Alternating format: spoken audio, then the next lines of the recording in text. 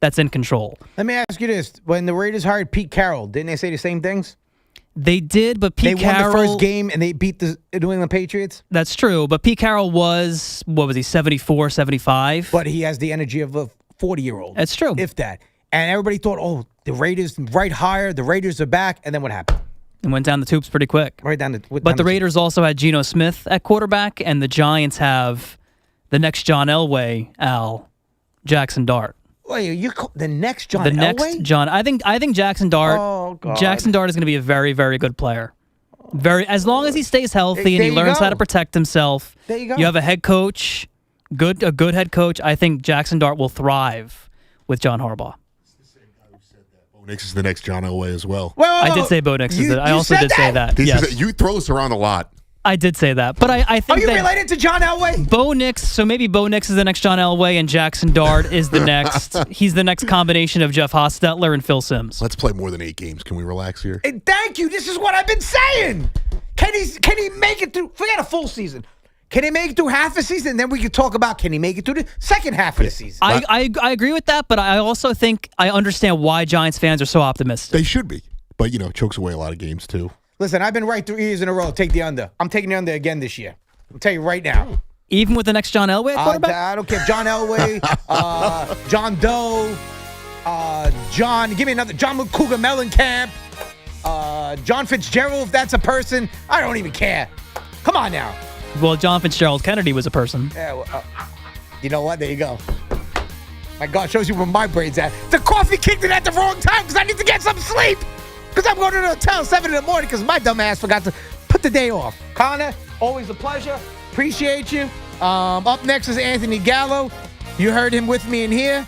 He'll be talking about everything from hopscotch to badminton to women's swimming, curling. What am I missing? Darts. Enjoy it. I'm back Tuesday. Anthony Gallo's up next. Hug your loved ones. F cancer. I'm out.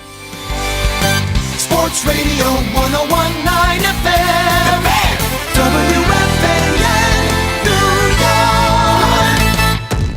This city lives and breathes sports. WFAN is where Yankees fans argue with Mets fans and Giants fans debate Jets fans. Live, loud, and daily. The Fan, 101.9 FM, and always streaming on the Odyssey, iHeartRadio, and TuneIn apps. As the owner, coach, and quarterback of your small business, you call the shots. From inventory to payroll and more. Now it's time to bring in LendSeek, your funding MVP. No delay of game here. Get up to $2 million in as fast as 24 hours for business lines of credit or term loans. Let LendSeek's AI marketplace assist you in making the winning play and score that touchdown. Apply at lendseek.com, LENDSEEK.com. I can't believe how spotless my floors look after using the Swiffer Power Mop. No more dragging around a heavy mop and messy bucket. Now I get the same deep clean without all the work. Thanks to the powerful solution and scrubbing pad of the Swiffer Power Mop, dirt and grime don't stand a chance, and I don't break a sweat. Mic drop. Mop drop. Swiffer Power Mop. Swiffer Power Mop. A smarter way to mop. Try it or your money back. Powerful doesn't just happen. You have to make it happen. So the moment Total Wireless offers a free Samsung S25 FE with Galaxy AI, when you switch to the Total 5G or 5G Plus Unlimited 3-month plan, you take the network as powerful as you, with unlimited 5G data that won't slow you down. Now that's a total power move. Visit your neighborhood Total Wireless store. Device taxes and fees may apply. Requires new activation on a Total 5G Unlimited 3-month plan or higher. External port in and ID verification. Available only in Total Wireless stores. Limit to 4 devices per account. When equipment breaks down and operations come to a halt, every single second counts. So why is your maintenance team spending 60% of their time doing anything but turning wrenches?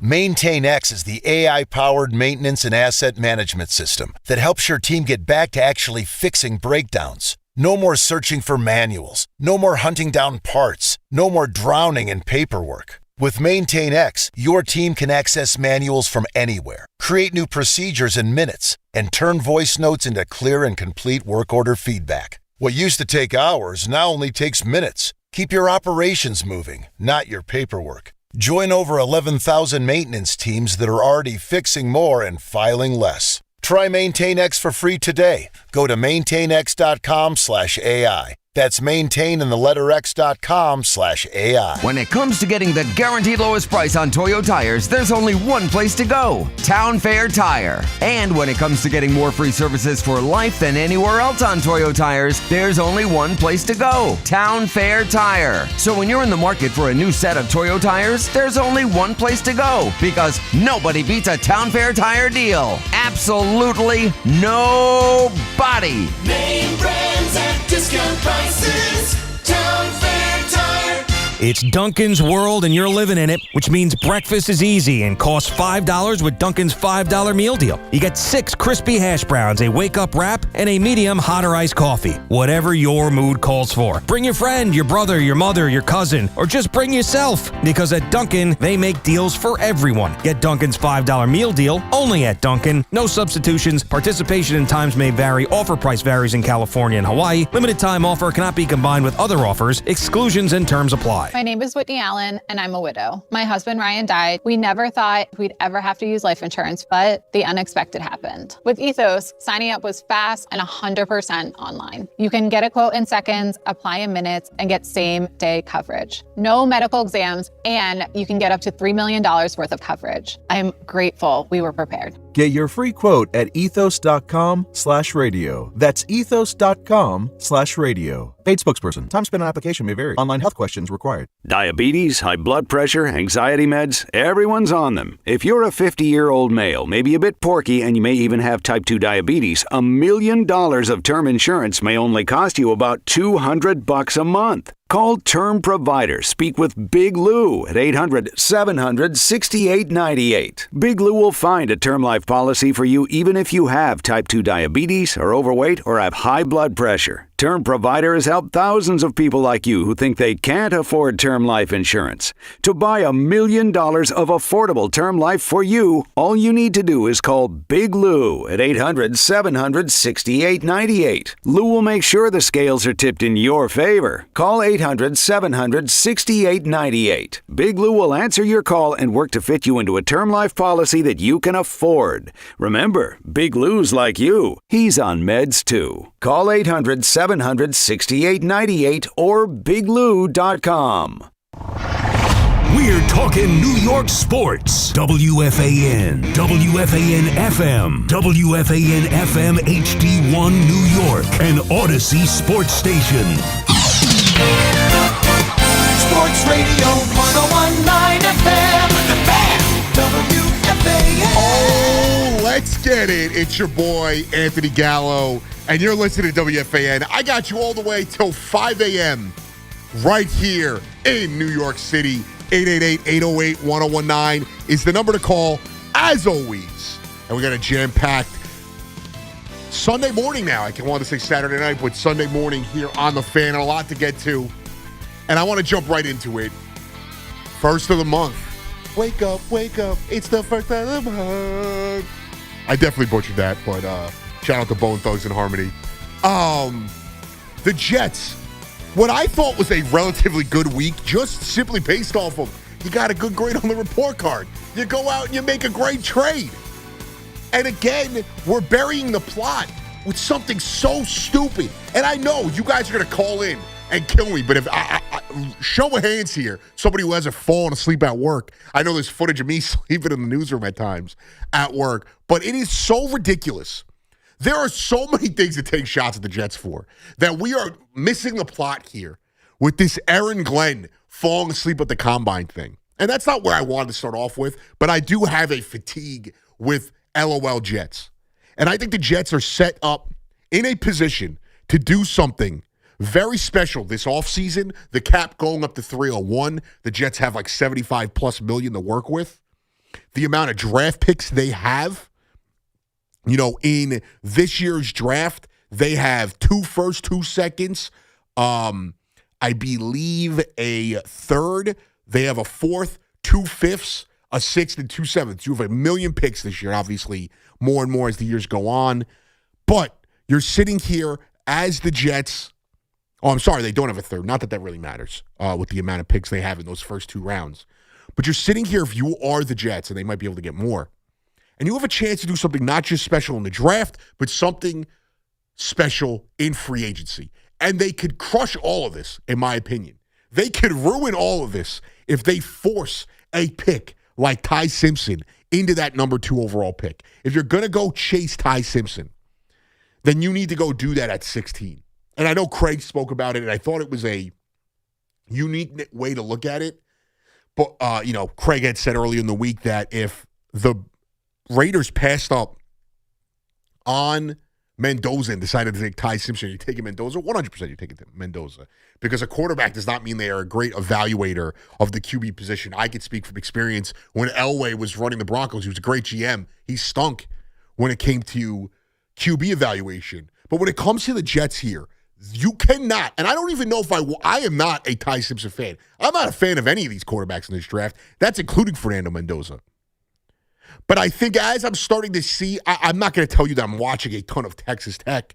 I watched Miami in occasionally a couple games this year and in the playoffs. Ohio State, outside of the playoffs, I really only watched Ohio State, Michigan. But as you're starting to read about a little bit more of these guys and you see the combines they have and the big board is starting to fill out, the draft experts are giving you more of a read, and I'm not going to sit here and tell you they're always right. The Jets have a chance to build something special. And why did the TV audio just blare through? But we fixed that on the fly. The phantom TV in the background here. They have a chance to go out and build not just an epic defense. They have a chance to fill out their roster and really start to set themselves off on the right path. And when you look at that number 2 pick, I'm not going to tell you they have to take a certain player because everyone loves Ruben Bain now. He was, a big name in the college football playoff, a guy that has a great personality. There's now the same complaints that we have about whether it was Will Campbell on the offensive line side of the ball last year, but Ruben Bain's arm length is now scaring people away. But whether it's Ruben Bain, Arvell Reese, Caleb Downs, David Bailey, one of these guys, the Jets have a chance to get a stud defender.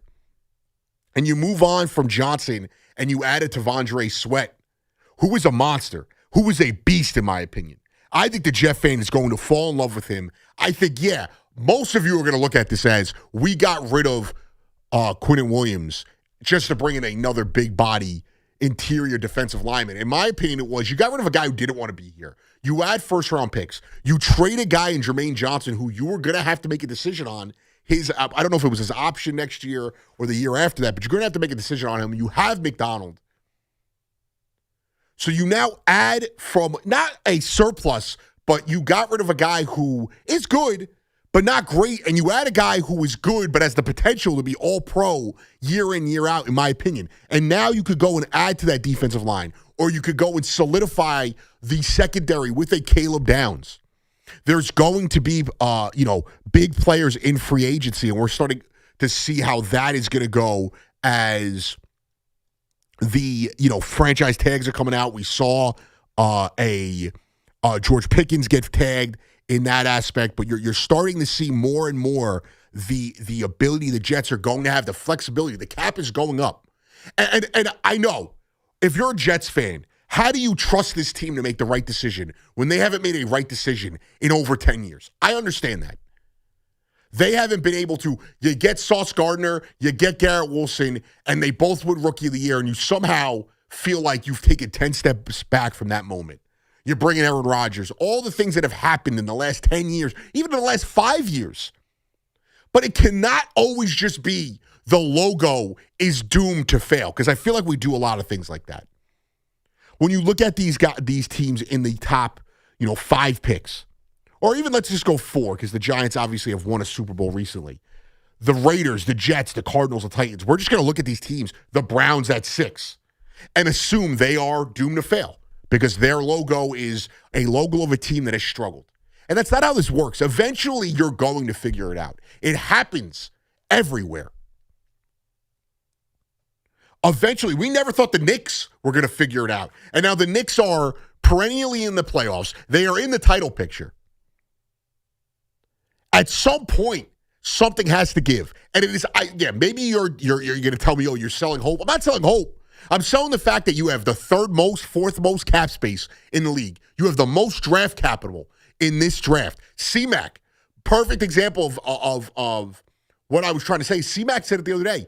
They have the most impact on the NFL draft this year and next year. There is not a team that is going to dictate how the draft goes more than the New York Jets. They sit at 2 right now. We know Mendoza's going 1. What the Jets do at 2 is going to send a ripple effect through the entire draft. What they have another pick at 16. Right now, Tankathon has them taking Jordan Tyson at 16. That'd be a great pick. You get the defensive player, and you add a weapon to go next to Garrett Wilson and A.D. Mitchell, who is, probably a step below that. You have Mason Taylor. You have a good tight end. You're going to bring back Breece Hall. The assumption is he's going to get franchise tagged. If they tag him, I think you should trade him after that. Because, again, similar situation that the Giants were in with Saquon. You are too deficient at so many positions to hold on to a running back when you really, again, it's not as dire because of where the Jets cap situation is. So if they hold on to a Garrett Wilson, I'm not going to sit here and Breece Hall. I'm not going to sit here and tell you that is the all-time terrible decision. No. But the ability now to go get a stud defensive player at 2. Earlier in the draft season, yes, I've changed my opinion a bit. Earlier in the draft season, I was saying trade that pick. You're not getting somebody at 2 that is going to drastically alter you in any facet. But I also was looking at it and saying, at the time, it was Reese out of Ohio State and Reuben Bain. But now you make that move for Jermaine Johnson, and it creates a position of need. Not that you're dying, because you do have a pass rusher at McDonald, and the Jets are not going to fix all of their problems in one offseason. So that's not what I'm telling you either. But the Jets will have an opportunity this offseason to make drastic changes to really set the foundation for what's to come. If Aaron Glenn is the guy, and it seems like the people in that locker room are buying in with the grade that he got, and I think he got an A in that NFL report card, he is setting the foundation with this draft. Darren Muji, who we saw what he did last year on minimal, sample size with the draft they had last year. I thought the Jets had a really good draft last year. When you look at the Jets' offensive line situation, that's another reason for me to feel a little bit better about what they did. Last year, you went out, you got Membu. You got Mason Taylor right there. 2 guys who are going to be starters day 1 this year. Membu might be one of the 10 best tackles in the league. You get Thomas, the cornerback, in the 3rd round. He is going to be on this team this year. And then obviously from there on, they're more ancillary pieces, whether it's the linebacker, Francisco, I don't want to mispronounce his last name, or Malachi Moore. These guys are more ancillary depth pieces. They're not game changers. But you look at what he was doing on a short sample size, Darren Muji, and you can understand that this guy, especially his pedigree, coming from the Broncos, going through 2 different regimes with the Broncos. He was a part of the scouting staff that helped build that Super Bowl defense and a Super Bowl contending team, and a part of a team that was a part of a rebuild. You bring in Russell Wilson and things look dire, and he was there for the first 2 seasons of Sean Payton, which was a part of that rebuild. So you know that there's a level of competency that he comes with. Last year, I didn't think that he was the reason why they failed. Yes, we can argue about Aaron Glenn's competency as a head coach. But as far as roster building, he didn't have a lot of flexibility last year, Darren Muji. And he had to start to begin to lay the foundation. And a lot of you hated it. I still stand by it. The Jets should have gotten rid of Aaron Rodgers 2 years ago, not just last year. What, you win 3 more games last year if you have Aaron Rodgers? He wasn't that good. He was playing with a better team around him. So, of course, it looks different in one of the worst divisions in football. But I think that what they did last year was the start of something. And this is really where they get their fingers into the roster. This is really where Darren Muji, we can argue about the competency of coach that Aaron Glenn is another day. I think you got to give the guy another year. Jet fans have made up their mind, it feels like. A lot of people have made up their minds, it feels like. But I think that there is, you have to see what he's got with another year with $70 million in cap space and 10-plus draft picks, whatever it is, to work with. See what Darren Muji gives him and then make a decision on him. And he's not going to have a long leash. He's going to go out there and have a very short leash. But Darren Muji has a chance to really solidify himself as the Jets GM. Because regardless of results, if they go out there and let's say they do only win 5 games, but Darren Muji, it's not because of the roster and it's more because of coaching, Darren Muji will probably be safe. We see it more times than not that a GM will survive. A first-time GM can survive the coach getting fired. So at 2, whether it's Ruben Bain, whether it's Caleb Downs or Reese or David Bailey out of Texas Tech. ESPN, Mel Kiper has them taking Caleb Downs, David Bailey going right after them. You're going to get a defensive stud. Now, I've heard people say that they want to see them really focus heavy on the defense. I don't think you have to do that. I think at 2, you take the best player, not the best player available, because if the tackle out of Miami or the tackle out of Utah are the best players available, you're not taking them. You don't need an offensive tackle. You have Fashanu, you have Bembu. What you're doing at 2 is taking the best defensive impact player, because I don't think you also want to go out and take a wide receiver, and the wide receivers are starting to fall down the draft board, which, makes sense considering that people aren't blown away with them, and it is easier to draft, in my opinion, draft a defense than it is to draft it and hire offense. We've seen teams do it on the fly, fix their defense, fill in the defense with defensive players. With draft picks. So whether it's Ruben Bain, whether it's Reese, Downs, Bailey, maybe even the other linebacker whose name hold on, I got it right here. What am I saying? The great Al Cintron left it up. Sonny Styles. If it's that's the player you want to go. The safety Delane from Mansour, Delane from LSU. If it's one of these guys that you want to go out there and chase, that's the way you go. If they decide to trade back, and even if they decide to trade back to 6, let's say the Browns or the Cardinals want to trade up, and you're just moving down a couple of draft slots and gaining a 5th-round pick, that's okay too, in my opinion, because you're still going to be able to get those draft pieces, those defensive pieces. But you take the impact player with that first pick. And at 16, you're now taking the best player available or the best player at a position that you need. I'm seeing Jordan Tyson on this mock draft. Let's see where Mel Kiper has them at 16 here. And he has them taking a D tackle out of Clemson. I'm not going to tell you I know who the hell Peter Woods is. If that's the way they decide to go, I don't think that's the way. This can't be as updated after the trade for Sweat. I'm not one of these guys that says they have to take Ty Simpson at 16. I don't think you're doing yourself a service if you don't think Ty Simpson is a good quarterback or a legit stud. Like the Giants, from what it sounds like, love Jackson Dart. So you take him at 20 or whatever it was, 21, whatever it was. You might be able to get Ty Simpson on the flip side with that number, that 33 overall pick, the number 1 pick in that second round. So you go there and you take him. That's a win. If the Jets walk away, defensive stud at 2, whether let's just say it's Ruben Baines, and they get the best player available, whether it's a wideout, whether it is a secondary player, whether it's a linebacker, whatever it is at that position. Maybe they go interior offensive line because you're going to lose Simpson most likely. And then you are able to walk away with a Ty Simpson in the second round. That feels like a huge win.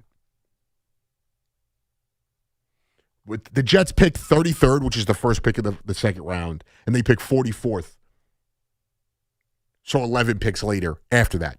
There is a chance before we even get to the end of day 2 that the Jets' prospects for next year look drastically different. All it takes is one offseason to get you back on track. Not saying it's going to fix all their problems. Not saying the Jets are going to turn around and turn into a playoff team next year.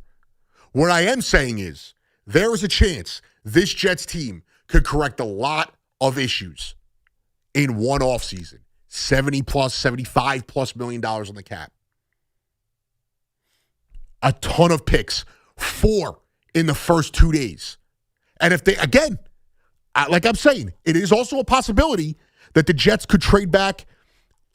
Let's say the Saints want to move up and get Ruben Bain. And they move back to 8, and the Saints are like, we'll give you a 3rd and our 8th overall pick. You give us like a 7th and that number 2 pick.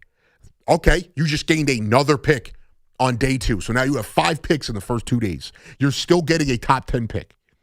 And odds are, if you're looking at the draft board right here, and we'll get into the Giants in a bit as well about this, you have the chance, let's say they did move back. The Cardinals, they're probably taking a defensive player or offensive tackle. The Titans aren't going to take a pass rusher. I see Reese going to them on most boards, but you traded for Jermaine Johnson. You have Jeffrey Simmons. They're not going to go and add again there in that aspect. The Giants aren't taking a pass rusher. The Browns aren't taking a pass rusher. So if you move to 8, realistically, the Jets, the Cardinals, and the Commanders all have a need at pass rusher. And the Raiders aren't taking a pass rusher because they're taking Fernando Mendoza 1. Now, the mistake would be taking Ty Simpson at 2. Because I'm starting to see that gain steam. I'm starting to see people buying. We hear it every year. It's just as ludicrous as the Giants taking a running back at 5.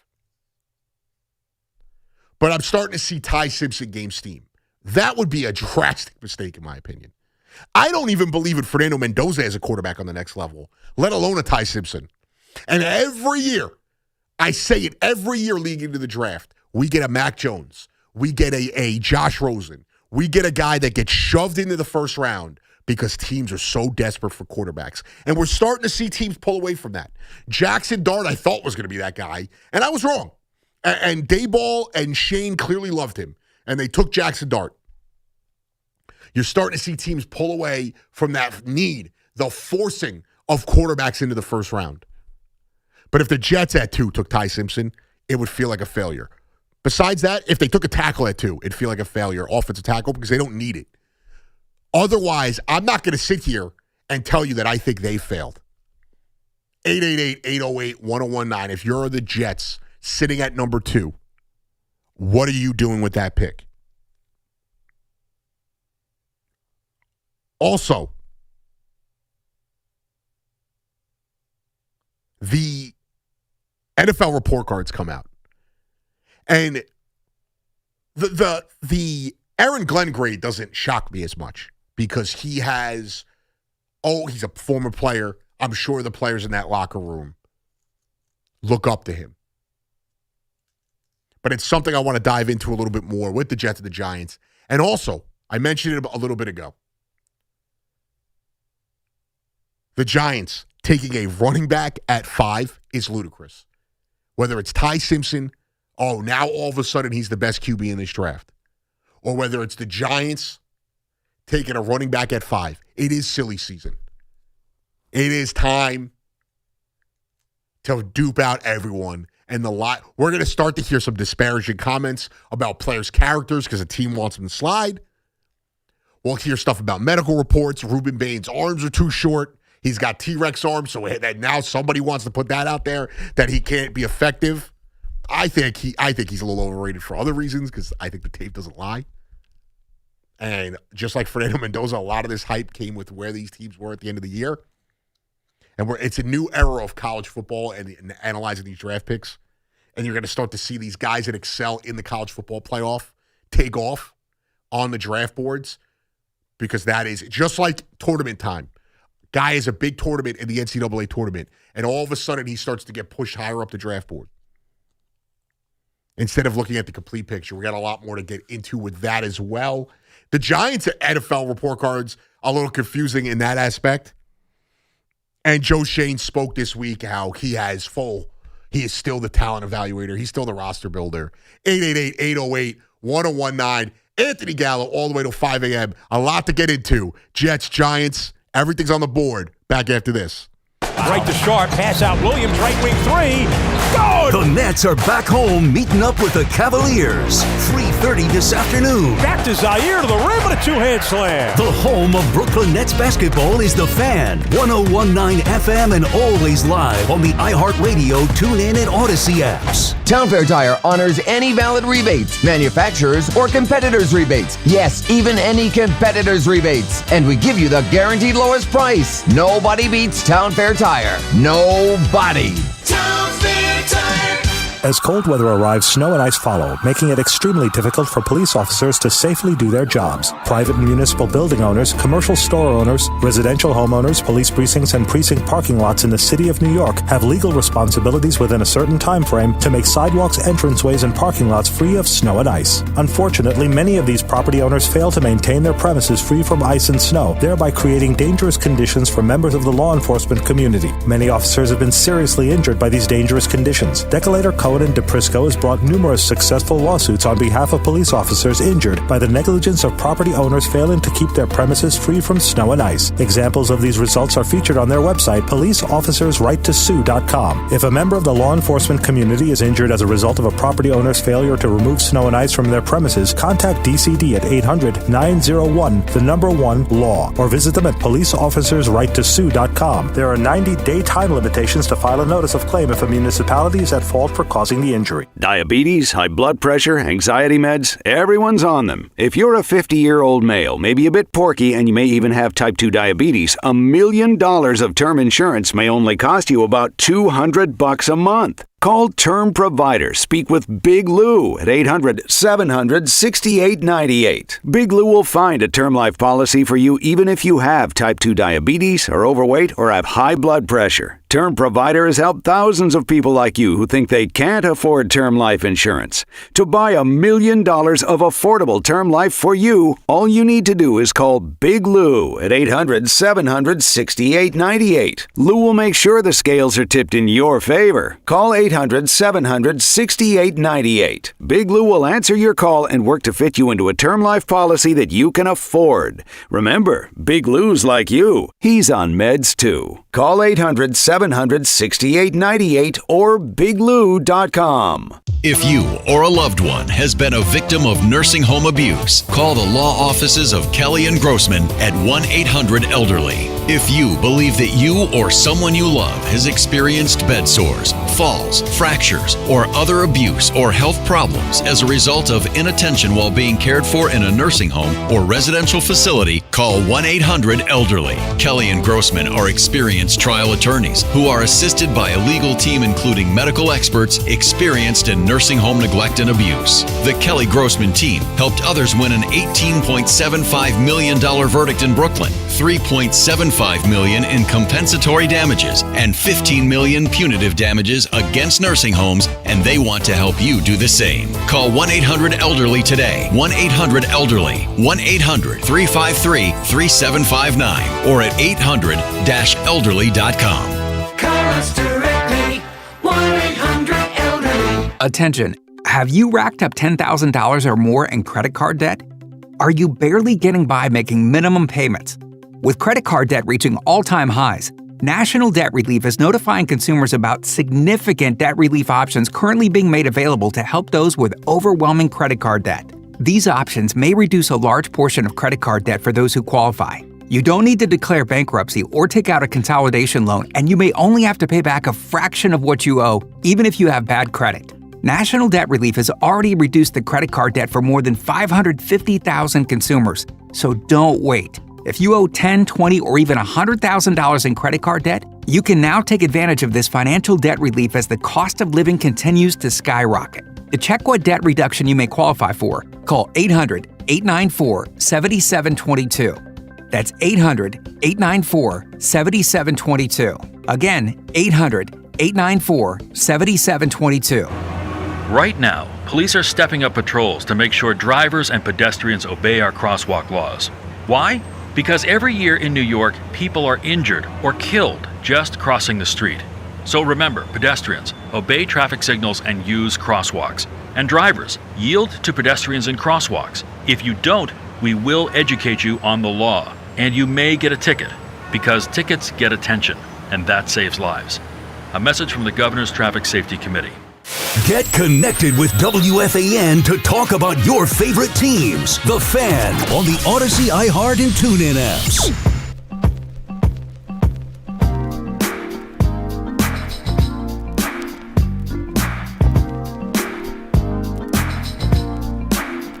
Anthony Gallo, back on The Fan, 888-808-1019 is the number to call. As always, if you're in the YouTube chat, what is going on there? We were jumping into a lot of what I felt the Jets and Giants could do, or just the Jets. I want to get into the Giants in a second, in this coming draft and how crucial it is coming out of this, terrible year for the Jets. One of the worst in my lifetime. The Richie Kotite year, I was too young to remember. And not being a Jet fan, it's not like I have these years off the back of my head. And at one point growing up, the Jets were pretty competent for a few years. I'm 34, so from like 98 to, for a decent, they were more competent than not. And since then, the last, 15 years have been a disaster. Since those AFC title games, it's been a disaster. But before we jump into the Giants side of things with this, I wanted to bring up the NFL report cards. And I'm not going to sit here and tell you, before we jump, I think these are good. I think accountability is good. We do a survey here at work. We get an employee engagement survey. I don't know how much that matters when it comes to your workplace, but as far as this, I think this is a good thing. And I think it's ironic that the guy who wanted to stop these report cards, Woody Johnson, ended up getting a good grade in this. But and the Bengals, the other grade that taking a non-local approach to this, the Bengals getting an F-. First of all, how do you get an F-? As a guy who wasn't a great student, getting an F- is wild. But the Bengals got an F- in family treatment. So what are you doing to those families? Like, are you smacking babies after blowing a 30-point lead? Like, what are you doing? Are you serving cold chicken nuggets? But the Jets, the home field grade, obviously not shocking. I think the Jets and the Giants both got Fs. The coach got an A. The GM, A-. Offensive coordinator, B-. Defensive coordinator, B+. And this is the prior one. Special teams coordinator, A. Least shocking grade in the history of the Jets had the best special teams in the league, specifically punt and kick return. But the players vote on this. It's done by the NFLPA. I'm assuming they just give each guy a card and they tell you, I'm assuming it's the team you ended with each year, from F- apparently to A+, what are you giving each grade?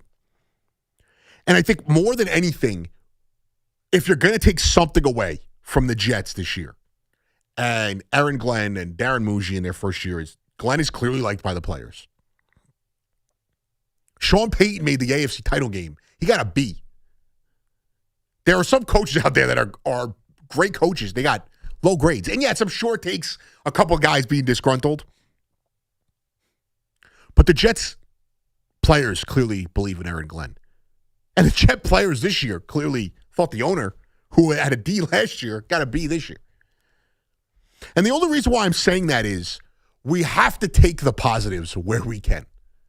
And for the Jets, like I'm saying, this offseason is huge. And you cannot just look at the Jets. And I get it. If you're a Jet fan, I'm going to give you a pass on this. You cannot just look at the Jets and say, they are not going to succeed because they are the Jets. It's never going to change because they are the Jets. I understand that. But from an outside looking in, at times, the laundry is just that. It's laundry. This is year 2 of a new regime. There is the possibility they might actually get this thing right. But I'm saying you have to take the positives where they are. If the players are buying into it, and I know a lot of you will say, well, maybe that's the problem. Well, no, maybe Glenn, who it seemed like was holding guys accountable, guys got cut, guys got fired, the players clearly liked him. But the reason why I want to say, obviously, take this with a grain of salt as well, is how do you go from a D to a B on team ownership? I mean, everything else, the Jets actually had fairly good grades. They had one thing below a B-, and that was the home field. The family treatment was well. The nutritionist, they love the nutritionist, the locker rooms, all that, blah, blah, blah. Team travel. There is a chance the Jets actually might figure this out. Now, the other aspect of this, and I do want to jump into the rumors surrounding the Giants here, but the other aspect of this is, as I try to find the Giants grade here, is I thought it was interesting the way the Giants graded out as they were, where the hell are the Giants on this thing? The Giants, Dayball ended up finishing with a better grade than, here we go. Oh, shocker. They're right below the Jets. I'm an idiot. Dayball got where's the grade? I just lost it. A C. Not good. The worst general manager in the sport, Joe Shane, D+. And I think that is, again, fair to say the players don't trust him, but also understand that you kind of have to take it with a grain of salt in the aspect of he's handled things sternly. Saquon Barkley, Xavier McKinney. There are a lot of guys in that Giants locker room that have been here for a few years. A lot different than that Jets locker room. That Giants locker room, a lot of those guys had been here. Telling players, like, you know, don't pay your rent if you don't like the contract, whatever the line was. So I think that was interesting. And Joe Shane speaking this week saying, kind of have to reassure people. I don't know if it's reassuring, but reestablish that he is still the general manager. And he respects that they brought in this woman to be the assistant or the vice president to whatever. She's reporting in John Harbaugh. And I said it last week. I asked you guys who you thought was the general manager, the front office personnel that had the most pressure in New York. I said it was Joe Shane. And a lot of your responses were, which Leon Rose was number 2, it was Leon Rose because Joe Shane has no power. Everything that happens is on John Harbaugh. And it's not true. It's not how it operates. The Giants aren't keeping him around just to scout Wichita State players. I don't even know if Wichita State has a football program, but that was the first program that came to my mind. He clearly is going to have say. John Harbaugh is going to be the last person in that room to make the decision, but he clearly is going to have say. So if he likes someone, just similar to, you're going to make a free agent signing, you got to get the owner to sign off. So if the Giants want to take, let's just say Caleb Downs falls to 5, and they want to take Caleb Downs, and Harbaugh is big on Caleb Downs, and Joe Shane wants to take Arvell Reese, it's going to come down to probably Harbaugh's decision. They're going to come to a mutual agreement, but it's going to be Harbaugh getting the last say. Joe Shane is still going to have say in this roster. Much like every other big-time head coach. I'm not going to say every head coach because Darren Muji and Aaron Glenn are probably having to come to an agreement, and it's Muji's call. But did you think Mike Tomlin or Harbaugh, when he was in Baltimore, the second Ozzie Newsome's not the GM, Harbaugh is the one making those decisions? Did you think Belichick was answering to the GM? You think Andy Reid is answering the Veach or whatever the guy's name is, the GM from Kansas City? No. Sean Payton and George Payton in Denver. George Payton was there. He was the one who made the decision to trade for Sean Payton. He's getting a lot of credit right now for what the Broncos were able to do. Do you not think Sean Payton is the one signing off on all this? And all of this is to say, if Jeremiah Love was to get taken at 5, Joe Shane is probably going to take the heat on that because Giant fans aren't going to want to admit to themselves that John Harbaugh had a say in that. It's not happening, but if I just wanted to put it in that perspective. But on the other hand, it is not happening. And this conversation about Jeremiah Love going to the Giants at 5 is hilarious to me. Because either a team at 4, maybe it's the Titans, wants a team to trade up and take Jeremiah Love, or the Giants are sending a smokescreen out there so the teams behind them have no idea what they're doing. In soccer, we call the transfer market, which is like their free agency trade market, silly season because the rumors get ridiculous. and most of them don't become true. I call the NFL draft the same thing. It is silly season to me. Ty Simpson is not a good quarterback. He's not going to be an NFL quarterback. He's not going to be taken number 2, and if he is, the Jets should just blow up the franchise. Like I said, that's the only way this draft is a disaster for the Jets, is if they take Ty Simpson at 2. And the Giants are not taking Jeremiah Love at 5. One, they're not taking him at 5 because it's not happening because he's not the 5th overall player in the draft, and the Giants don't need a running back. And 2, let's just say there was a thought in their mind they wanted to take him at 5. Do you think Joe Shane is allowing John Harbaugh's first pick to be Jeremiah Love? Unless he hates John Harbaugh, why would he tell him, hey, Giants fans really loved when we took Saquon Barkley 3. They loved it, or 2. What pick did they take Saquon Barkley? Was it 2 or 3? Whatever pick they took Saquon at, they were not going to sit here and go, that's the pick. We really loved it. That's where we got to go with this pick. They really love a running back. No, for optics' sakes, they would say, we'd rather trade back and take him than take him there. Now, as far as, and I'll get to your calls in a second. I see you guys waiting there. 888-808-1019. As far as the Giants at 5, even more so than the Jets, the Giants, in my opinion, because they don't have the cap space, they don't have the same draft capital. St. Mary's just knocked off Gonzaga. Number 9 Gonzaga, pretty cool. I was wondering why this guy was standing on the scorer's table. The Giants don't have the same level of draft capital that the Jets have. It's not that they don't have draft capital, but they have a 1st, a 2nd, a 4th, a 5th, 3 6th, and then that's it. But they are not in the same cap position as the Jets are. Let's bring up the overall rankings for that. But the Jets had about 70+ million in cap space. And they have all those draft picks. The Giants, so this is with the cap going up to 301. The Giants are sitting at 5.7. Obviously, they'll restructure some guys, they will cut some guys, and you'll go from there. Well, actually, their cap space is a little worse when you go to the all cap space. This is their top 51, meaning like if they cut some guys, obviously, you figure it out. But they have $5 million right now. It's not going to be $5 million the whole offseason. That's not how it works. Guys are going to get cut, guys are going to get traded, guys are going to get restructured, and they're probably, from what I've seen projected wise, going to have, $20 to $30 million to work with. With that being said, at number 5, if they took a guy at number 5, I'm totally okay with it. But if they decided that they want to trade that 5th overall pick to move back in the 1st and garner more picks, I think that is the way to go.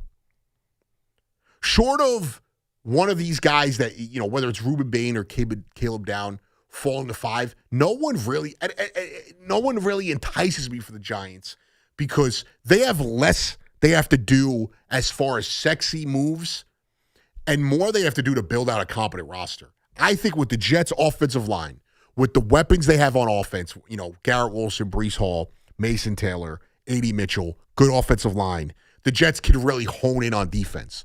The Giants have to get a second wide receiver. The Giants have to build up that offensive line. They have to fix the secondary. They have to fix the linebacker position, the more stereotypical linebacker position, not the edge rusher, not the outside guy. And the Jets aren't going to be expected to do much this year. The Giants have a pass rush. There's not and running back, I guess. There's not another position group that I think is complete for them. They need secondary help, whether it's at safety or cornerback. Yes, you have a Debo. You have a Javon Holland. Those are good players. You're probably going to get rid of Cordell Flott. You have Tyler Nubin. So they have a couple of players in the secondary. They need a lot of depth there, and they probably need a couple more starters, specifically at safety. You need linebacker help. Kayvon Thibodeau is another guy that needs to be on the chopping block when it comes to trades. $14 million, you could save yourself some cap space there, and you could bring in draft capital, or maybe you bring in another player. Maybe you trade him for a decent offensive lineman, which is still helpful, and some draft capital. Maybe you trade him for a corner or another piece that can help you, a wide receiver.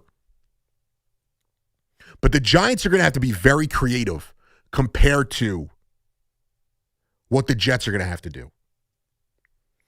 888-808-1019.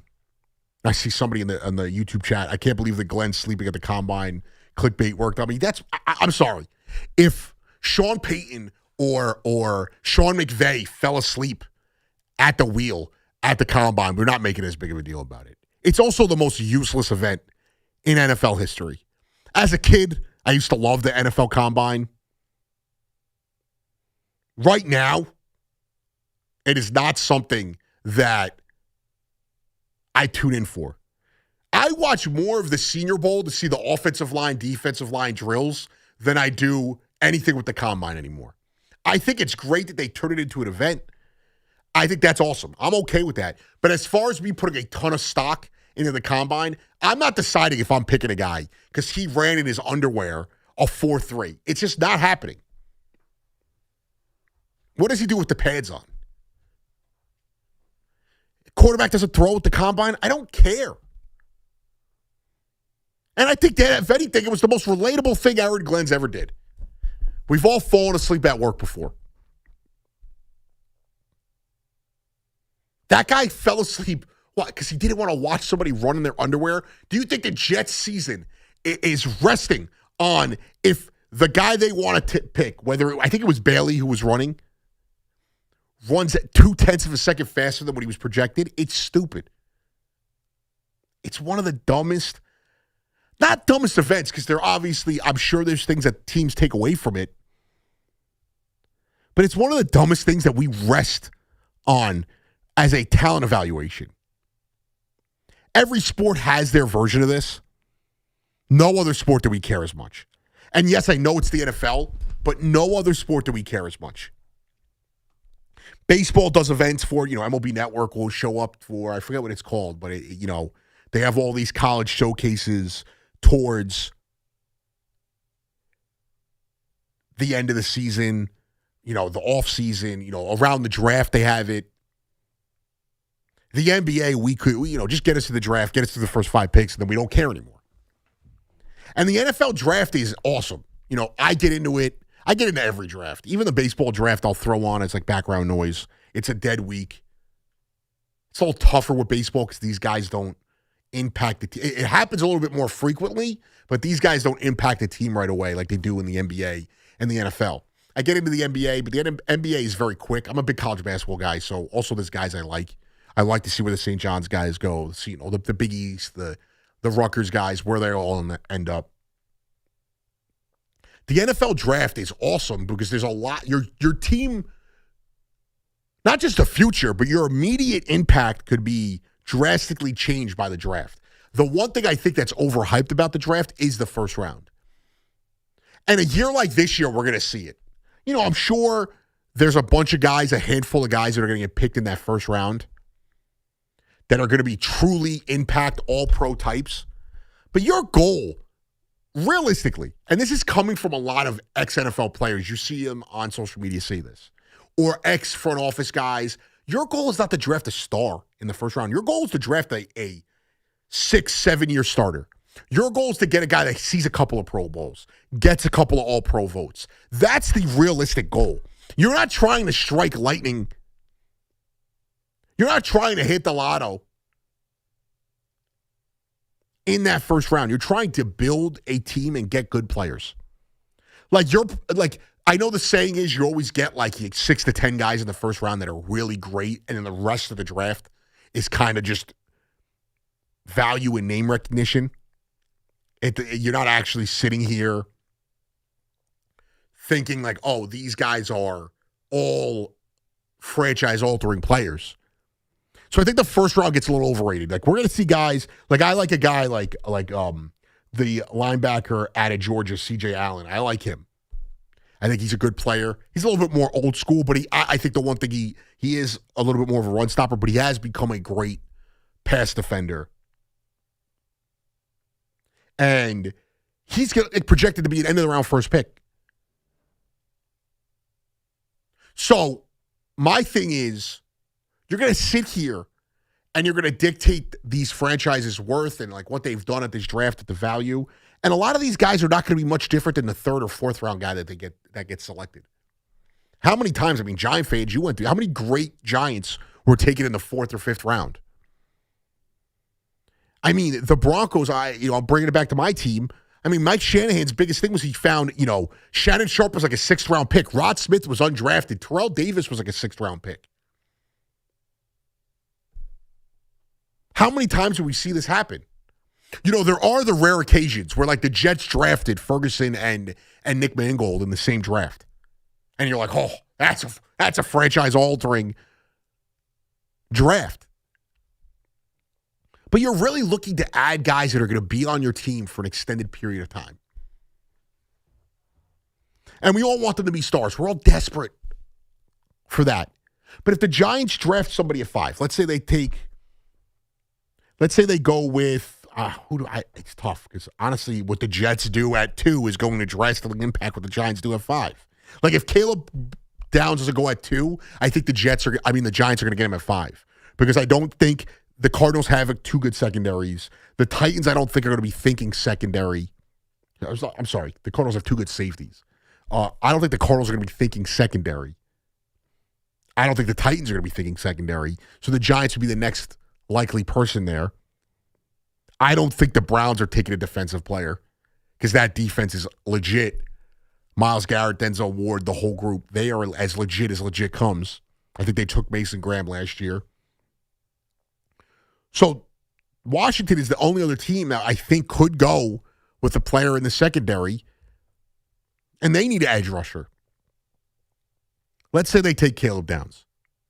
If Caleb Downs ends up being a 7-year starter for the Giants, let's say, I'm just going to say Pro Bowl because the Pro Bowl's a joke, but when I mean Pro Bowl, he's like an all-star caliber player. So from going forward on today's show, if I say Pro Bowl, I'm not saying Shedeur Sanders getting the Pro Bowl. I mean, like, is he a legit all-star? Let's say they take Caleb Downs. He's a 7-8-year starter, and he plays in a couple Pro Bowls. That's a win. That's a good pick, in my opinion. Same thing for the Jets. Yes, it's a number 2 pick. But if at 2, you take Reuben Baines, and he plays 10 years as a starter, or, is a 8-year starter, and he ends up a couple All-Pro votes, 3 or 4 Pro Bowls, that's a dub.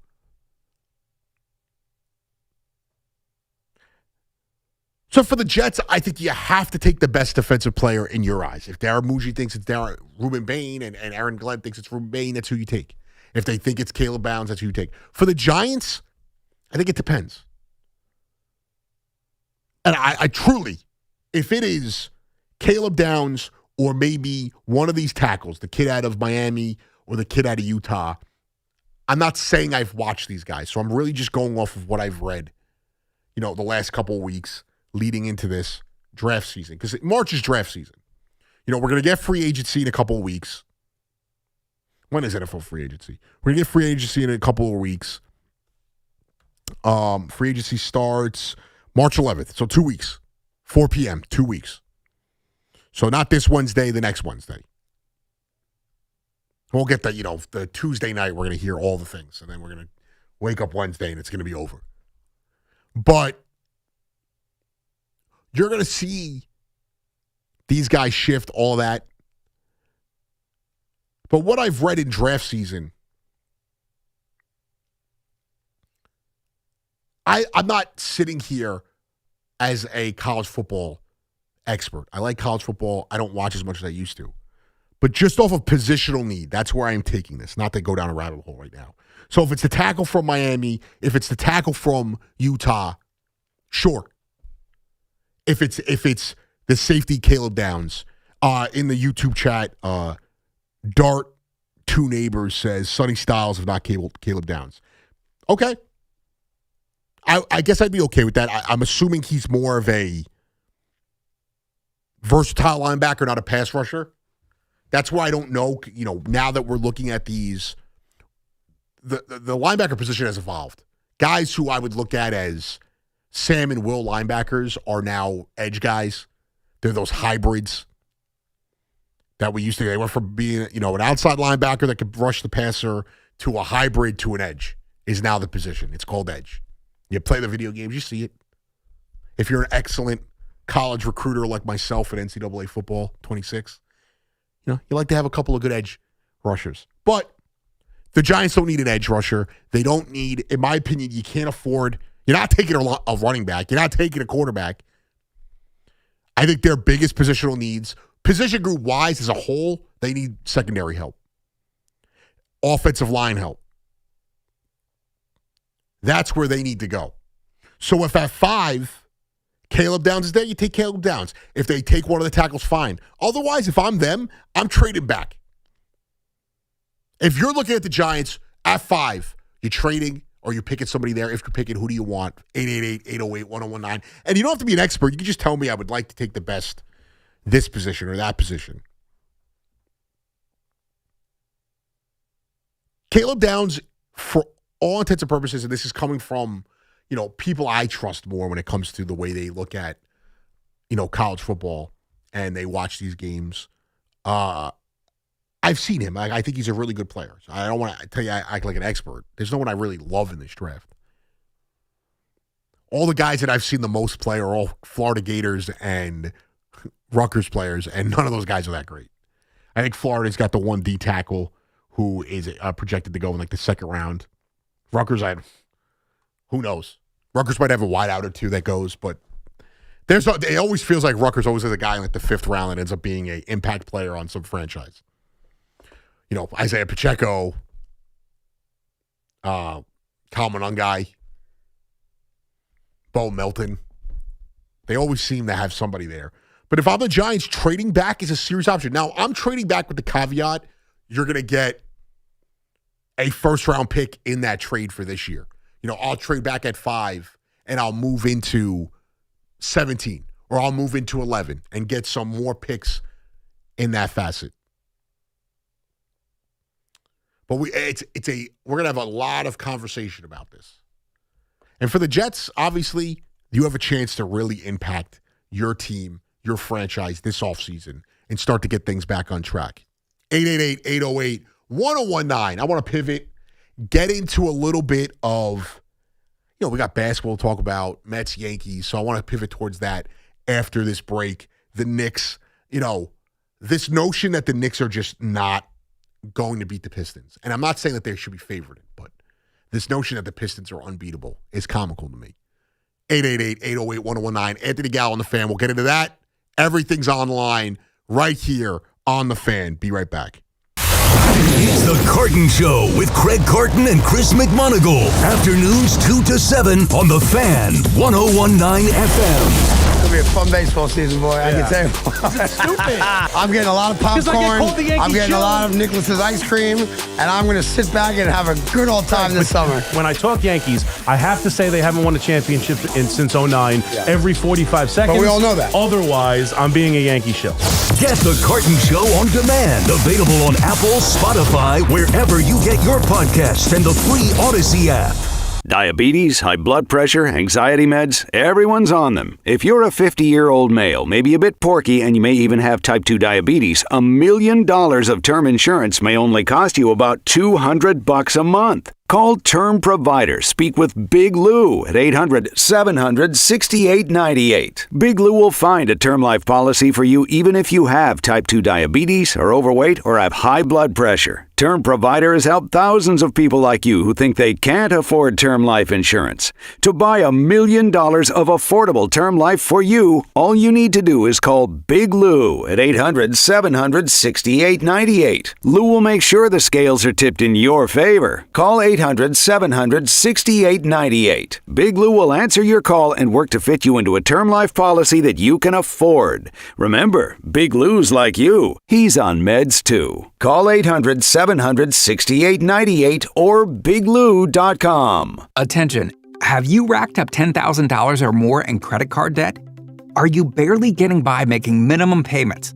With credit card debt reaching all-time highs, National Debt Relief is notifying consumers about significant debt relief options currently being made available to help those with overwhelming credit card debt. These options may reduce a large portion of credit card debt for those who qualify. You don't need to declare bankruptcy or take out a consolidation loan, and you may only have to pay back a fraction of what you owe, even if you have bad credit. National Debt Relief has already reduced the credit card debt for more than 550,000 consumers, so don't wait. If you owe $10,000, $20,000, or even $100,000 in credit card debt, you can now take advantage of this financial debt relief as the cost of living continues to skyrocket.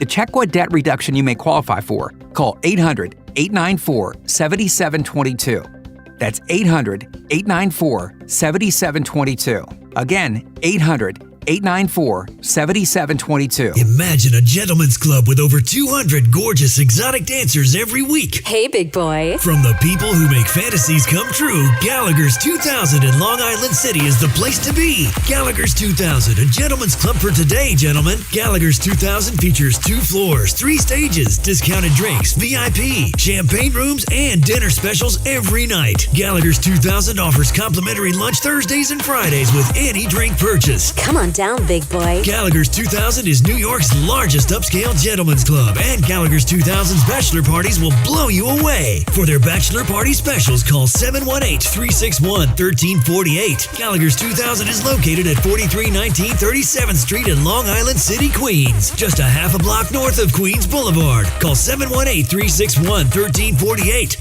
Gallagher's 2000 is unlike any club in New York. Come tonight for the time of your life. Gallagher's 2000. Let your imagination run wild. At Town Fair Tire, New England's largest name brand discount tire dealer, you get it all. The guaranteed lowest price, the most free services, and we accept all valid rebates from any manufacturer and from our competition. Yes, we accept them all, even competitor rebates. Town Fair Tire, New England's largest discount tire dealer, now with over 120 stores from Connecticut to Maine. Nobody beats Town Fair Tire. Nobody. Name brands at discount prices. Town Fair Tire. This is Alex Schulman. And this is JJ Hill of Schulman & Hill, New York's premier injury law firm. We'll always fight for you if you're injured at a construction site. If you've ever wished you had a lawyer in the family, now you will. At Schulman & Hill, it's never one and done. Once you're a client, you're always part of our family. We'll always go the extra mile for you. New Yorkers in every borough and on every block know us by name. Schulman & Hill. Get your free consultation at hurtny.com. That's hurtny.com. At City Harvest, we're on the road every day rescuing millions of pounds of nutritious food for New Yorkers in need, transforming surplus food into sustenance, sustainability, and smiles. That's how we feed good.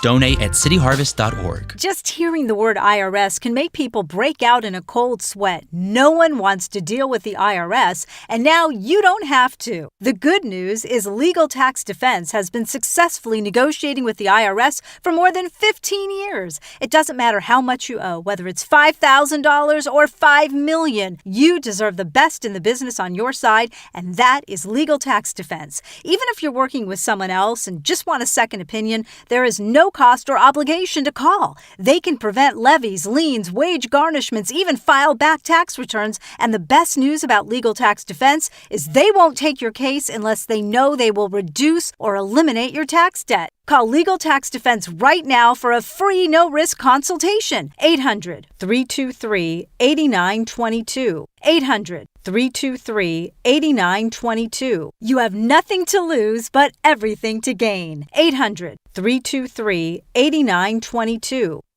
Start the day with Boomer and Geo, mornings 6 to 10 on WFAN, WFAN FM, WFAN FM HD1 New York, an Odyssey sports station.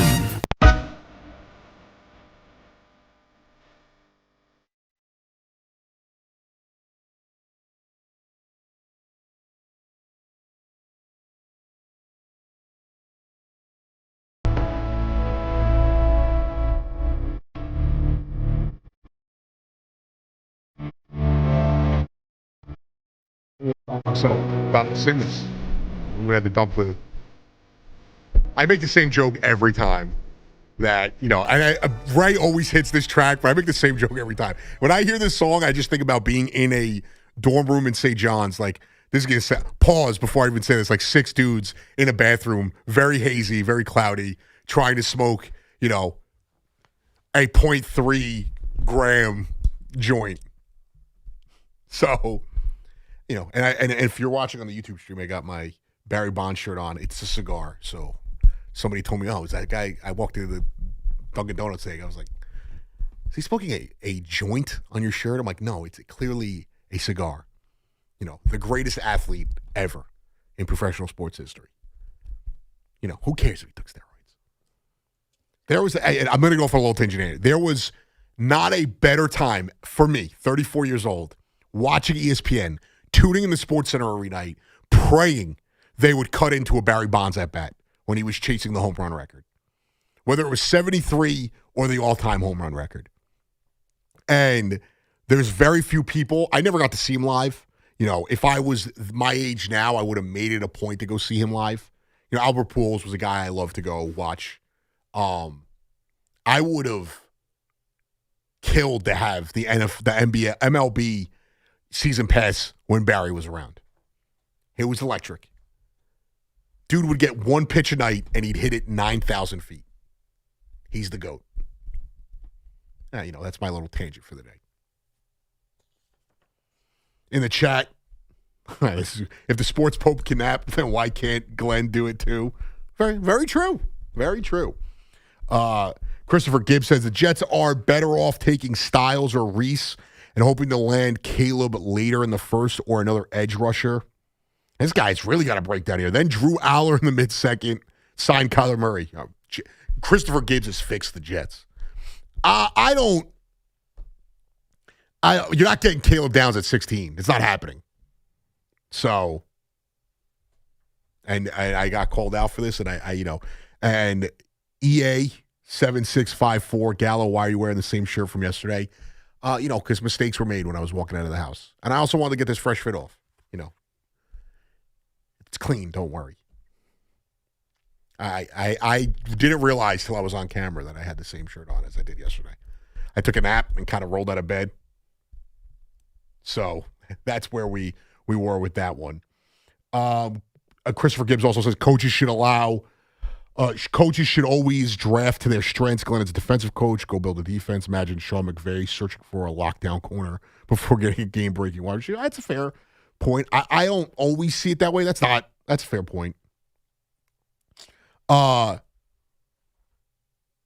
back to the Bonds thing real quick. My favorite Barry Bonds memory of all time, John Franco striking him out in 1999. Bang, or was it 2000? Sorry, 2000. That's like my earliest really cohesive. Like there's moments I remember 98, 99. That is my earliest, like Larry Johnson 4-point play is the Knicks play that I first remember as a kid. For the Mets, the thing that is, again, I have Mets memories before that, but my earliest Mets memory that I go to every time is Franco striking out Bonds in the I think it was the DS. That's always where my head goes to. Subway to Shea, my favorite Bonds memory is watching him stare into the stands as Penny Akbani hit a game-winning home run in the 2000 LDS. Shout out to Subway to Shea, great podcast.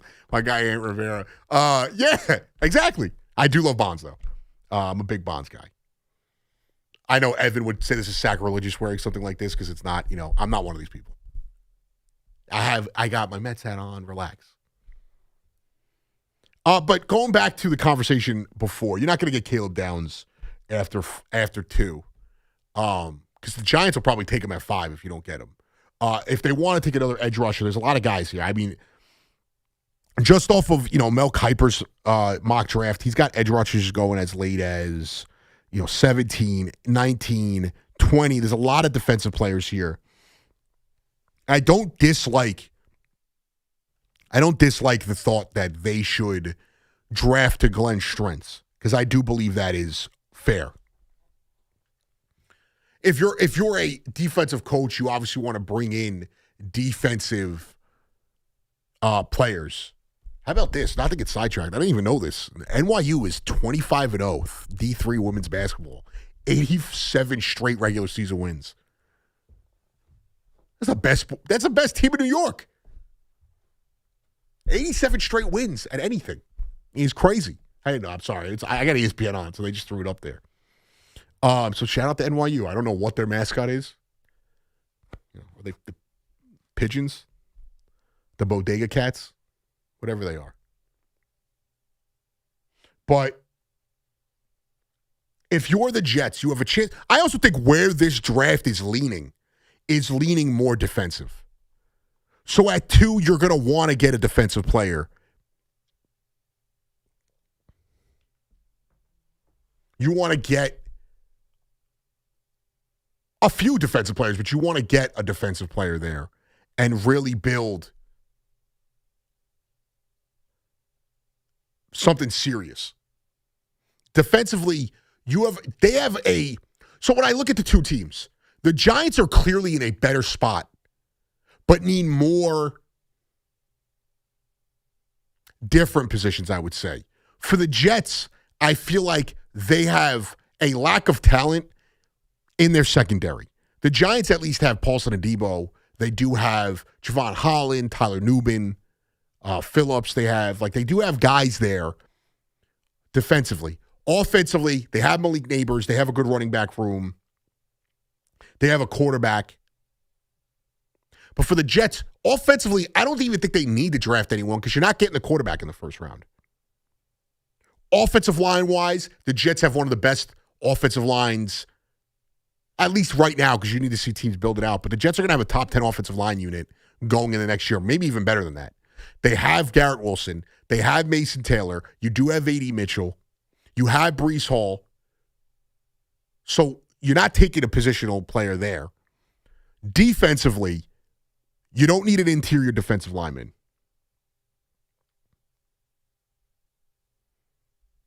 You don't need a pass rusher desperately. But at 2, you have guys there that you're going to want to take. So Ruben Bain, Bailey, these kind of guys you could take. Caleb Downs feels. If you're saying the absolute biggest need for the Jets, it's a safety or a cornerback. Any variation, free safety, strong safety, in the box safety, nickel back, 1 or 2, they need a cornerback. So you're going to go defense there, not just because you need it, but also that's where the best players are in this draft. Fernando Mendoza goes at 1. After that, Ruben Bain, Caleb Downs. It's probably Caleb Downs and then the 2 tackles, the kid out of Miami and the kid out of Utah, that are the best players in this draft. And then it's Bain or Breece, Styles, Bailey, those guys. And then Jeremiah Love after that. So Jeremiah Love is probably the best offensive player in this draft. It's just that he's not Fernando Mendoza. And he's a running back. So the odds are he's not getting taken in the top 7. But if you're the Jets at 2, what are you doing? 888-808-1019. And on the other side not the other side of town, but I guess the other side of the parking lot, if you're the Giants at 5, what are you doing? Are you drafting best player available? Are you drafting defense? Are you going with one of the tackles? Are you trading back? What is the goal for that new Giants regime, or semi-new regime, because you still have Joe Shane there?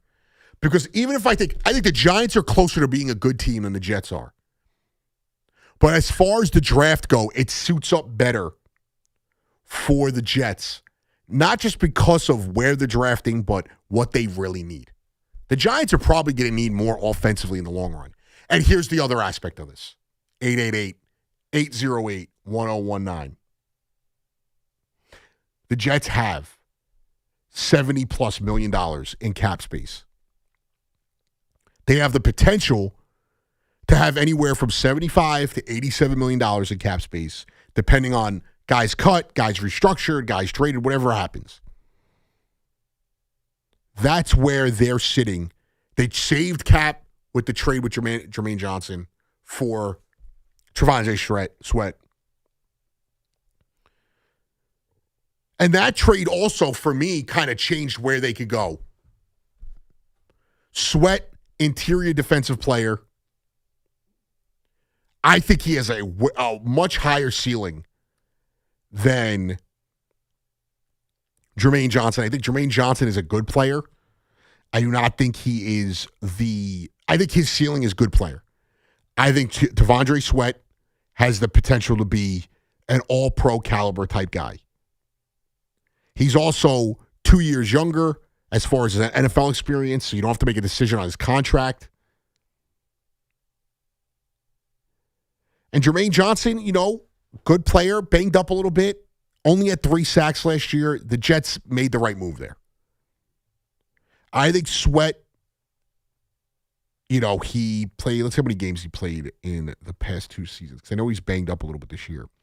He played 12 this year. He had played 17 the year prior. And for Jermaine Johnson, it's been up and down. He was the guy, I feel like, he played 14, 17, 2, and 14. He had 7.5 sacks in 2023. Otherwise, he's got 13 for his career.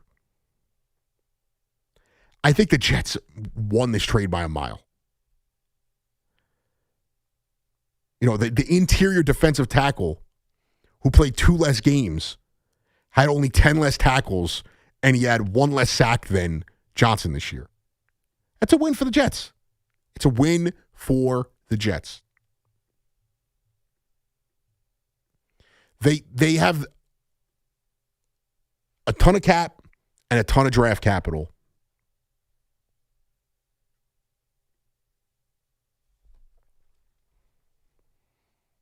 So, I don't know. The Giants are going to have to hit more on the draft than the Jets will, because they're not going to be able. All right, let me rephrase that. The Giants are going to have to be more precise in drafting, meaning they're going to have to take care of their needs more than the Jets, because they're not going to be able to be as freewheeling as they're not going to be as big of a player when it comes to free agency. When they're going to have $40 million at the minimum, less than the Jets do to have in free agency. So you're going to have to hit these picks on. So the Jets at 2 are going to take a defensive player. At 16, they can literally take any position. They're not going to take running back, and they're not going to go offensive line because, one, there's not going to be a running back there probably, and they don't need an offensive lineman, in my opinion. Even if you lose Simpson, you're not going to need that offensive lineman. But as far as the Giants go, their needs are precise, and they don't have a lot to do. They have $5 million in cap right now. They're probably going to end up with $25 to $30 million to spend in cap this year. They have less needs. More of their needs are depth, and not really front end outside of the secondary. But they are going to have to be more precise in the draft. Whereas the Jets could take flyers on guys that maybe they have a positional. They don't need a position. It's not a position of need. 888-808-1019. And as far as free agency goes, Malik Willis is going to be the name that's floated around with the Jets. Again, somebody I don't think they should be spending a ton of money on. How many times have we seen a backup quarterback come in, look good for a couple weeks, and immediately everyone thinks this guy is the guy? Malik Willis, you're going to pay him $30 to $50 million over 3 years? I don't want to do that. George Pickens got franchised, so he's not going to be available via free agency. Maybe you trade for him. Eagles, Jalen Phillips is going to be a free agent. Again, here's where,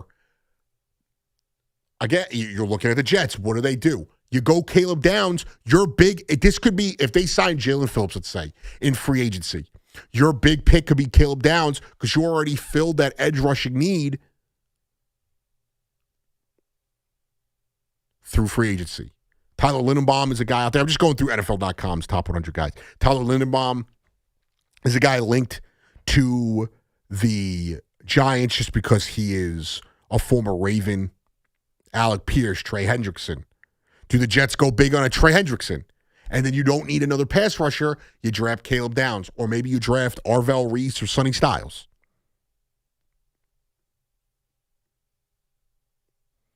Devin Lloyd, linebacker, and then you get, would be funny to see Daniel Jones in a Jets uniform. There's a lot of guys out there, a couple of Super Bowl, the Seahawks, Kenneth Walker will be out there. Boy Mafe will be out there. The edge rusher, Rashid Shaheed. The Jets are going to franchise tag Breece Hall. But then Elijah Vera-Tucker, he's going to be in free agency. Simpson, the other guard for the Jets, will be in free agency. There is some of the other guys, Jermaine Illuminor, will be out there for the Giants. I think it's Simpson, the guard for the Jets, that's out there as well as a free agent. So they might lose. They're going to lose one of those guys. They're not going to lose both of them. And if I was the Jets, I'd probably stay and go after. Let me get the exact player that is available, because I would rather go with Simpson. He's a little younger. He doesn't have the injury problems that AVT does. Let's see.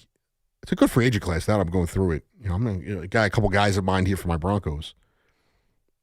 They had Quincy Williams, also a free agent for the Jets. But you're not bringing back a 30-year-old linebacker when you have the needs that the Jets have. Let's see. Jets potential free agents. Here we go. Because even with those guys as potential free agents, you're still looking at it as, okay, John Simpson. So I was right. You probably bring back, in my opinion, you're bringing back John Simpson. He's a little older, a little bit more experienced, would probably cost less, and AVT is far more injured in that aspect. And then the rest of the guys, Andre Sisco, I don't think the Jets are bringing him back. Quincy Williams. They can bring some of these guys back because of that money they have. John Michie, he's a restricted free agent. They'll probably tender him. You finally shed Michael Clemens. So they have the ability to go out there and really make a difference. I would say the biggest guys they're losing, Andre Sisco, Quincy Williams, John Simpson, and Elijah Vera-Tucker. I'm not a big Tony Adams guy. I think he stinks. And Breece Hall, they're not losing. They could bring back all these guys if they want with the amount of cap that they have. I just think that Elijah Vera-Tucker you have to move on from because of the injury situation. And as far as the Giants, I think it's a little less of a lengthy list as far as guys you love. Greg Van Roten was never going to be here long term. He was 36 years old. Jermaine Illuminor, I would like to see them bring him back. You need to have some cohesion. I always think offensive line, you do not want to add 3 or 4 new guys every year and try to piece them together and be a cohesive unit. But I think Jermaine Illuminor you have to bring back. Russell Wilson, Evan Neal, Nunez Roaches, Greg Van Roten, Wan'Dale Robinson, you don't bring them back. Wan'Dale Robinson, if you pay Wan'Dale all that money and you now have Slayton and him taking up a huge chunk of cap space for you, you're an idiot. You're going to get Malik Neighbors back. Draft some wide receivers in the second, third round. Sign a guy who is not going to cost as much and go from there.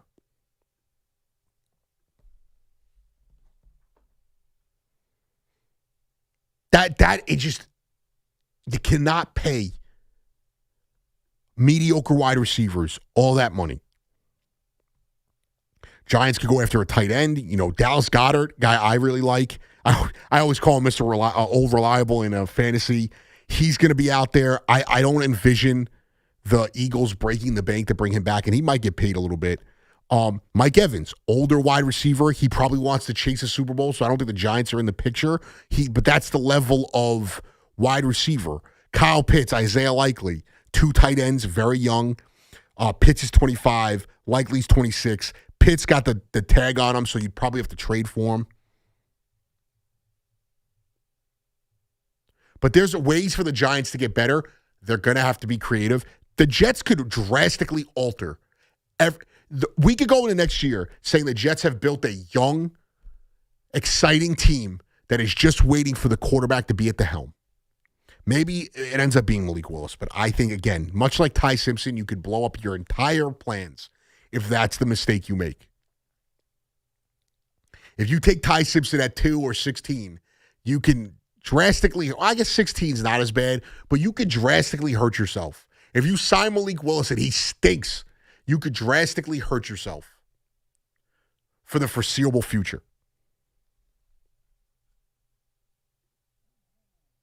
And for the Giants, you're going to have to get creative. The Jets have $70+ million to work with. They're at, let me get the exact thing, effective cap space, which is like more what it is right now. They could be at, they're at 88, but it's more like 72. And for the Giants, they are at $5 million. That's where they're about. They're going to have to restructure guys. They're going to have to play around with, who can they cut? Who can they trade? I think Kayvon Thibodeau, yes, you have Brian Burns. You have, why am I drawing a blank right now? You have Carter. You have Dexter Lawrence. You cannot be a team with that many needs and have a positional, surplus and not move on from a guy like Kayvon Thibodeau, who you have to decide if you want to pay next year. So if you're not going to pay him, trade him, get the cap space, and don't keep continuing this cycle of being in cap hell. Because the Giants are in cap hell. There's no way that you could be this bad for this long after we said, and this is me. I'm a part of this.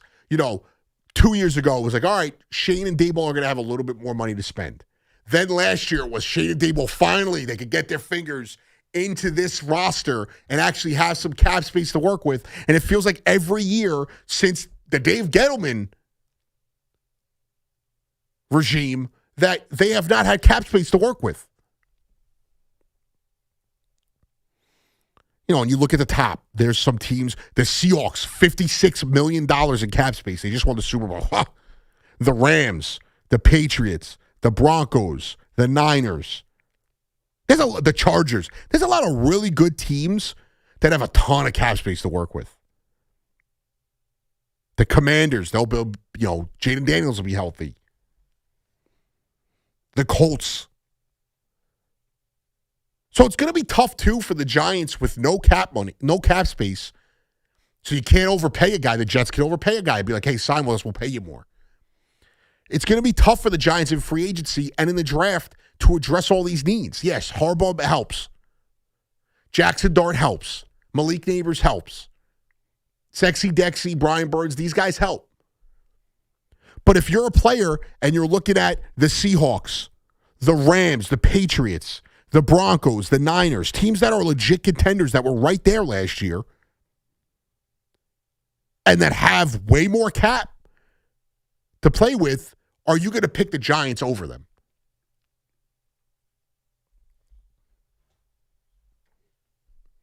Somebody in the chat left on base too often. Anthony, let's get some chopped cheese with the chat after the show. That sounds like a fantastic idea. It also sounds like I'd have agita for 3 straight days. I'm at an age, chopped cheese 5 in the morning is put me out. Put me out the pasture on that one. I'll be eating Tums. I'll put just Tums in a bowl and just scoop them in with a spoon. I was smart. We ate. We got some Dominican food before. I got some chicharron. I almost came in and I was like, you know what? Maybe I will get a chopped cheese. And then I was like, maybe I'll get a quesadilla. I'm like, no. What you're going to do is you're not going to get anything because you have to stay up to 5 a.m.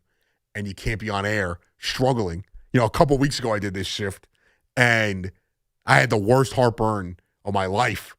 I thought I was having a heart attack. I looked at Connor. Connor was like, I think you have heartburn. I think you're good. We're not, we're learning. As I get older, I learn what my body can handle. Craig, the great Craig Carton, he's back now Fridays. There's always a ton of pizza here. I got to be smart. I got to pick and choose when I could get that pizza. A spicy pepperoni square is awesome if you've been doing it right for the week. But if you've been cheating a little bit on the week, you could really, put yourself out. And I know, I act like 34 is ancient, but I'm just saying, what 4 years ago I was able to put down, I can't put down anymore. Got to be smart. And I'm trying to lose weight. It's about to be the summer. I got to be out here looking svelte. So I don't think I'm going to be getting chopped cheeses with you afterwards and the, 3 other people in the YouTube chat. 888-808-1019. A lot more to get to. I do want to pivot to baseball. We will get to the Knicks and, what has become, and I don't know if this is more this market. We have now transformed the Pistons into the 96 Bulls. Some Knicks fans have at least. But I want to jump into the baseball. A lot to pick apart in spring training. WBC starts this week. Spencer Jones, you got to be excited if you're a Yankee fan watching that guy destroy baseballs. And, a shaky week for some Mets. So we'll get into that after the break. Anthony Gallo on the Fan till 5 a.m. His hair flapping in the breeze. He's walking to home plate. Mets fans. That is remarkable, even at this place. I've never seen this before. Yankees fans love to talk about their teams. We do too. The Fan, 101.9 FM, and always live on the free Odyssey app. As cold weather arrives, snow and ice follow, making it extremely difficult for police officers to safely do their jobs. Private and municipal building owners, commercial store owners, residential homeowners, police precincts, and precinct parking lots in the city of New York have legal responsibilities within a certain time frame to make sidewalks, entranceways, and parking lots free of snow and ice. Unfortunately, many of these property owners fail to maintain their premises free from ice and snow, thereby creating dangerous conditions for members of the law enforcement community. Many officers have been seriously injured by these dangerous conditions. Decolator Cohen and DePrisco has brought numerous successful lawsuits on behalf of police officers injured by the negligence of property owners failing to keep their premises free from snow and ice. Examples of these results are featured on their website, policeofficersrighttosue.com. If a member of the law enforcement community is injured as a result of a property owner's failure to remove snow and ice from their premises, contact DCD at 800-901-1-LAW or visit them at policeofficersrighttosue.com. There are 90-day time limitations to file a notice of claim if a municipality is at fault for causing the injury. Looking for the best value on new tires? Get to Town Fair Tire. We honor every valid manufacturer's and competitor rebates and give you the guaranteed lowest price. Nobody beats Town Fair Tire. Nobody.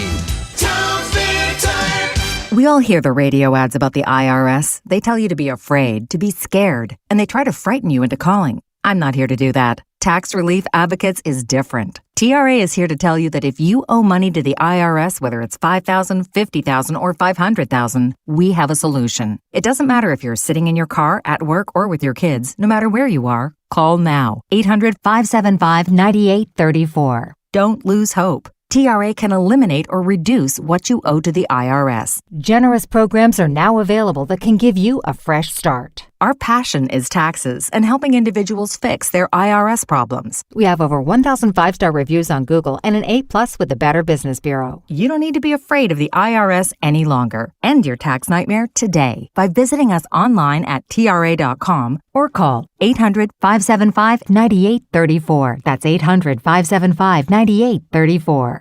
Tax Relief Advocates. Real solutions for real people. Stop dealing with your neck pain, backache, sciatica, and go see my guys, 3 double board certified pain specialists at Samuel Institute for Pain Management. They specialize in migraines and nerve pain and will get you back to feeling yourself again with minimally invasive and non-surgical treatments. Join me and thousands of 5-star reviews who trust Samuel for pain relieving solutions. Same-day appointments available with offices in Colonia, Livingston, and Englewood, New Jersey. Turn to Samuel Pain like I did for effective pain relieving solutions. Visit SamuelPain.com. This is an important message for anyone struggling with $10,000 or more in credit card debt, medical bills, or personal loans. Due to ongoing inflation, job loss, and the rising cost of living, many Americans are facing overwhelming credit card balances. If you're drowning in credit card debt, you may qualify for powerful debt relief options currently being offered by National Debt Relief that can significantly reduce what you owe. You don't have to declare bankruptcy or take out a debt consolidation loan. You could qualify for this debt relief option and only have to pay back a fraction of what you owe. Act now to see if you qualify. With thousands of 5-star reviews online and an A+ rating with the Better Business Bureau, National Debt Relief has helped over 1 million consumers with their debt that qualified for this relief option. So don't wait. Call the Debt Reduction Hotline now. Dial 800-428-5757. 800-428-5757. That's 800-428-5757. Hey! My dad is bringing home the best birthday cake ever! It was my 5th birthday, and my dad was bringing home the cake. Should have been here a half hour ago. The cake never made it, and neither did my dad. 911, what's your emergency? That was the day a drunk driver killed my dad. Daddy? Impaired drivers take lives. Think. Sponsored by the New York State Governor's Traffic Safety Committee. Aired in cooperation with the New York State Broadcasters Association. No matter the season, New York sports never stop. Yankees, Mets, Giants, Jets. If it's happening, we're talking about it. The Fan, 101.9 FM and always streaming on the Odyssey, iHeartRadio, and TuneIn apps.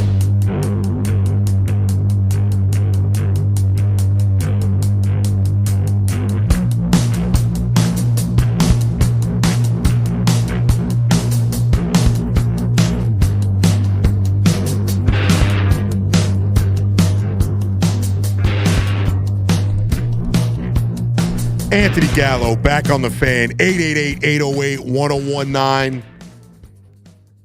Baseball is upon us. We had spring training this week, and we actually get, it may not be Major League Baseball games, but we get games that matter. Starting Wednesday, we get the first WBC game at like 10 o'clock at night. It's like Chinese Taipei versus Australia. I got to double check that. Actually, I have the schedule up here because I was actually right about that. I am the greatest ever. But we get WBC this week. Originally I was supposed to be flying down to Houston for the U.S. group stages matches, but I pivoted on that just because, things come up and life changes. But it does not mean we can't have a conversation about some Yankees and Mets spring training. And it is the best time of the year. I'm starting to get excited about both teams. But I want to start with the Yankees because I do think they have what is a special problem in their roster makeup. Spencer Jones this week taking off and having what has been I want to get their exact spring training roster to just give you the look of things. But they have had a great spring from guys like Spencer Jones, Randall Grichuk, and Jason Dominguez, who is now, obviously Spencer Jones I don't expect to make the opening day roster. I do think that, it's just the way the world we're in, he's probably going to sit there and look to build off of a good spring, get some at-bats in AAA, and at some point they're going to put him in and have him be a part of the team, when it gets to, late May, early June. But when you look at Jason Dominguez, a guy that I think needs to be on the opening day roster, a guy who's having a very good start to his spring. I know it's 12 at-bats, but he's hitting 400. He has a homer, 2 doubles. I think that he is showing something. And when you look at the Yankees roster as a whole, they have a lot of guys they have to fit in this lineup, a lot of veterans that they can't move around. And a guy like Randall Grichuk is having a great spring. And I see Yankee fans are starting to clamor for him as a guy that makes the team out of this spring, spring, and potentially plays a lot. My only issue with him being a serious contender for the roster is, why would you bring him up? Why would you have Randall Grichuk start the season if Jason Dominguez is hitting in the spring? What is making you decide, you bring him up as a bench piece then? If you're looking at guys on this roster, as far as players that are non-roster invites, he's the one who stands out the most.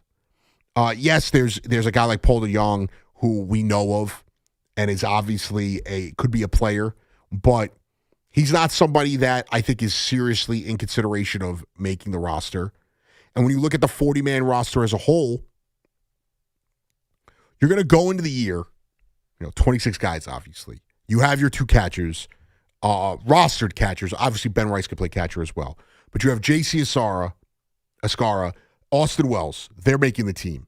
Jazz is making the team. Judge is making the teem. Bellinger's making the team. Ben Rice is making the team. Osvaldo Cabrera, Paul Goldschmidt, Jose Caballero. So right there, you're already at 9. So that leaves you with about 4 more guys to play with. McMahon's going to make the team. You would assume Rosario makes the team, so now you're at 11. So you're carrying 13. I would think you're either going to set if you're going to bring somebody down, then maybe you're sending Dominguez down for a week just to get an extra starter for that first week. I still think that's stupid. And Stanton's going to start the year probably on the IL. So you have 2 spots left. Grisham makes it, so you have 1 spot left. You're giving that to Grisham, Randall Grichuk, over Jason Dominguez. Do you truly believe that's what's going to hold you back?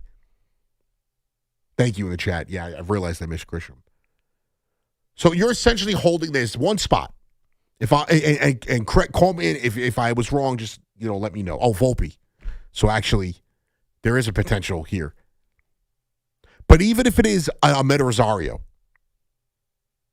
that you may have to live without, and somebody might get hurt, are you truly not bringing Jason Dominguez up and you're having him play in the minors for an Ahmed Rosario, for a Randall Grichuk? It doesn't make sense. So, but even with this conundrum, this problem, this is a good problem to have. You don't want to be sitting here and saying, well, we don't have enough guys. We don't have enough people to play these positions. And maybe there's a potential somebody gets traded. I would assume their opening day lineup, around the diamond is going to be, Wells at catcher, McMahon at third, Volpe at short, Jazz at second. Depending on the matchup, Goldschmidt or Ben Rice at first. Judge in right, Bellinger in center. And I thought it would have been Dominguez in left. But now you're telling me it's going to be Randall Grichuk or Trent Grisham's in center and Bellinger's in left, or whatever, flip it, right, left. And then you're DHing who? Name a guy. Maybe Caballero is the one playing in the. There's a million ways it could go. And I want to separate the two things. I think the Yankees are the best team in the American League. I think the Yankees are the second or third best team in all of baseball. Dodgers won, and then either the Braves or the Yankees are the team that I think is going to be the next best team. As far as developing a player and building a player,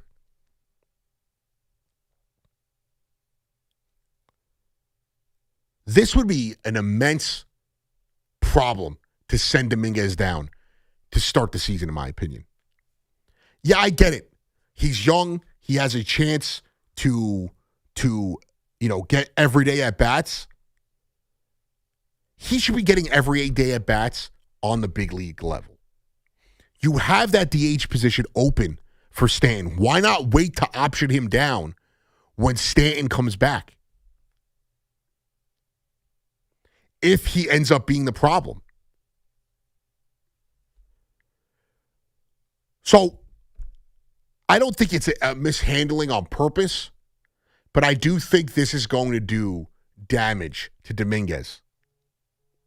It's also why I don't expect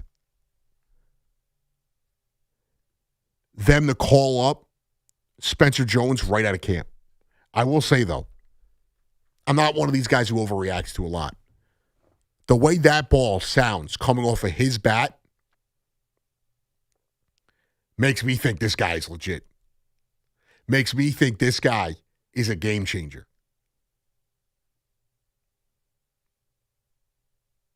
I put up a chat also.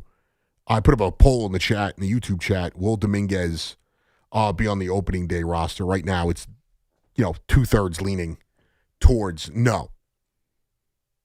I think that's fair. But is that the right decision? 888-808-1019. I don't think it is. It's a problem I'm glad I don't have to make the decision on. It's also one of those things where maybe we see the Yankees move on from a guy like Rosario or a guy. They're not moving on from any of the outfielders. Bellinger, Grisham, Judge, they're locked in to positions. Stanton as a DH locked in. Rosario, guys who potentially could be moved. Rosario, Caballero, Osvaldo Cabrera, Jordan Vivas. Well, let me not move, but maybe sit down. Caballero and Rosario, maybe. But those are guys I want. Osvaldo Cabrera and Jose Caballero on the roster.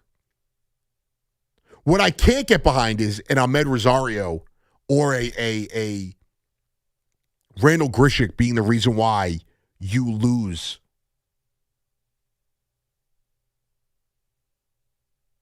a Jason Dominguez major league at-bats, why you're giving up those at-bats. And it also doesn't help that the fan base has already felt that they're misusing Dominguez as a whole. Last year, he'd hit 2 home runs or he'd get 3 hits and he would ride the pine.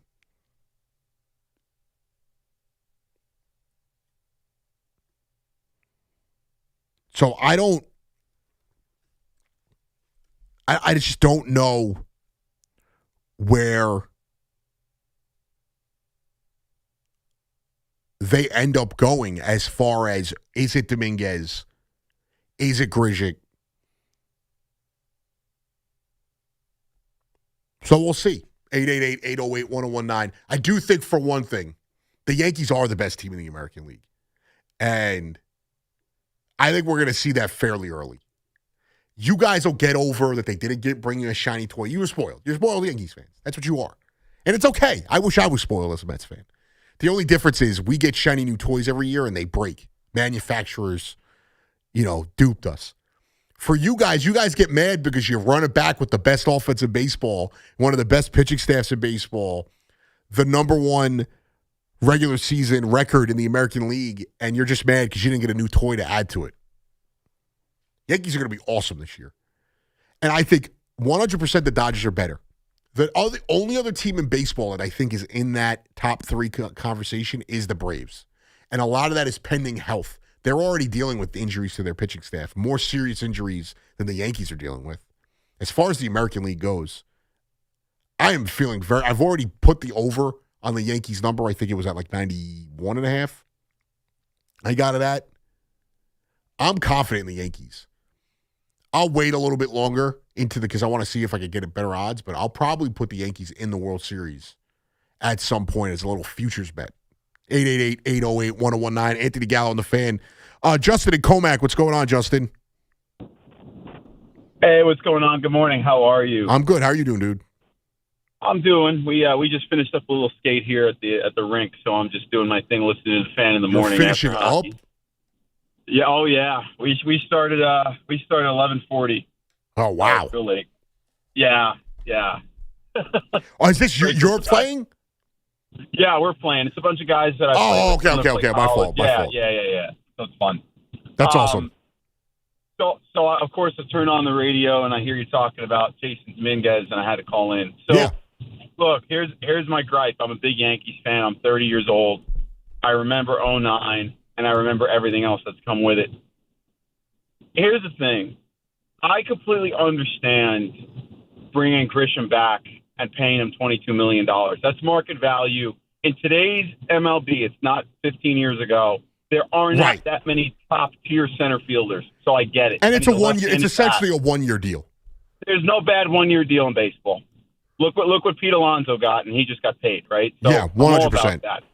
However, there's no reason to go get Randall Grichuk when you have 2 talented outfielders in your system right now that, quite frankly, I think they deserve a spot.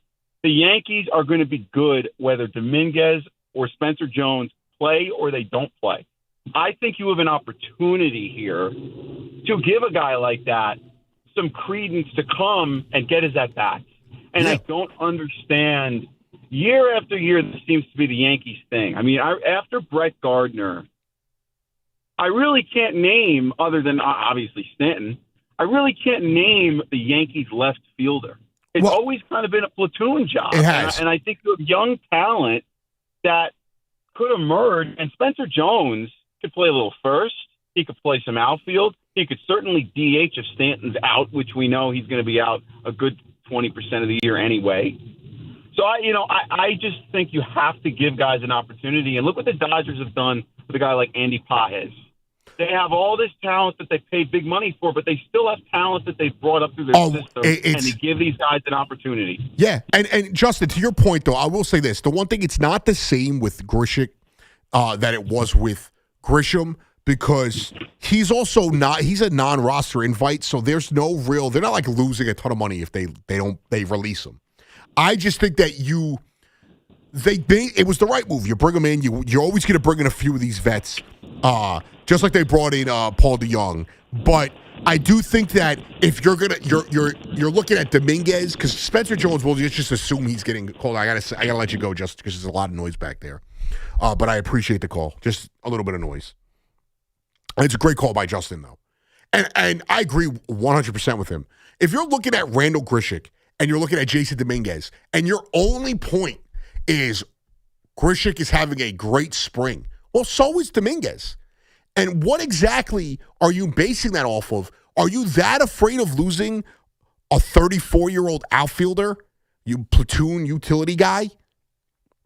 You're that afraid of losing a guy like that? Then you're going to send Jason Dominguez to whatever the Yankees AAA affiliate is. Let me look that up. The Scranton Wilkes-Barre. You're going to send him to Pennsylvania? Because you don't want to lose Randall? I just like saying the name Randall. It just doesn't make sense to me. Because Dominguez is a good player. He's maybe not an all-star. He is just as talented as this guy is at 34. He is just as capable of giving you numbers. And it can't be because, he has positional versatility. You have enough guys like that. You have Caballero. You have Ahmed Rosario. Bellinger could play all three outfield spots. Grisham could play all three outfield spots. Rosario could play in the outfield. Ben Rice could play first.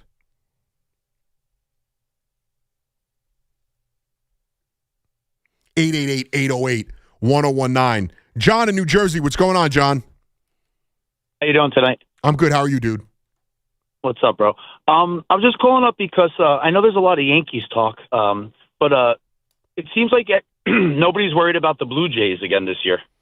Well, I mean, I don't think it's nobody's worried. I think that we've overblown the fact that, like, I'm not a Yankee fan, but all I hear from Yankee fans crying is they ran it back with the same team.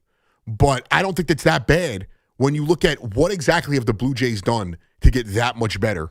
And they weren't I'm a Yankees fan, right? Correct. I just think that people are like underrating how good the Blue Jays were last year. The Blue Jays should have won the World Series last year. They were better than the Dodgers. Should have, could have, would have, though. They didn't win the World Series, though. Connor Falefa was an inch off the bag, But I'm saying they didn't win the World Series, They won that World Series. So what does that have to do with this year, though? Well, nothing, but I mean, they're bringing back almost the whole team again. But the Yankees lost to them last year all season. But again, I think they had like a 5-8 record against them. I mean, people need to, understand the Blue Jays are going to be tough. And the Yankees, Yankees made the divisional round last year, and they're 2 years removed from the World Series, and they lost to the Blue Jays. They did lose to the Blue Jays, but the Blue Jays didn't get better this offseason, though. They pretty much kept the whole team. Yeah, but I think they might have lost two guys out of that team. but the complaint is the Yankees ran it back. So how is it okay for the Blue Jays to run it back, but the Yankees running it back? The number one offense in baseball last year, the New York Yankees. Top 5 pitching staff last year, the New York Yankees. I just think the Yankees are going to have a tough time with them again this year. I'm not, and John, I appreciate the call. I mean, I'm not saying they're not going to have a tough time with them. I think the Yankees are better. You lose Bo Bichette. You replace him with an unknown in the Japanese third baseman. He could be better. He could be worse. Dylan Cease, a name that everyone loves. He's not a better player than Chris Bassett. I'm sorry. He strikes out more batters. There's not a single thing that Dylan Cease has done in his career better than Chris Bassett besides striking guys out. Max Scherzer, cool. 60-year-old starting pitcher. So let's get excited about that. The Yankees are going to have a better bullpen on opening day than they did a year prior. They're going to have a full year, hopefully, of a guy like Osvaldo Cabrera. Stanton, you would hope, plays more than 100 games, even if he plays just 100 games or the same amount of games he played last year. You're going to have more Garrett Cole than a year prior.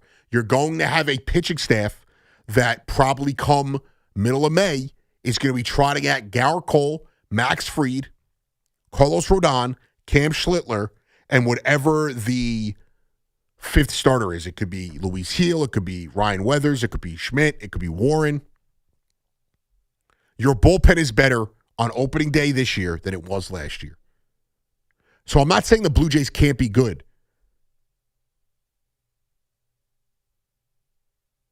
I just think this Yankees team, you're going to have Jazz playing in his natural position at second base. You're going to have a better third baseman than the guys who were trotting out third base last year for the first 100 games. Ryan McMahon, whether you like him or hate him, he's a Gold Glove caliber third baseman. He's going to hit better than the 4A, AAA players you were putting at third base. You hope that Volpe healthy will give you a better glove and you'll take whatever you get with the bat. You're running it back with a legit outfield. Grisham, good player. Bellinger, all-star. Judge, the best player in the American League. I don't know what there is to not like about this Yankees team. 888-808-1019. Joe in Staten Island, what's going on, Joe? Going off of what he just said, I mean, we lost with two of the best hitters in the league in the World Series to the Dodgers. That's what I'm saying. There's no guarantee that you're going to be back. There's no guarantee they're going to make it through the season healthy. Oh, those are guarantees. I mean, if we're fans here, we're going to gauge what? He was right on. The Blue Jays got worse, but the rest of the division got better. Now we have to look at Boston with serious eyes. Well, I don't think Boston got better. I think Boston got worse. I think the Orioles got better. They're not better than the Yankees. All right. So running it back, Boston didn't get better. The Orioles didn't get better. And so we're right there with the Dodgers again. Let's put our bets in now. Okay, so what is your point? I'm going to let you go, Joe. I think you might have. Joe was definitely off that bottle for sure. He definitely. I think he might have fallen asleep in the middle of that take. 888-808-1019. We'll get back to your calls. We'll continue the conversation going. Anthony Gallo on the Fan. Back after this. It's Boomer and Gio. Mornings on the Fan. 101.9 FM. Will there be a team ahead of them that will be willing to trade with them so they can get one of the quarterbacks in supposedly next year's better quarterback draft? Yeah. I mean, I think that this one, as we know, is not very deep at all, and that's why it was critical that the Jets needed to get the number 1 overall pick. They did not. Get Boomer and Gio on demand. Available on Apple, Spotify, wherever you get your podcast, and the free Odyssey app. We all hear the radio ads about the IRS. They tell you to be afraid, to be scared, and they try to frighten you into calling. I'm not here to do that. Tax Relief Advocates is different. TRA is here to tell you that if you owe money to the IRS, whether it's $5,000, $50,000, or $500,000, we have a solution. It doesn't matter if you're sitting in your car, at work, or with your kids. No matter where you are, call now. 800-575-9834. Don't lose hope. TRA can eliminate or reduce what you owe to the IRS. Generous programs are now available that can give you a fresh start. Our passion is taxes and helping individuals fix their IRS problems. We have over 1,000 5-star reviews on Google and an A+ with the Better Business Bureau. You don't need to be afraid of the IRS any longer. End your tax nightmare today by visiting us online at TRA.com or call 800-575-9834. That's 800-575-9834. Tax Relief Advocates. Real solutions for real people. As cold weather arrives, snow and ice follow, making it extremely difficult for police officers to safely do their jobs. Private and municipal building owners, commercial store owners, residential homeowners, police precincts, and precinct parking lots in the city of New York have legal responsibilities within a certain time frame to make sidewalks, entranceways, and parking lots free of snow and ice. Unfortunately, many of these property owners fail to maintain their premises free from ice and snow, thereby creating dangerous conditions for members of the law enforcement community. Many officers have been seriously injured by these dangerous conditions. Decolator Cohen and DePrisco has brought numerous successful lawsuits on behalf of police officers injured by the negligence of property owners failing to keep their premises free from snow and ice. Examples of these results are featured on their website, policeofficersrighttosue.com. If a member of the law enforcement community is injured as a result of a property owner's failure to remove snow and ice from their premises, contact DCD at 800-901-1-LAW or visit them at policeofficersrighttosue.com. There are 90-day time limitations to file a notice of claim if a municipality is at fault for causing the injury. This is Alex Shulman of Shulman & Hill, New York's premier injury law firm. We'll always fight for you when you're injured at work. If you've ever wished you've had a lawyer in the family, now you will. At Shulman & Hill, it's never one and done. Once you're a client, you're always part of our family. Shulman & Hill, we're not just New York's law firm, we're your law firm. Get your free consultation at hurtny.com. That's hurtny.com.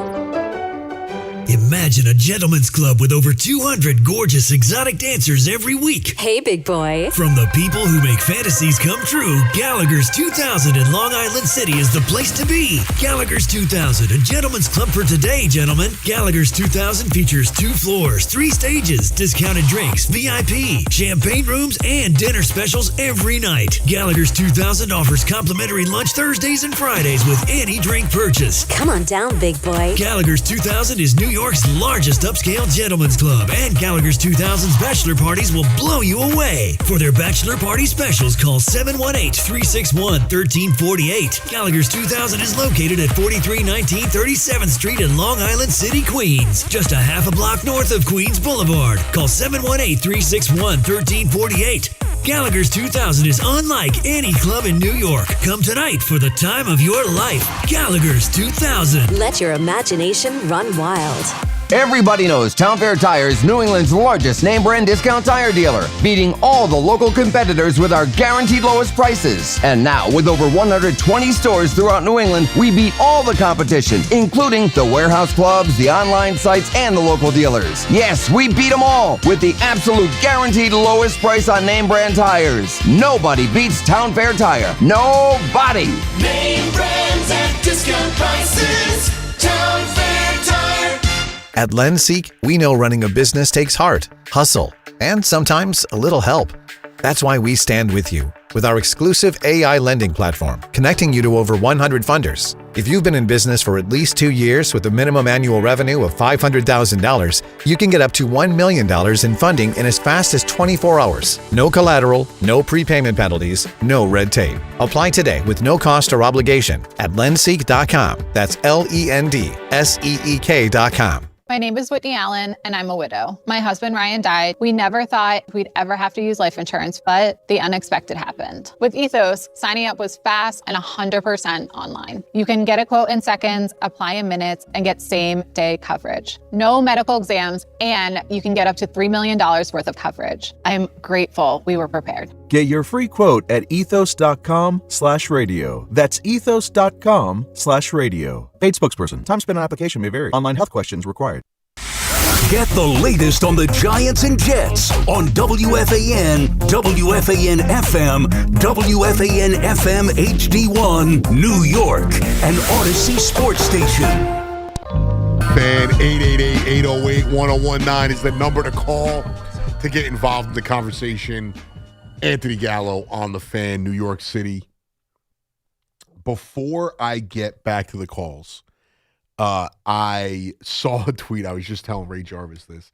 I'm not making light of what's going on right now, but it was a tweet obviously talking about the conflict that's going on in the Middle East, and it said Jordan has intercepted a missile, and the retweet was, I've never seen LeBron James do that, and it had me dying because, and me and Ray just talked about how cooked we are as a society because the internet is the best and worst thing to ever happen, but I thought it was funny. You got to laugh a little bit.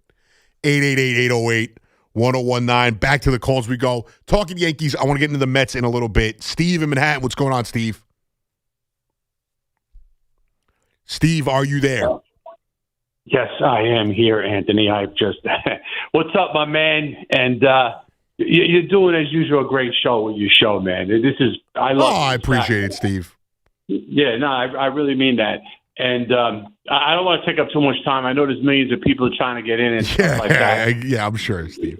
No, late at night, man. This is the airwaves, Anthony. You're going out into the stratosphere out there. The AM signal.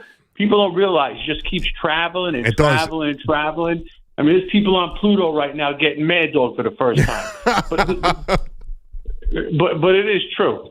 But listen, I don't really worry too much about the Yankees now. I mean, there's a lot of nonsense going on. I would just emphasize to go all out this year because nobody knows what's going to happen next year. If the owners draw a line in the sand and they say, listen, this is it, this is what we want to cap, right, and the players don't want to cap, remember, here's the wild card, providing all the players stay loyal. You're making $50 million a year, and you're 32, 33 years old, you ain't ever going to see that money again if you decide to take off or if they decide to shut the season down. So there's a lot of wild cards in play here. But if I was running the Yankees, I would go all out. And I'll just finish up with this. Listen, Ant, if I was managing the Yankees in 2024, right, this would have been my start. This would have been my first two hitters in the World Series for the Yankees.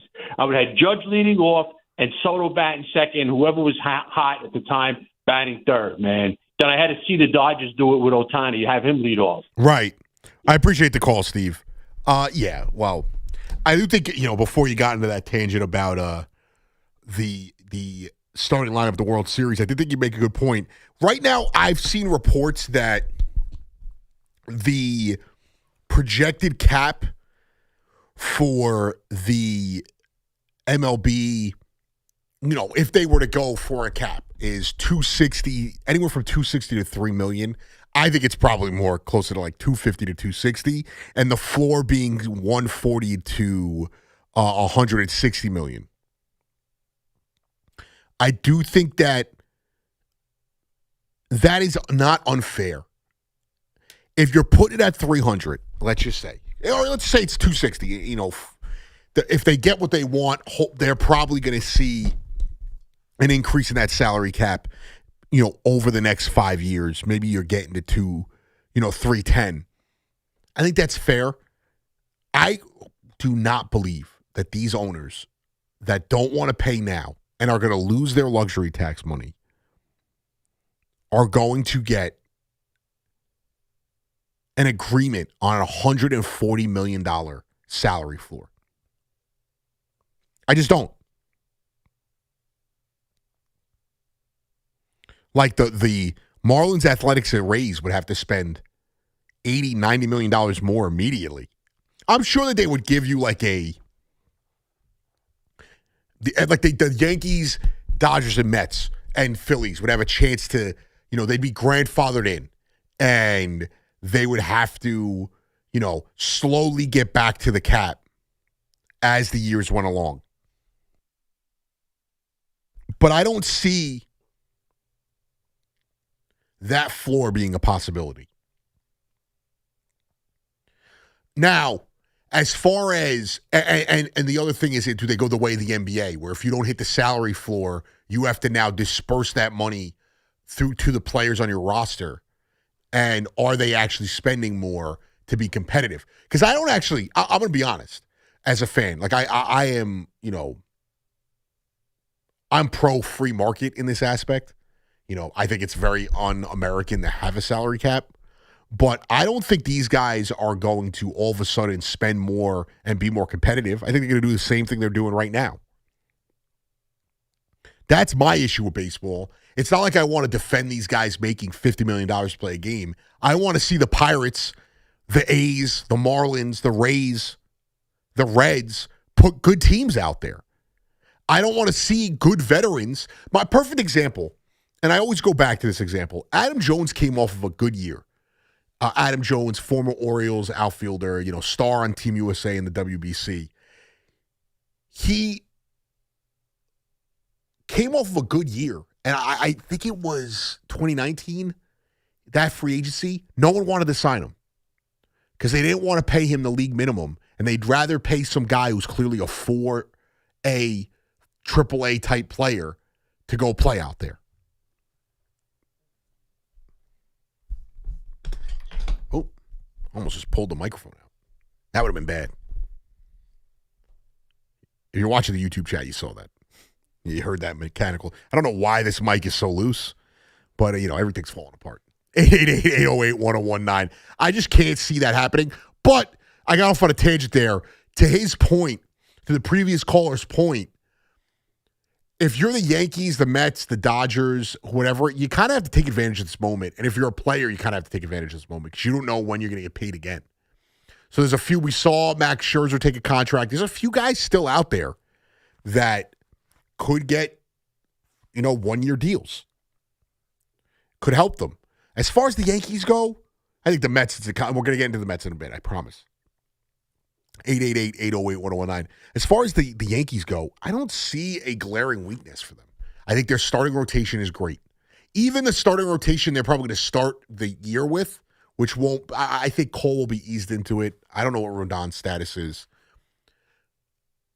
Their bullpen scares me, but so do a lot of teams' bullpen. I think their bullpen is better than it was on opening day this year than it was last year. You have a true closer. You have versatility and depth. You're going to have some starters that are going to get moved to the pen. Your rotation is deep. Your lineup is going to get better, in my opinion, because you're not going to be playing the guys at third base you were playing last year. Jazz will be in his natural position. You hope to get a better Anthony Volpe. Your outfield is intact. You're going to have some young guys coming up. You're going to have a full year Osvaldo Cabrera. I don't see the weakness. Just because the Yankees didn't bring in a shiny new toy, I don't see the weakness that a lot of you guys claim they have. 888-808-1019. Wes in Bayonne. What's going on, Wes? Hey, how are you, Anthony? How's everything? I'm good, man. How are you? Not bad. I want to talk about the two glaring issues with the Yankees. Let me hear. One is their bullpen, and one is their shortstop.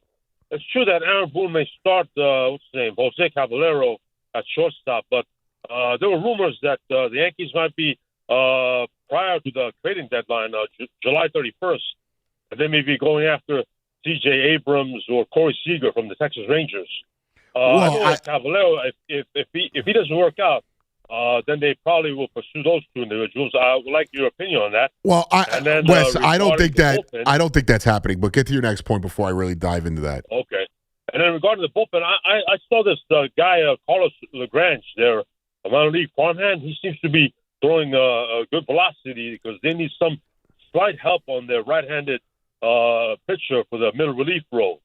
They have outside of Fernando Cruz and I think Camilo Duval. I think this guy, the top prospect in the minor leagues, named Carlos Lagrange. Right. I know he's supposed to be their starter. They don't have much starting room available. If he is available, they could start him in middle relief, give him some confidence, and then they could work him up to the starting position. Thank you for the call, Wes. Let's start with the first one with shortstop. I think they're not that. If Volpe's not ready for opening day, which I assume he will be, if Volpe's not ready for opening day, it'll be Jose Caballero. Maybe you see a little bit of Ahmed Rosario. Maybe a little bit of I'm drawing a blank. I'm sorry, Osvaldo Cabrera. I was just reading something. I just saw a Volpe quote here about the Yankee fans booing him. He's like, I'd boo me too. I don't think there's a chance that Volpe is not, if he's healthy, he's the starting opening day shortstop. Now, there is thoughts that the Yankees could put him at AAA, which is fair, I guess.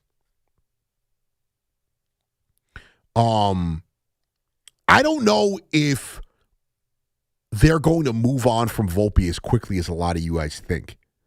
And I do think that, yes, maybe he is given some time and they claim he's still recovering from the injury. Maybe that's what they go with. And he's playing shortstop on an extended spring type level. Let's just say that's the case, and Jose Caballero starts at short.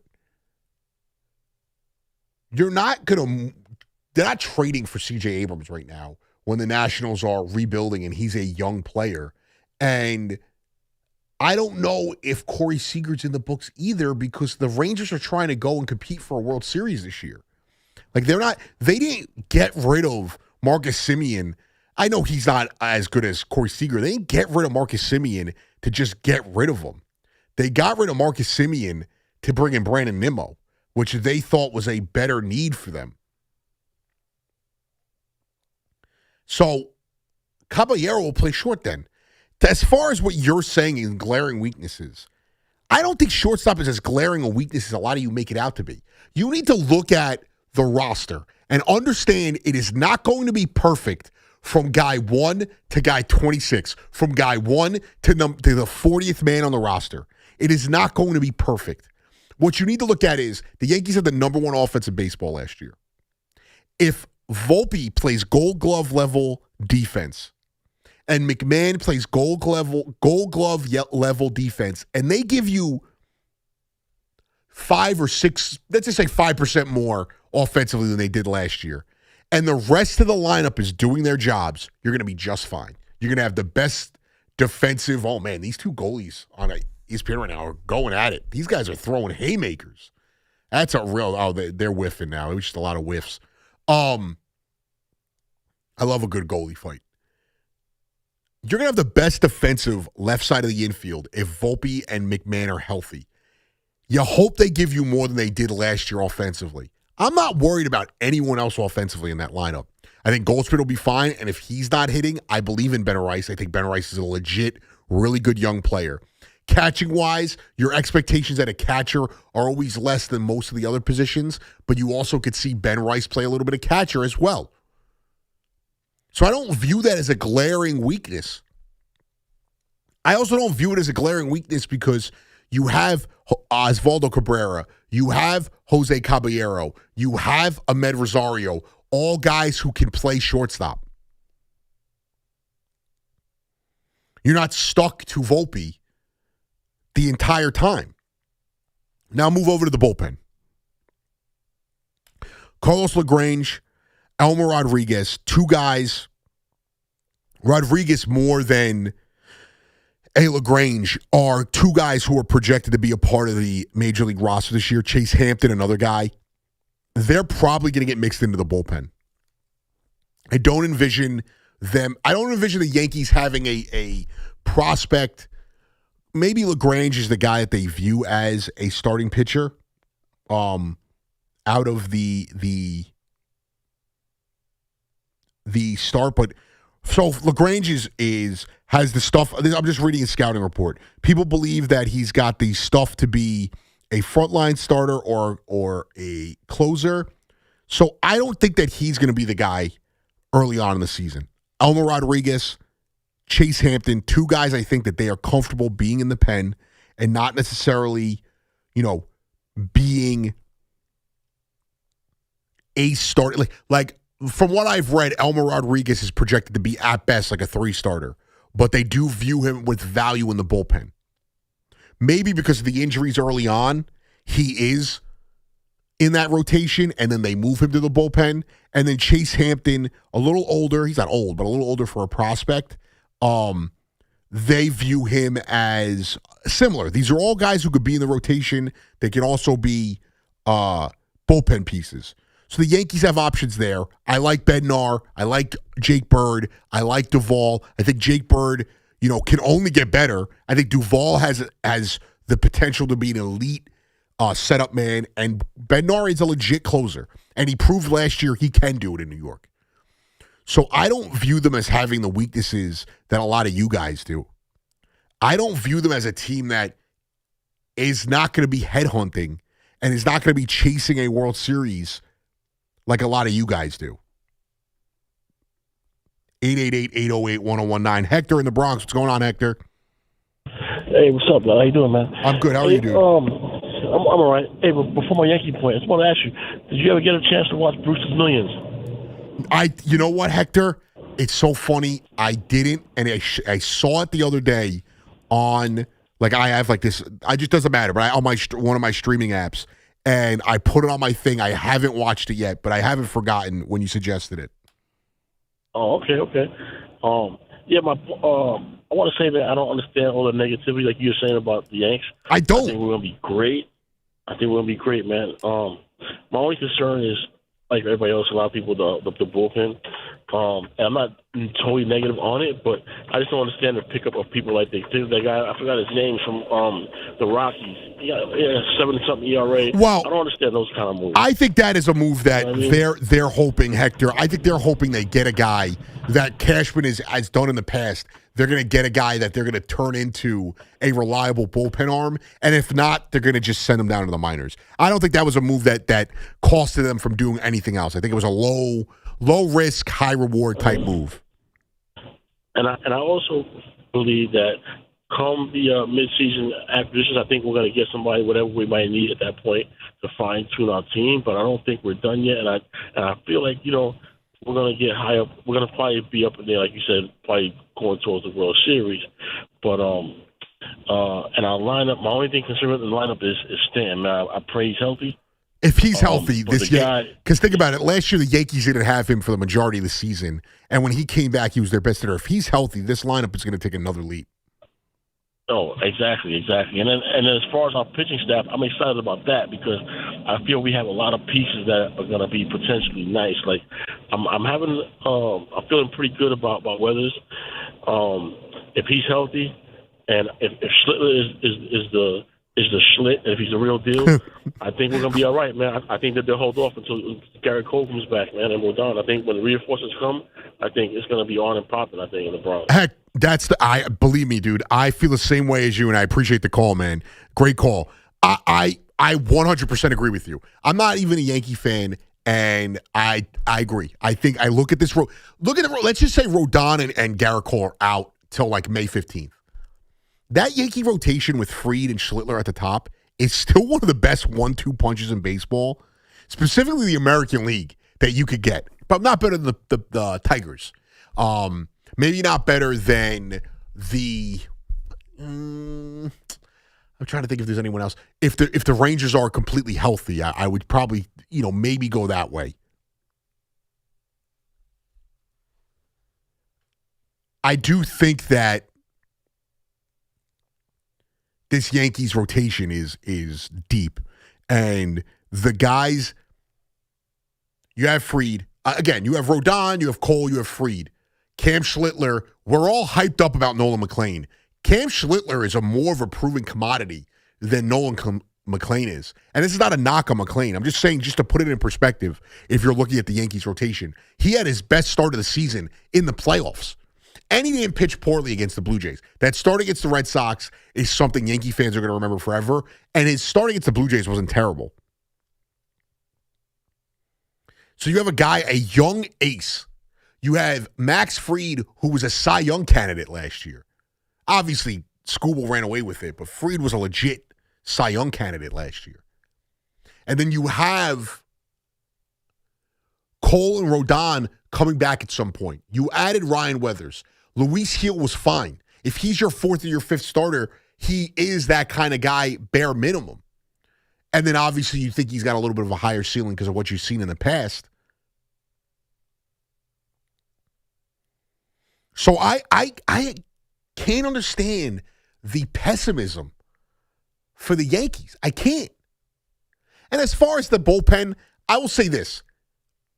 Every team worries about their bullpen. I feel like maybe not the Dodger fan. I feel like every fan comes into the year, every year, and worries about your bullpen. Now, it's how do you view it? So as a Met fan, the one thing I'm worried about the most, I worry about the rotation. I'm not worried about the lineup. I'm not worried about the defense. I'm not worried about the lineup. And we'll get into the Mets as well. I am worried about that bullpen greatly because it's a bullpen that we saw struggle and fail with the Yankees last year, and they just transferred it over to blue and orange. Luke Weaver, Devin Williams. This has nothing to do with Devin Williams giving up a home run in spring training. Luke Weaver, Devin Williams, that is a recipe for disaster for me. Devin Williams does not have the experience. He's not a 10-year closer. He's not a 7-year closer. He's a guy who came in the close, half in the middle of a season for the Brewers. Then I think he had one full season as a closer. I'm going to tell you right now. 2022, he closed. He finished 21 games. 2023, he finished 49 games. 2024, he was injured, came back in the middle of the year, finished 19 games. 2025, finished 29 games. That is not a guy who has a ton of closing experience. I don't care how good he was for a period between 2023 and 2024. That's not a guy who, it's also not a guy like Diaz where we saw him excel in Seattle, struggle with the Mets, excel with the Mets, have a downtick with the Mets, and then excel again with the Mets. There's not like a track record of being able to figure it out. Luke Weaver, we all know what he is. He's a good 7th, 8th inning guy. That's it. The Mets are going to have to rely on an A.J. Minter to get better, a Brazaban. Minter get healthy. So I think there's different ways to look at it. But when I look at the Yankees bullpen, you have Bednar, who is a career closer. He's a guy who pitched in Pittsburgh, no pressure, and proved coming over from Pittsburgh, never pitching in a big moment, could do it with the Yankees. And did it at the end of the year consistently. Devin Williams, his biggest moment of his career, Pete Alonso took him oppo the other way to end the Brewers season. And he never recovered from it. So sorry if I'm worried about that. And when I look at the Yankees, you have a legit closer. You have good pieces, whether it's Cruz or Hill, in that bullpen. You have a guy like Duvall who has the upside to be just as good or better than a Devin Williams, and if not, could just be another Luke Weaver, 7th inning to 8th inning type guy. And the other difference here, too, is Brian Cashman has almost 20 years of turning below average to average players into very good bullpen pieces. So why would I worry that their middle innings are thin when we know this guy could turn relief pitchers into good players out of that bullpen? And you could always add guys at the bullpen. Now, I think more of my concern is not that I think the Mets bullpen is horrendous. It's that I don't trust the bullpen. I don't trust the rotation. And even if I do trust the lineup, there's a lot of question marks there. The Yankees don't have those question marks. The Yankees are a true contender. 888-808-1019, Anthony Gallo, the fan. Hector was talking about also Brewster's Millions. I got to watch it. He mentioned it. This is probably a month ago, 2 months ago for me to watch it. I definitely got to watch it. I did watch this week, though, Frankenstein, the Guillermo del Toro one on Netflix. It was awesome. It was so good. I watched One Battle After the Next, or whatever it is. It was a good movie. I thought it was a little overrated. But as far as movies, and I guess when we considered last year, I saw it this year, but the movies I saw last year, besides Sinners, I mean, Frankenstein was the next best movie. Frankenstein was so good. And if you're a Guillermo del Toro fan, you know he's a big practical effects guy. Like, the sets are going to be built. The costumes are going to be real. Yes, there's always CGI because there's things you just have to. But it adds to his movies. He did, Pan's Labyrinth, The Orphan. He did the Hellboy, the first Hellboy movies that were good. And I think he had some help in the Lord of the Rings movies and then made the Hobbit movies. But his ability to add the practical effects adds to the movie so much. I don't know how to pronounce this guy's name in the chat, but he's right. He said in the chat on YouTube, there are so many ifs on the Mets. That's my biggest concern. There's more guarantees on the Yankees. There's a lot of ifs on the Mets. That's what scares me. If Devin Williams bounces back, if Luke Weaver is a good setup man and he finds his way, if their rotation can stay healthy, if Carson Bench could come up and be a productive player, if Bo Bichette can catch the ball at third base, if Francisco Alvarez can bounce back. There's a lot of ifs. Right here, left on base too often. If Bo is healthy. There's a lot of ifs there. I don't feel the same way with the Yankees. The majority of the Yankees, even at their, like Paul Goldschmidt. Paul Goldschmidt's bare minimum is a very good everyday player. Cody Bellinger, very good everyday player. If there are no rat incidences. That's funny as well, too. Like, Goldschmidt's numbers last year weren't even that terrible, and you Yankee fans treat him like he was the worst player on the planet. He had 274 last year at a 731 OPS. That's a role player. 10 homers, 45 RBIs. He had 31 doubles. That's a good role player. Well, this one, if Polanco or Beatty can play first, I'm not worried. The first base thing I think is overblown. I think Polanco has played other positions well.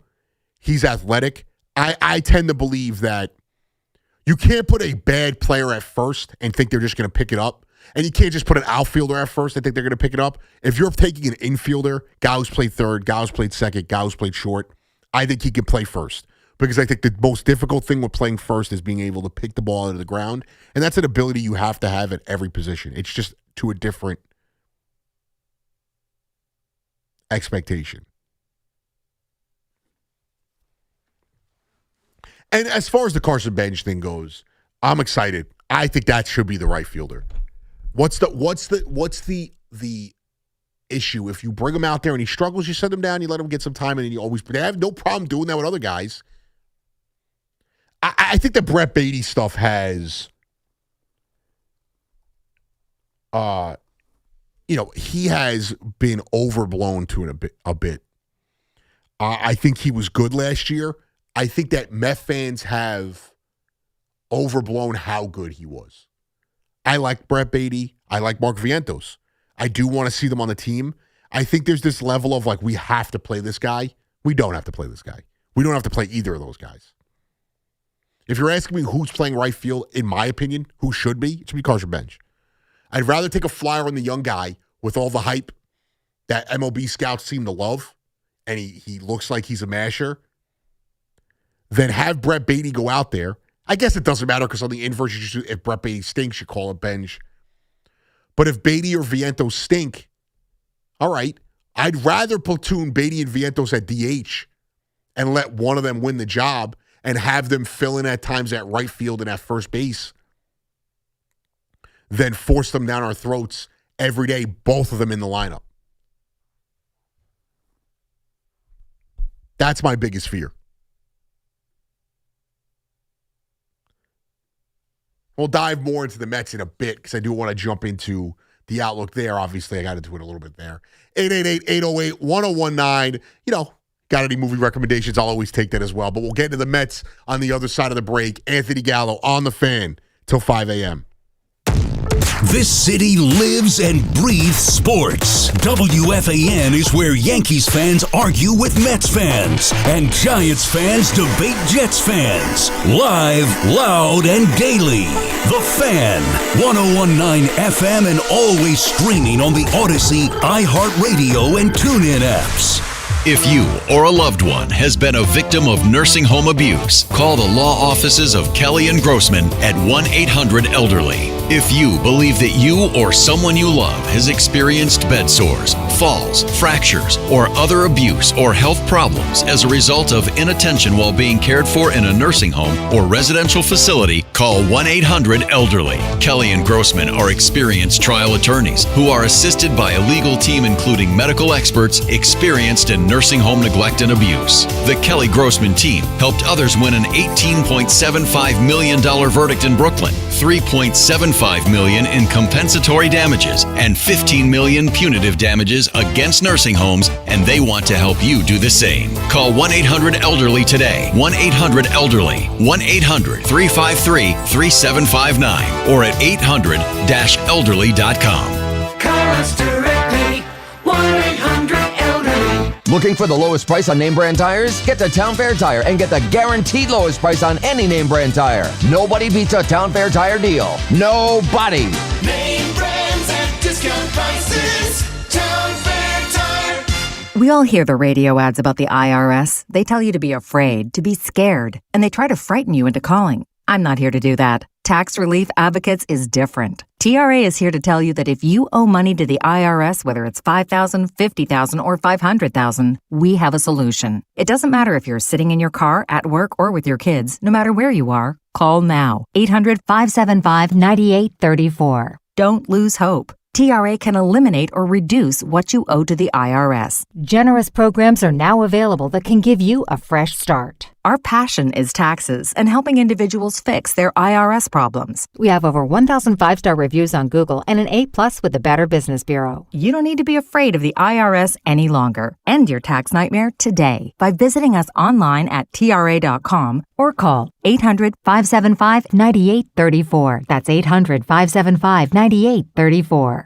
Tax Relief Advocates. Real solutions for real people. As cold weather arrives, snow and ice follow, making it extremely difficult for police officers to safely do their jobs. Private and municipal building owners, commercial store owners, residential homeowners, police precincts, and precinct parking lots in the city of New York have legal responsibilities within a certain time frame to make sidewalks, entranceways, and parking lots free of snow and ice. Unfortunately, many of these property owners fail to maintain their premises free from ice and snow, thereby creating dangerous conditions for members of the law enforcement community. Many officers have been seriously injured by these dangerous conditions. Decolator Cohen and DePrisco has brought numerous successful lawsuits on behalf of police officers injured by the negligence of property owners failing to keep their premises free from snow and ice. Examples of these results are featured on their website, policeofficersrighttosue.com. If a member of the law enforcement community is injured as a result of a property owner's failure to remove snow and ice from their premises, contact DCD at 800-901-1-LAW or visit them at policeofficersrighttosue.com. There are 90-day time limitations to file a notice of claim if a municipality is at fault for causing the injury.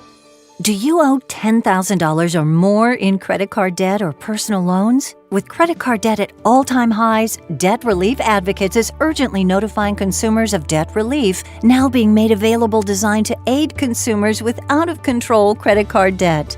Those who qualify and enroll for this relief program may only have to pay back a fraction of what they owe.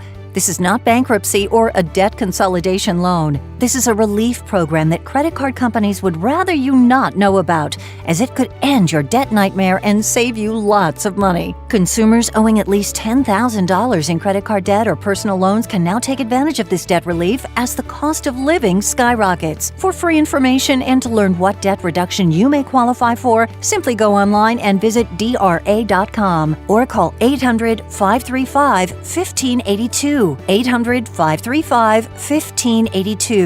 Again, that's 800-535-1582. Happy birthday. Hey, take a look outside. No way! An electric bike? Can I take it for a ride? We have a car versus electric bike crash on Main Street. Victim is a 17-year-old male and unresponsive. No sign of helmet use. Don't let your gift become your grief. Work together. Learn about controlling an e-bike and operating it safely before they ride. Wear a helmet. Be careful in traffic. Slow down and follow the rules of the road. A message brought to you by the Governor's Traffic Safety Committee. Your official station to talk Yankees. The Fan, 101.9 FM and always live on the free Odyssey app. Download it today.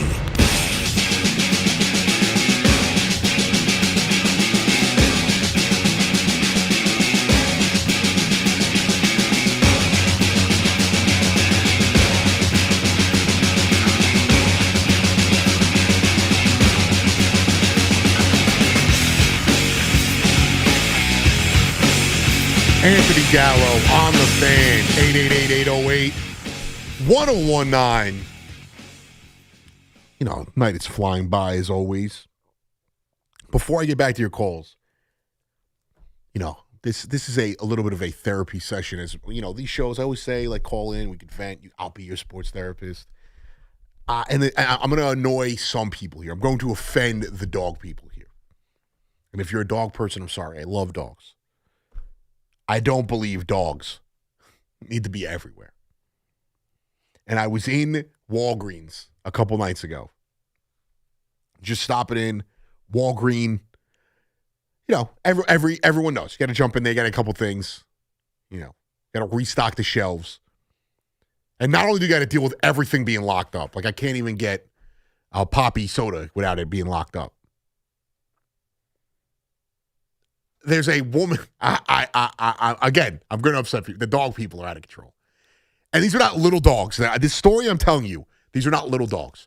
So I'm in line, and at night, the Walgreens by me, it's 24/7. It's always packed. It doesn't matter. I'm in Bay Ridge. It doesn't matter what time of the night I'm in there. There's a line for the register. Because why would they have like 7 people working the register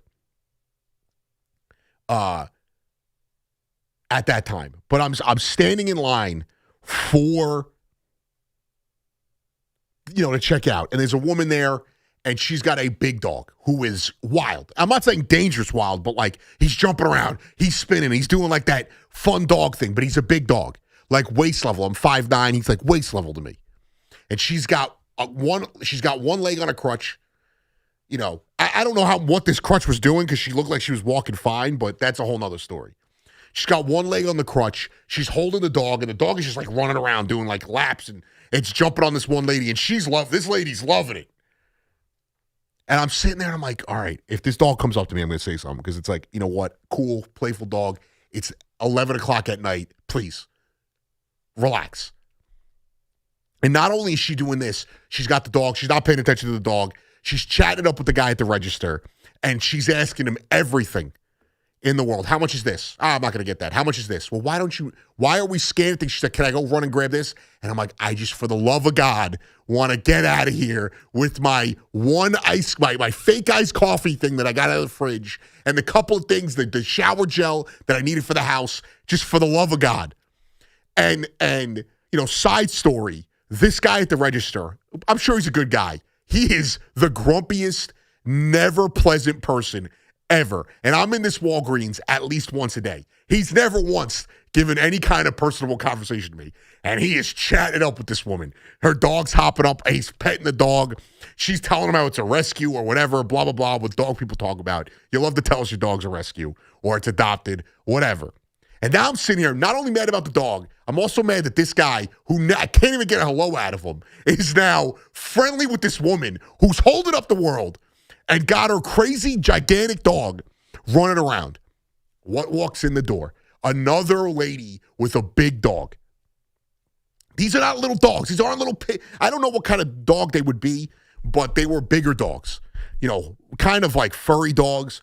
But this woman walks in with a different kind of dog, big dog, though, same size dog. Thankfully, this woman, she was a little bougie, a little snooty. Her dog giving off the same vibes. You ever realize that? The dogs give off the same vibes as their owners. This dog is, you know, walking with her. She's right on her hip. And, you know, this dog is as snooty as she is. And now they're interacting with Crutch Lady, with her dog, who's giving off the same vibes. That dog's giving off the same vibes as Crutch Lady, who was just free over here talking about, I'm not eating this chocolate, it's for my mom. Whatever. Now I'm getting off the tangent. So she walks in. Finally, the Crutches lady walks out the door, and she didn't even buy anything. She just walks out the door. She finally walks out, and I'm just like, for the love of God, please, no more. And the woman with the other dog, fine. You know what? She gets a pass. Her dog's fine. She walks down the hall. In through the door, walking through the door is another big dog with a person. And now this guy he's got a weird vibe to him. And his dog, weird vibe to him. This guy's got a weird smile, and he's staring at me now. We've locked eyes. This guy has locked eyes with me, and he's giving me the creepiest smile in the world. And I'm like, it's 11 o'clock at night. Just get me through those doors. I just need to check out. And his dog has got a weird vibe to him, too. His dog had purple. The top of his head was dyed purple. Also a big dog. His dog was the same dog as the snooty lady's dog. Again, big dog walking through. And I'm right there. And I'm like, I'm going to test the guy at the register now because he was so friendly. I'm like, what's going on, dude? How's your night going? Good. You want to use your $1? Cool. All right, next person. I'm like, this. And I walked out, had to walk by the creepy guy and his dog, and he's just staring at me. Maybe he had something wrong. I don't really care at this point. And his dog was giving off the same vibes as him. But enough with the dogs. Moral of the story is, enough with your dogs. And if your dog is over like a foot big, you can't bring him inside Walgreens. I'm sorry. And not every dog is a service dog.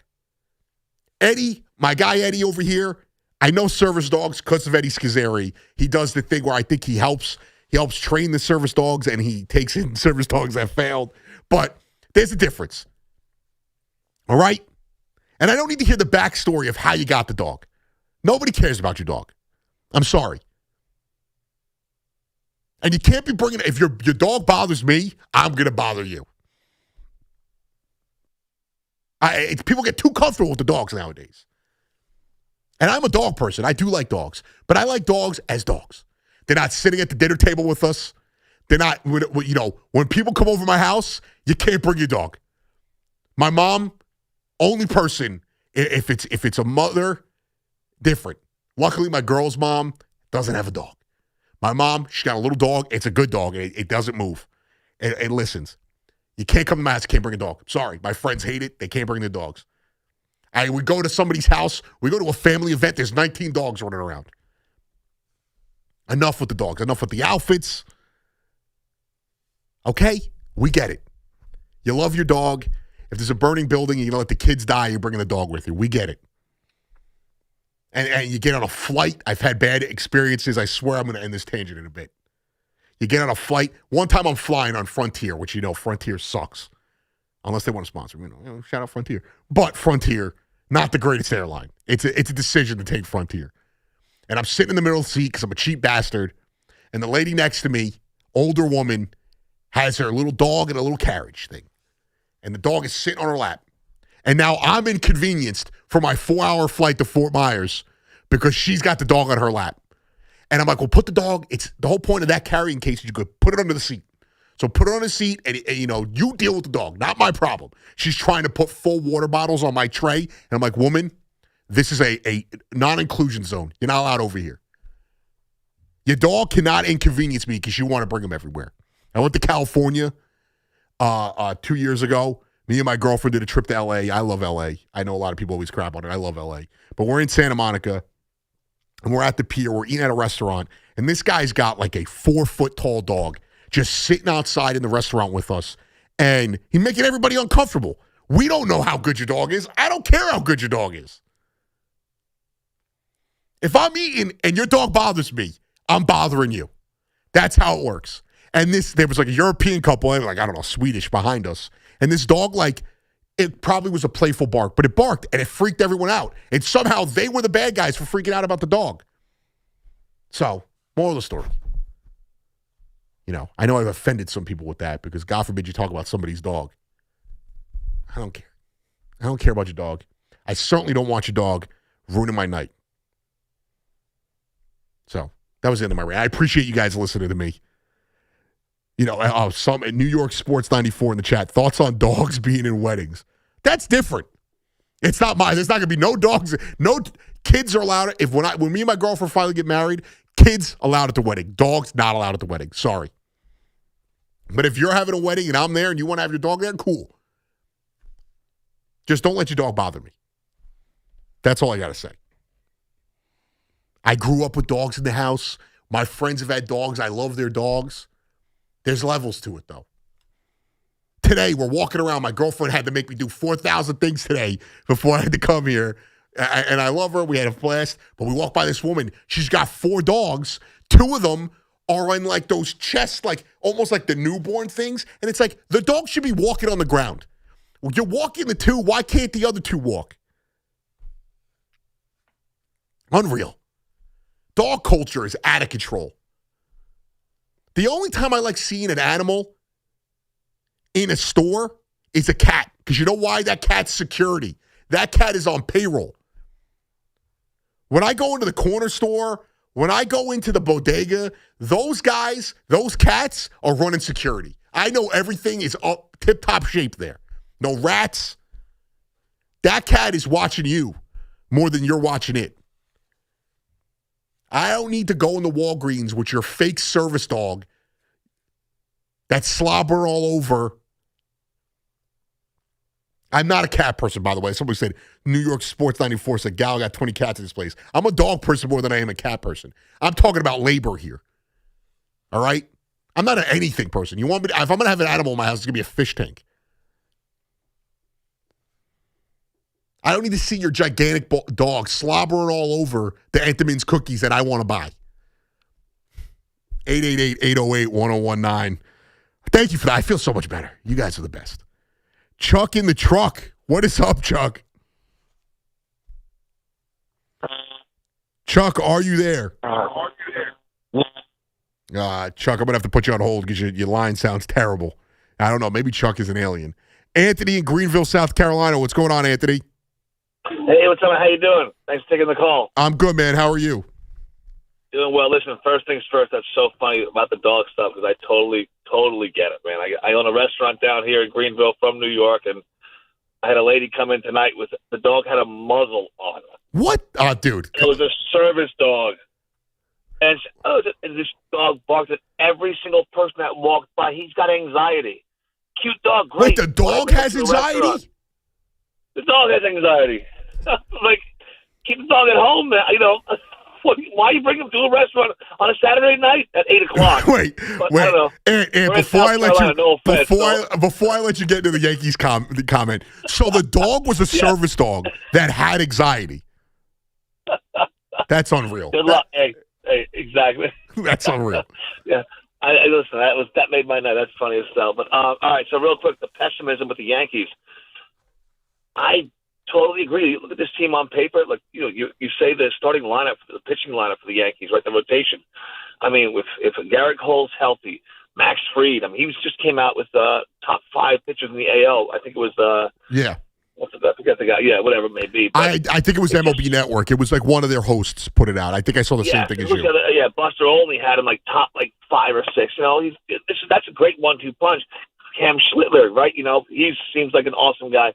It just seems like, growing up watching these Yankees from like the early 2000s to mid 2000s, they had the guys that could get those hits just in the right spot at the right time, and the bright lights seem to get better. I know the game has changed, but like, how do you get over that hump? I mean, we got Judge now, right? One of the best to ever do it. How do we make this, I know the window's not quite closing yet, but, how do we get over that little hump? What's the piece we need? What do you feel like? I know they talk about defense. Is it possible? I don't know if you're going to hate this response. Is it possible that it's not necessarily a piece, it's just having the players do their jobs, execute in those moments? Because I'm not saying if the Yankees don't make it to the World Series this year, they have to make a drastic change. And I do think they are waiting till next offseason because we might have a work stoppage. They're going to have money off the books. So I do think there was a lot of that planned into a lot of the non-Dodger teams around the league. Yep. But is it possible that the Yankees' answer is as simple as the guys on this roster are good enough to win? They just have to go out there and execute? I love that. And I totally agree because really, why not? I mean, listen, we've been very spoiled, and these guys still. I mean, we're losing, the ALCS and stuff like that. We're with the World Series 2 years ago with a stacked Dodgers team, with which a couple plays goes that way. We might go to 7 games, but I totally agree. How do the bright lights? Who can perform? The it factor these guys have, the grit, and just the guys that can come up big in the big spot. I totally agree. Right, and I appreciate the call, Ed, and good luck with the dogs in the restaurant. That's what I'm talking about. Why do I need to have your mangy mutt, shaking off his fur while I'm trying to eat a chicken parm? Well, no, and it's tough. I'll use a couple examples. The Knicks in the 90s. Did it ever feel like, they didn't have enough to win? No, it felt like they had the talent to win. They just weren't getting the job done in the moment, or they just couldn't get past Jordan. John Starks hits a couple more shots. They're NBA champions against the Rockets. Another one, and this one might bring you guys joy. the Eagles in the early 2000s, they what was it, 5 straight NFC title games, whatever it was, all those title games they lost. I never felt like that Eagles team was not good enough to win. I always thought they were one of the 4 best teams of football. Donovan McNabb would struggle, or they just couldn't get over that hump. And it was never a lack of talent. And my mom is into the chat as she is up at 2:50 in the morning. And she said, I love my hat. She loves my hat. So, there you go. Hi, Mom. She is a dog woman, so she might be the person most offended by this conversation I just had. The Yankees, though, there are so many teams we could go down the line that this team was clearly good enough. They just didn't get the job done. The Bills.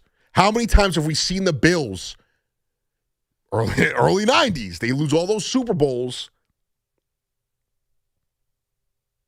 and they just couldn't get over the hump. Was it because they lacked the talent? The Bills of late. Is it because they lacked the talent? The Niners. It never felt like these Niner teams were lacking talent. It was just they didn't get it done when it mattered most.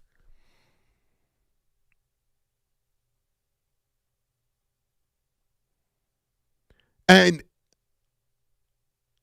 here we go. So another person in the chat, the Yankees seem to be waiting to see how guys will play and make a midseason move for whatever isn't working out. I think that is, I don't know if you're criticizing them there. I do think that's also valid. I also don't think the guy was out there that was going to change this organization this offseason. Kyle Tucker, maybe Pete Alonso. These guys are not guys that I think are altering the Yankees' chances to win.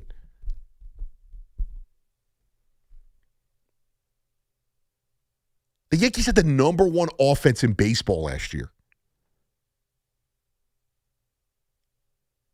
They had one of the best pitching staffs in all of baseball. Why couldn't they get over the hump? And I'm not saying they would have won the World Series. If they don't have that bad 5th inning, we don't know what changes.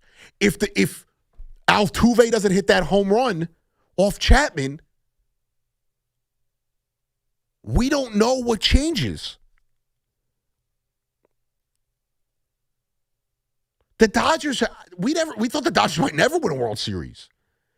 They obviously won the last 2, but before that, going into 2024, the Dodgers were not a team we were like, oh, they're a lock to win.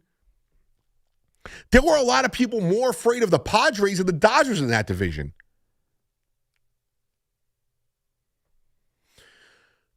So, there is a lot that can change over a season.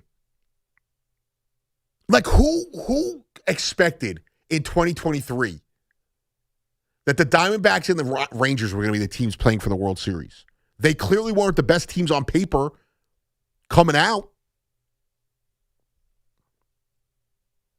So I think that Yankee fans didn't get their shiny toy this offseason. And that's why they are upset with the way things have gone. But just because you got a shiny new toy doesn't mean it's better. The Mets had to get a ton of new shiny toys. I don't think they're better than the Yankees. I'm excited for the Mets season as a Met fan. I think they're going to be in the playoff race. I think they're going to be a wild card team, but they're going to be in the playoff race. They're not close to being as good as the Yankees. 888-808-1019. We'll get back to your calls. We'll jump into that conversation about the Mets. I want to get to the Knicks and this Pistons conversation that they somehow can't beat the Pistons, and the Pistons are already, they're somehow, some Knicks fans are crowning them NBA champions already, the way they talk about them. 888-808-1019. Anthony Gallo on the Fan until 5 a.m. It's the Carton Show with Craig Carton and Chris McMonagle. Afternoons 2 to 7 on the Fan, 101.9 FM. That's what I don't understand. You're picking on the wrong guy. He hits the better pitching. You don't like him because he's the prototypical swing and miss guy, strikeouts, blah, blah, blah. Giancarlo Stanton goes against those trends and hits all the good pitching in the postseason. Get the Carton Show on demand. Available on Apple, Spotify, wherever you get your podcasts, and the free Odyssey app. As cold weather arrives, snow and ice follow, making it extremely difficult for police officers to safely do their jobs. Private and municipal building owners, commercial store owners, residential homeowners, police precincts, and precinct parking lots in the city of New York have legal responsibilities within a certain time frame to make sidewalks, entranceways, and parking lots free of snow and ice. Unfortunately, many of these property owners fail to maintain their premises free from ice and snow, thereby creating dangerous conditions for members of the law enforcement community. Many officers have been seriously injured by these dangerous conditions. Decolator, Cohen, and DePrisco has brought numerous successful lawsuits on behalf of police officers injured by the negligence of property owners failing to keep their premises free from snow and ice. Examples of these results are featured on their website, policeofficersrighttosue.com. If a member of the law enforcement community is injured as a result of a property owner's failure to remove snow and ice from their premises, contact DCD at 800-901-1-LAW or visit them at policeofficersrighttosue.com. There are 90-day time limitations to file a notice of claim if a municipality is at fault for causing the injury. Do you owe $10,000 or more in credit card debt or personal loans? With credit card debt at all-time highs, Debt Relief Advocates is urgently notifying consumers of debt relief now being made available designed to aid consumers with out-of-control credit card debt. Those who qualify and enroll for this relief program may only have to pay back a fraction of what they owe. This is not bankruptcy or a debt consolidation loan. This is a relief program that credit card companies would rather you not know about, as it could end your debt nightmare and save you lots of money. Consumers owing at least $10,000 in credit card debt or personal loans can now take advantage of this debt relief as the cost of living skyrockets. For free information and to learn what debt reduction you may qualify for, simply go online and visit DRA.com or call 800-535-1582. 800-535-1582. Again, that's 800-535-1582. Imagine a gentleman's club with over 200 gorgeous exotic dancers every week. Hey, big boy. From the people who make fantasies come true, Gallagher's 2000 in Long Island City is the place to be. Gallagher's 2000, a gentleman's club for today, gentlemen. Gallagher's 2000 features 2 floors, 3 stages, discounted drinks, VIP, champagne rooms, and dinner specials every night. Gallagher's 2000 offers complimentary lunch Thursdays and Fridays with any drink purchase. Come on down, big boy. Gallagher's 2000 is New York's largest upscale gentleman's club, and Gallagher's 2000's bachelor parties will blow you away. For their bachelor party specials, call 718-361-1348. Gallagher's 2000 is located at 4319 37th Street in Long Island City, Queens, just a half a block north of Queens Boulevard. Call 718-361-1348. Gallagher's 2000 is unlike any club in New York. Come tonight for the time of your life. Gallagher's 2000. Let your imagination run wild.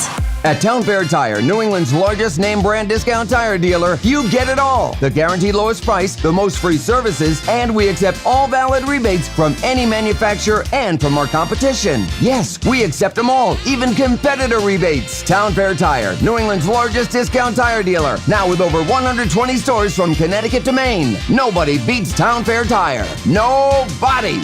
Name brands at discount prices. Town Fair Tire.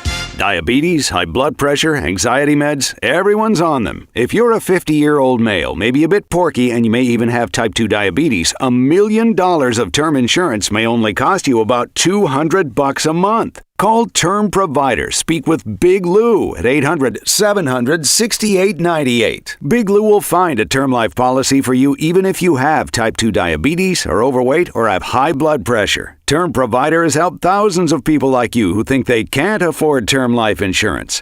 To buy $1 million of affordable term life for you, all you need to do is call Big Lou at 800-700-6898. Lou will make sure the scales are tipped in your favor. Call 800-700-6898. Big Lou will answer your call and work to fit you into a term life policy that you can afford. Remember, Big Lou's like you. He's on meds too. Call 800-700-6898 or biglou.com. Talk sports with Evan and Tiki. Middays 10 to 2. WFAN. WFAN FM. WFAN FM HD1 New York. An Odyssey sports station.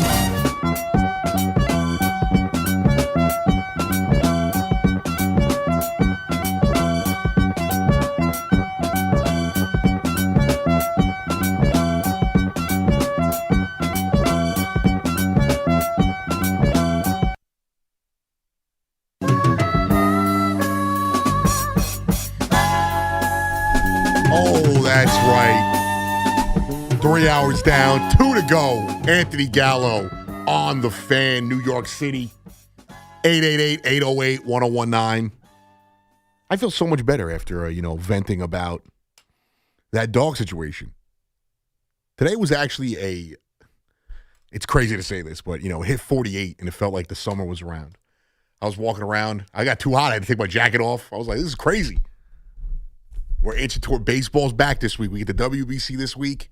In 3 weeks, we get actual baseball. And then the nice weather's here. The best time and the best place in the world. Summer in New York City. And I am fired up for it. A little bit of sun changes my mood. And I'm skipping around. I'm drinking a matcha. I haven't had matcha in like 6 months. I was drinking a matcha, walking around, loving life. As I ran errands, nothing is more. I can run 2 miles on the treadmill. Nothing is more exhausting than going to the Gap, Sephora, Victoria's Secret with the lady. Your knees start locking up, and you're like, how much longer are we going to be here? And also, where did all the seats go in these places? I used to call them like the dad and like husband, boyfriend seats. Like I used to, let me sit down while she's gallivanting around. And then otherwise your knees are locking up, you're getting tired, you're drifting off in the space. There's only so many times I can refresh, Twitter or play whatever game is on my phone. But we survived. The weather was out. I was happy. She was happy. I got Dominican food out of it. It all worked out. And then I get to talk to you great people. Shout out to the great Ray Jarvis driving this boat. We talked Yankees. I got into the Jets, Giants. That's all still on the conversation, and we'll get into the Knicks in a bit. But I feel like I haven't gotten into the Mets yet in a while. I haven't been able to dedicate some time to the Mets. And I've been, from what started in December, early January, to be a lot of negativity that was coming out of me, a lot of pessimism that's coming out of the fan base. Let's talk deep life subjects. Anthony, one of the guys on the YouTube chat, said, I have gone from not believing in this team at all to believing in this team, not telling you they're going to win the World Series, but to say that now I feel like they're legitimate playoff contenders, sure. And I know it's not what they should be. They should be aiming higher. They should be aiming for a World Series. But you can't go from missing the playoffs, in my opinion, to just outright being a World Series favorite. It's never going to happen. Specifically when you play in the same league as the Dodgers, the same league as the Braves. To a lesser extent, the Phillies, which I think the Phillies are going to fall off a cliff this year. But when I'm watching spring training and I'm getting excited, some of these young guys, it's starting to see that, where are they filling out this team? How is this roster, the rotation, the lineup, the bullpen going to look coming out of the spring? Offensively, we'll start with the rotation.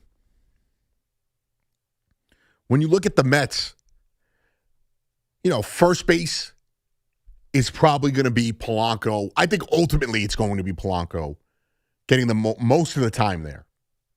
But let's just say first base and DH will be some combination of Polanco, Beatty, and Vientos. Second base will be Simeon. Lindor, when he's healthy, will be shortstop. Will probably be Mauricio if he's not ready for opening day. Third base, Bo Bichette. The platoon at catcher with Alvarez and Torrens. Left field is going to be Soto. Center field is going to be Luis Roberts. And I like to call him Lou Bob. And then right field is going to probably be,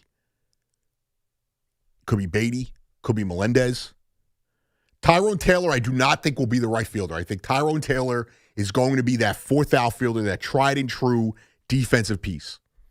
Soto will DH some days. They'll put him in left field. Maybe he'll get a couple of games in right field. I want to see Carson Bench in right field more than I want to see Beatty playing right field. I know this guy, Nick Morabito, has looked really good in the spring. He's a guy that people said was a little bit of a sleeper for the Mets. I'm not ready to commit to that. I'm not ready to commit to him as anything more than just a hope.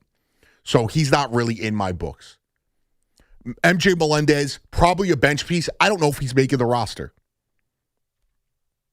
But I would rather see Carson Bench, young player, playing right field. And then to fill out the bench, they bring in Vidal, Brujan, and you have Ronnie Mauricio, and then you're going to have to carry Vientos or Beatty, so, there's 3 bench guys there. So if we're going through the roster offensively, again, let's just say 13 for right now. Taylor Soto, Luis Robert are making the team. Vientos, Simeon, Polanco, Lindor, Bichette, and Beatty are making the team. I'm going to throw Mauricio in there. And then you have the 2 catchers in Torrens and Francisco Alvarez. So that leaves one spot open.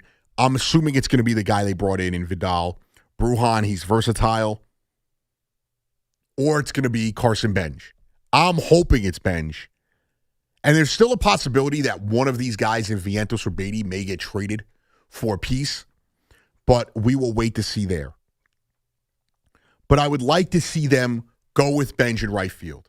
So if Bench is in right field, for me, the ideal starting lineup with Lindor healthy would be Soto, Bichette.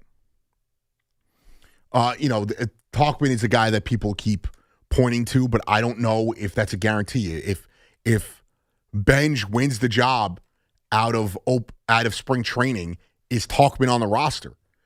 If Bench wins the job out of spring training, is Beatty and Vientos, one or the other, is probably going to be gone.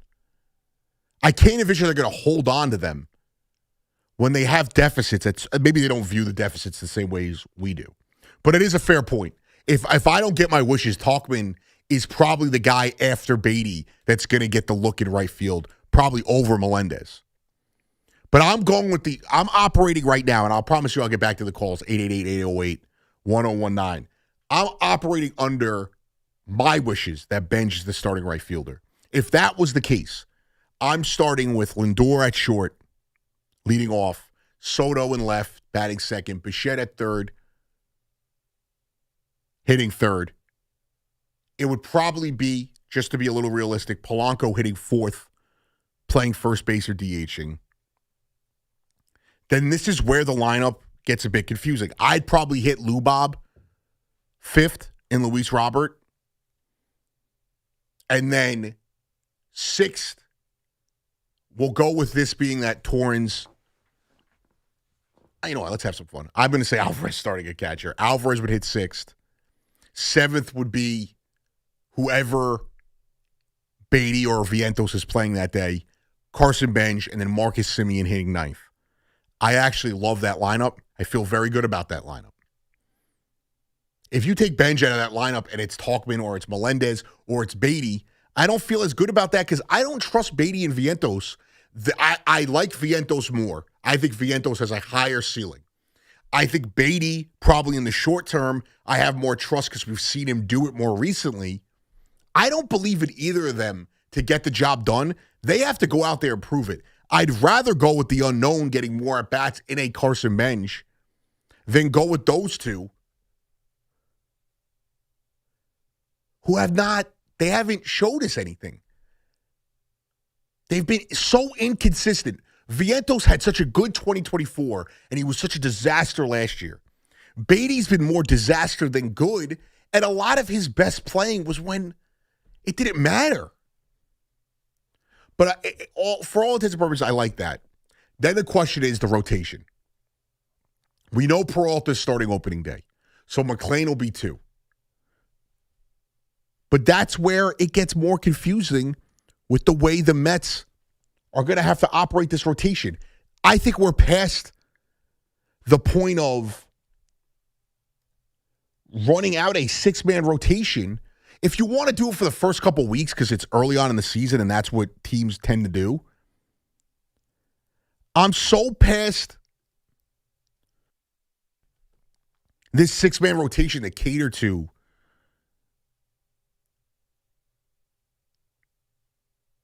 Kodai Senga. So Peralta gets opening day. You'll get McClain after that. Then you have to think about, are you going with somebody which you think the upside is better? Or are you going with somebody who you think that they're going to be more consistent? I tend to believe that I want to trust the guy that early on in the season I think has the upside. So I would probably go Minaya, then Senga, or Peterson, then Senga, and then whichever one isn't there, Clay Holmes on the back end. And if you're going to run that six-man rotation, you wrap it up with, if it's not Minaya going 3, it's Peterson, and that's your rotation. And then when you decide to get away from that six-man rotation, you have to make a tough decision to move one of these guys to the pen. Minaya, as crazy as it sounds, because I trust Clay Holmes, I believe Clay Holmes last year is the Clay Holmes we're going to get this year. I believe Clay Holmes is reliable. I think a lot of you weren't actually looking at what Clay Holmes was doing each start, night in, night out, and really believing that he was a good starter. You just wanted to say he's a former relief pitcher that played for the Yankees, and you couldn't get past that. He was the most consistent guy all year. It may not have been the best pitching all year, but he was giving you 5 innings, 3-run baseball every week. And in the biggest moment last year, that weekend in Miami, he gave you his best start of the season that day.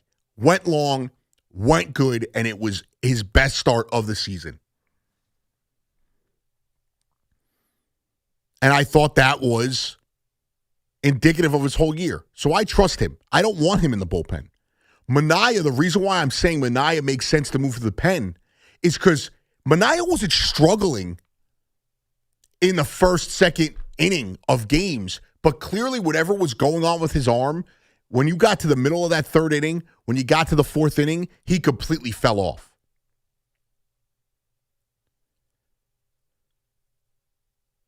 So I was okay with it if you're putting him in the pen. I keep getting distracted. I got to change ESPN. They keep throwing up this goalie fight. Every time it gets thrown on, I get a little distracted. And then for the bullpen, it is what it is. It is not changing. There's also guys in there that could be mixed in. Tobias Myers, I think he's going to end up being in the pen. You have A.J. Minter. He's probably going to start the year on the IL. I haven't really gotten a read on that yet. Luis Garcia, good rotation guy. A good bullpen piece. This kid Lambert, I don't know if he's going to start. He's been impressive. He's throwing like high 90s. He said he eats 30 raw eggs a day, which is crazy. But in the pen, I would assume it's going to be Devin Williams in the 9th, Luke Weaver, Luis Garcia. When A.J. Minter is healthy, those will be your high leverage guys. The 7th, 8th inning, big inning guys.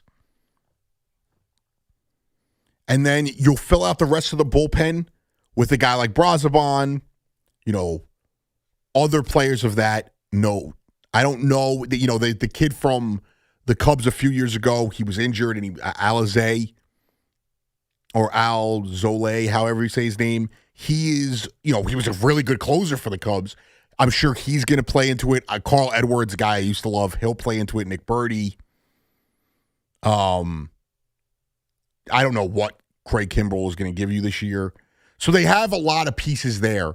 I just don't know which way they go. And then you have to think about it as well. A guy like Christian Scott, is he going to start the year in AAA? Probably, but he's going to factor into the rotation, into the bullpen at some point as well.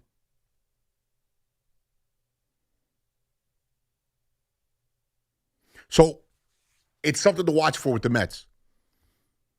Now, again, I think they got better. I think they pan out to be more of a 86-win team. I think their number's at 89.5. But that's where I see them when it comes to this year. And that should be enough to put them at least in the race for that last wild card spot, if not win it. And you get into the playoffs and we take our chances there. 888-808-1019. Let's try one more time. Chuck in the truck. What's going on, Chuck? Hey, what's going on? How are you, dude? You sound much better. Can you hear me? I'm all right, man. I'm a little disappointed in some of the stuff you're saying, bro. It's actually hard for me to even believe that you're a Mets fan. I mean, you know, I don't mind you saying that we have questions because we do, and you left off Brooks Rally. The things you say about the Yankees, it's like, I get it. It's the Yankees flagship station. But, No. you know, Chuck, just say what you got to say, dude. Why? Because I'm not hating on the Yankees? No. It's not about hating on them. Like, just your comment about, Brian Cashman just makes relievers better. He does, though. Chuck, he does, though, dude. He has a track. He did it last year. No, Chuck, real quick. No, Chuck, he did it last year. The Mets signed two of them. The Mets signed two of them. Luke Weaver, Clay Holmes. Chuck, come on, dude. I can't even get my point out. Because your point sucks. You don't even know the point. Then what's the point, Chuck? What's the point? Because you don't want me to. Because I'm not being a homer. Somehow I'm wrong. Saying no. If I could ever get to the point, then maybe we could have a discussion about it. Chuck, you've been on hold for an hour. How are you not getting to the point already? He's not. First of all, he's not some magical relief pitcher. He is, though. He's done it his whole career. Next, move on, Chuck. Come on. You're saying the Yankees, like the Mets, don't have a question. So I guess, Ben Rice is a guaranteed thing. I didn't say Ben Rice was a guaranteed thing. I said he's a good player, though. Had one good year. Okay, good year his whole year. Chuck, what is your point? You don't like the Yankees. You're another one of these weak-minded Met fans that I just can't. I can't comprehend it, dude. Because I'm built differently than you, dude. I'm built differently than you. Keep sucking the Yankees dick. Keep sucking Yankee dick. You suck. All right, Chuck. You know we're gonna breathe here. Chuck, you're in your truck. We were gonna have some fun with that. You were on hold for an hour. You got upset because I'm a Met fan that doesn't just hate on the Yankees. I'm sorry, dude. I'm sorry. You used the D word. You said I S the D of the Yankees. That's not how I operate, dude. It's not how I operate. Guess what, bud? I don't get paid a lot. The Yankees aren't paying me to say this. It is what it is. You worked him into a shoot right there. I did. I was frustrated because he sat there for an hour. I hope he was going to give me something, and he was getting mad about the two most factual things I said. Brian Cashman gets crushed for a lot of things. The only thing that is a guarantee with Brian Cashman is he's going to bring in a relief pitcher to pitch well. And he got upset. And I wasn't even trying to do that. Your point sucked, dude. Yeah, I'm sorry. I am a Mets fan. I'm not delusional, dude. I'm also the same guy here that when they were 0-5 in 2024 told you when they were 10 games under 500 last year, you know, for a month straight was telling you, I still think they're going to make the playoffs. So you can't tell me that somehow that I am somehow delusional. No, you're delusional. And I'm sorry. I have for a long time gotten over my hate of the Yankees. The only time the Yankees cross my mind as a Met fan is when I'm about to go on air to talk about them. When I am watching baseball, the Yankees are not in my factor. And I'm sorry, I'm going to take some shot. I'm not Evan. I'm not Tommy. I don't actively root against the Yankees. I'm a Met fan. You know who I actively root against? The Phillies, the Dodgers, the Braves, the Nationals, the Marlins, the Cubs, the Cardinals. Those are the teams I can't stand. The Marlins have done more damage in my life to me than the Yankees have. You're embarrassing. The part of the fan base that obsesses over the Yankees are embarrassing. And if that frustrates you so much that you curse at me, you're a loser. You probably live in your truck down by the river. And if you're mad at me for saying the Mets have too many question marks, then you don't know ball. I just told you I think the Mets are going to be in the playoff race, and it upsets you. It's unreal. You sat on hold for an hour, and that's what you give me. And I hate to break it to you, I'm not the only one who feels this way about the Yankees. They have the second best odds to win the World Series this year. The only people that don't think the Yankees are good are Yankee fans and Blue Jay fans. Everybody else can see what they are. And you know what? I hope I'm wrong about the Mets. I hope Carson Bench goes out there and balls out. And I'm sorry I missed Brooks Raley. I'm so sorry about Brooks Raley not being a part of my, lexicon of who I think is a lock in the bullpen. All right, add Brooks Raley to that bullpen. Are you excited about the Mets bullpen?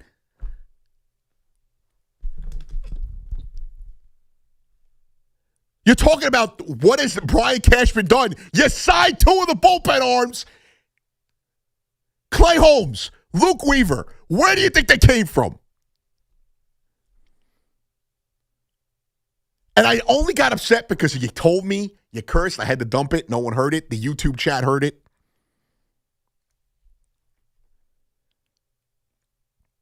I can't understand. You called in to talk about the Mets, and you were upset because I'm not hating on the Yankees. And then if I hate on the Yankees, I'm not objective. You don't like objective, radio. That's it.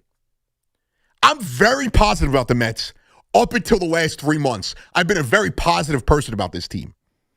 I've been called a homer. I'm also not an idiot, and I don't hate the Yankees. I just don't. I'm sorry. And I think Met fans who are obsessed about the Yankees, you know when it's fun to talk about the Yankees? When you're with your boys who are Yankee fans and you want to have fun with them. Obsessing about the Yankees as a Mets fan, and I'm saying this as a Mets fan, is corny. It's weak. You know who I obsess about when it comes to teams I don't like? The Phillies. The Braves.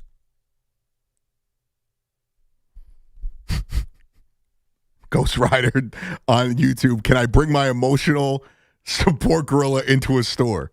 No, you cannot bring Harambe Jr. into a store. I don't think it's going to work out. Maybe Punch. Punch is pretty cool. Punch is my dog. If you don't know Punch, the little, I guess he's an orangutan, whatever he is. His family abandoned him. And he's trying to, he's got like anxiety. I don't know. It's a story that I've gotten too much of. But it's just outrageous. I'm not even being negative about the Mets. I'm being real. I just told you I think they're going to be a wild card team. If you want me to just lie to you and tell you they're going to win the division, because they're not. And I think everyone is just forgetting about the Braves. The Braves were so unhealthy coming into the season last year. We're just forgetting about them. 888-808-1019. James in Levittown. What's going on, James? Hey, what's going on, man? I just want to talk about the Mets, real quick. Yeah. I just look at the Dodgers, and I just see just such like a murderer's row of guys, and it's just tough for me to, I love my Mets. They gutted the team. They're putting together some new guys, and you just see a team with such a high payroll and just looking at so many like superstars on the team. It's just like, I just want to believe in my team, and I'm going to be at this team. Real quick, and again, I know I just tried to tell you maybe the Mets aren't that good. To worry about the Dodgers right now is tough. Because how many times, and listen, I'm with you. I don't think anyone in the NL, if there's someone who I think is going to take down the Dodgers in the NL, it's not the Mets. I think it's the Braves. But if there's anyone in the NL I think is unbeatable, if there's anyone in my lifetime as a baseball fan I think is unbeatable, it's this Dodgers team. But yeah, for sure. History will tell you, history will show you in baseball that team does not always win. Pre-free agency, after free agency, whether it's the 2000s, whether it's today, the 90s, the 80s, that team, the high payroll, all-star laden team does not always win. So I'm not saying this in anything more than playing the numbers almost. There's a chance that they don't even make the World Series, and that doesn't mean that they weren't the best team on paper, but just like a few years ago, this was like 4 or 5 years ago, the Dodgers in the middle of the season went like 40-3 or 40-7, something crazy like that. They missed the World 100%. Series. And that was 100%. prior to Ohtani, but that still happens. How many times have we seen the Yankees put an all-star team together? That get the 2000, 2007 or 2006, I can't remember, Yankee team that it was A-Rod, Jeter, Sheffield, all these guys, and they didn't even get to the ALCS. So it's not a 100%. foregone conclusion, but I understand how you can look at it and be like, well, we have no shot. Yeah, man, I just want some hope when I go into the season, man, that we can put something together. I mean, maybe we stack some wins together and we have a great trade deadline and maybe it happens. I just want to go into the season thinking, every team that you see wants to have a chance to win it all at the end of the day. And all I'm asking for is a little bit of hope that, we could put something together and get to that end goal. That's all I want when I go to the stadium this year. And I'm going to be there no matter what. I'm a Mets fan, and I go there every year. I go to multiple games a year, and that's all I want. So, James, before you hang up, I'll give you a little hope. I'll give you a silver lining as far as the team goes. We're going to start the year. Nolan McLean's going to be in the big leagues. Freddie Peralta's on the team. Eventually, Jonah Tong will be a part of the team. When it comes to the lineup, dogs. Yeah, they're going to be dogs. When it comes to the lineup, I may not believe that they are that much better. I like the lineup. I may not believe it's that much better than last year. The guys they brought in, Polanco, Bichette, Marcus Semien, they are better with runners at scoring position than our big guys were last year for their careers. So they have a higher WAR. I'm not a big WAR guy, but they have a higher WAR than the guys we had last year. So I know it's not much, but if you wanted to find optimism here and find hope, there's a little bit of hope for you. Thank you, man. That's all I needed to hear. And if the starting pitching carries us a little bit this year, and if listen, we got to get something out of the starting pitching. If we got that, then that's something that I think we can go toe to toe with the Dodgers. So that gives me a little bit of hope. I appreciate the call, James. Great call, man. I listen, and here's the thing: is I'm not going to sit here and tell you they're going to go toe-to-toe with the Dodgers. Even if I think that the Mets are only a wild card team and they're going to fight for that third wild card spot, they also did that in 2024. And when we got to that series against the Dodgers, I thought we were going to beat them. I wanted to play them over the Padres, so call me delusional. So I'm not telling you that they're a guarantee to win. Who knows? The Giants could finally break through this year and make the World Series. In baseball, you don't know. It's why I laugh when people tell us there's no parity in baseball. There is parity in baseball. The people who have no shot are the teams that don't try. The Pirates, the A's, the Marlins, the Reds. These teams that owners do not care about winning. Artie Moreno, the Angels owner, who said winning baseball games is not even a top 5 thing for fans because moms want safety and affordability. Well, they're not fans. They're just trying to find an activity to do with their kid. The fans care about winning. And a lot of baseball teams don't try to win. I do think the Mets are trying to win, even if I don't agree with the approach they took. But if you are, I'm not trying to tell you that there's no hope in Queens. There definitely is hope. It's just that I'm not going to sit here and lie to you and tell you they should be favored for anything.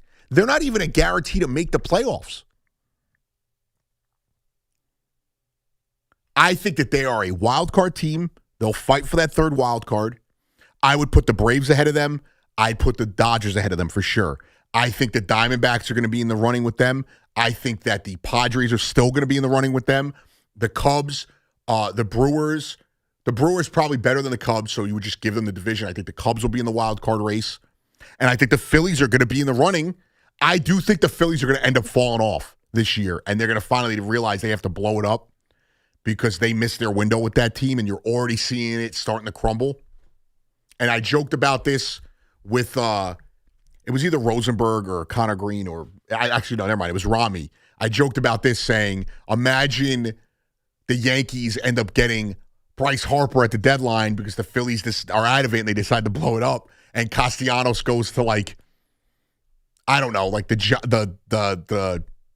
the Braves or something, and he ends up hitting a dinger with, I think Castellanos signed with somebody else. Hold on.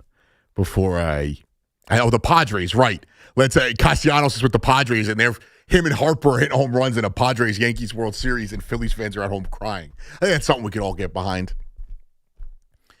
We're going to take a break. Here's the other thing, too, because Chuck was so upset with me, and he can't fathom somebody talking positively about the Yankees that's a Mets fan. And it is true. Hal cuts my checks. I live in a Central Park apartment with full amenities and a butler, and that's why I'm working overnights on the weekends, at a radio station where there's only two people, me and Ray here right now. That's what I do. I have a car service that's going to pick me up. Farnsworth Bentley picks me up every day from work, and that's what we do. I will say this, Met fans, Yankee fans, we do have a uniting force this year, and I've said this my last 3 shows. We need to put our differences aside and realize we can come together in our mutual hatred of the Los Angeles Dodgers, in our mutual hatred of LA. And we can realize together as one unifying force, we could take down the Dodgers. And we could hate watch the Dodgers all season. And we're going to bring the city back together. The Knicks are going to win the NBA title, and Mets and Yankee fans are going to revel in the fact that the Dodgers did all this, and they're not going to win a World Series this year. 888-808-1019. Anthony Gallo on the Fan. Yankees opening day is 24 days away. On your home for Bronx Bombers baseball, WFAN, New York. Looking for the lowest price on name brand tires? Get to Town Fair Tire and get the guaranteed lowest price on any name brand tire. Nobody beats a Town Fair Tire deal. Nobody. Town Fair Tire. Do you owe back taxes or have unfiled tax returns? The IRS won't quit until they get your money. Here's great news, fresh from those in the know. Major changes have happened at the IRS. If you owe more than $10,000, you may be eligible for a 99% reduction of what you owe. Haven't filed a return for a while? Their happy clients are talking. The IRS was going to levy my bank account, but Guardian was able to prevent that and fix all my IRS issues. Thanks again, Guardian Tax. Need relief from crushing tax debt? The IRS now has special programs. Guardian Tax knows all about them. Personal or business, this is the fresh new brick you've been hoping for. We aren't the company you call when you need a hug because you're scared of the IRS. Guardian Tax is the company that wins when you need it most. Guardian Tax Service is really great to work with. They really help me out. I'd recommend them highly. Call now for a free confidential consultation. 800-499-1424. 800-499-1424. 800-499-1424. This portion of the program is brought to you by police officers RightToSue.com. This is JJ Hill of Shulman & Hill, New York's premier injury law firm. We'll always go the extra mile when you're hurt in a car accident. If you've ever wished you had a lawyer in the family, now you will. At Shulman & Hill, it's never one and done. Once you're a client, you're always part of our family. Shulman & Hill, we're not just New York's law firm, we're your law firm. Get your free consultation at hurtny.com. That's hurtny.com.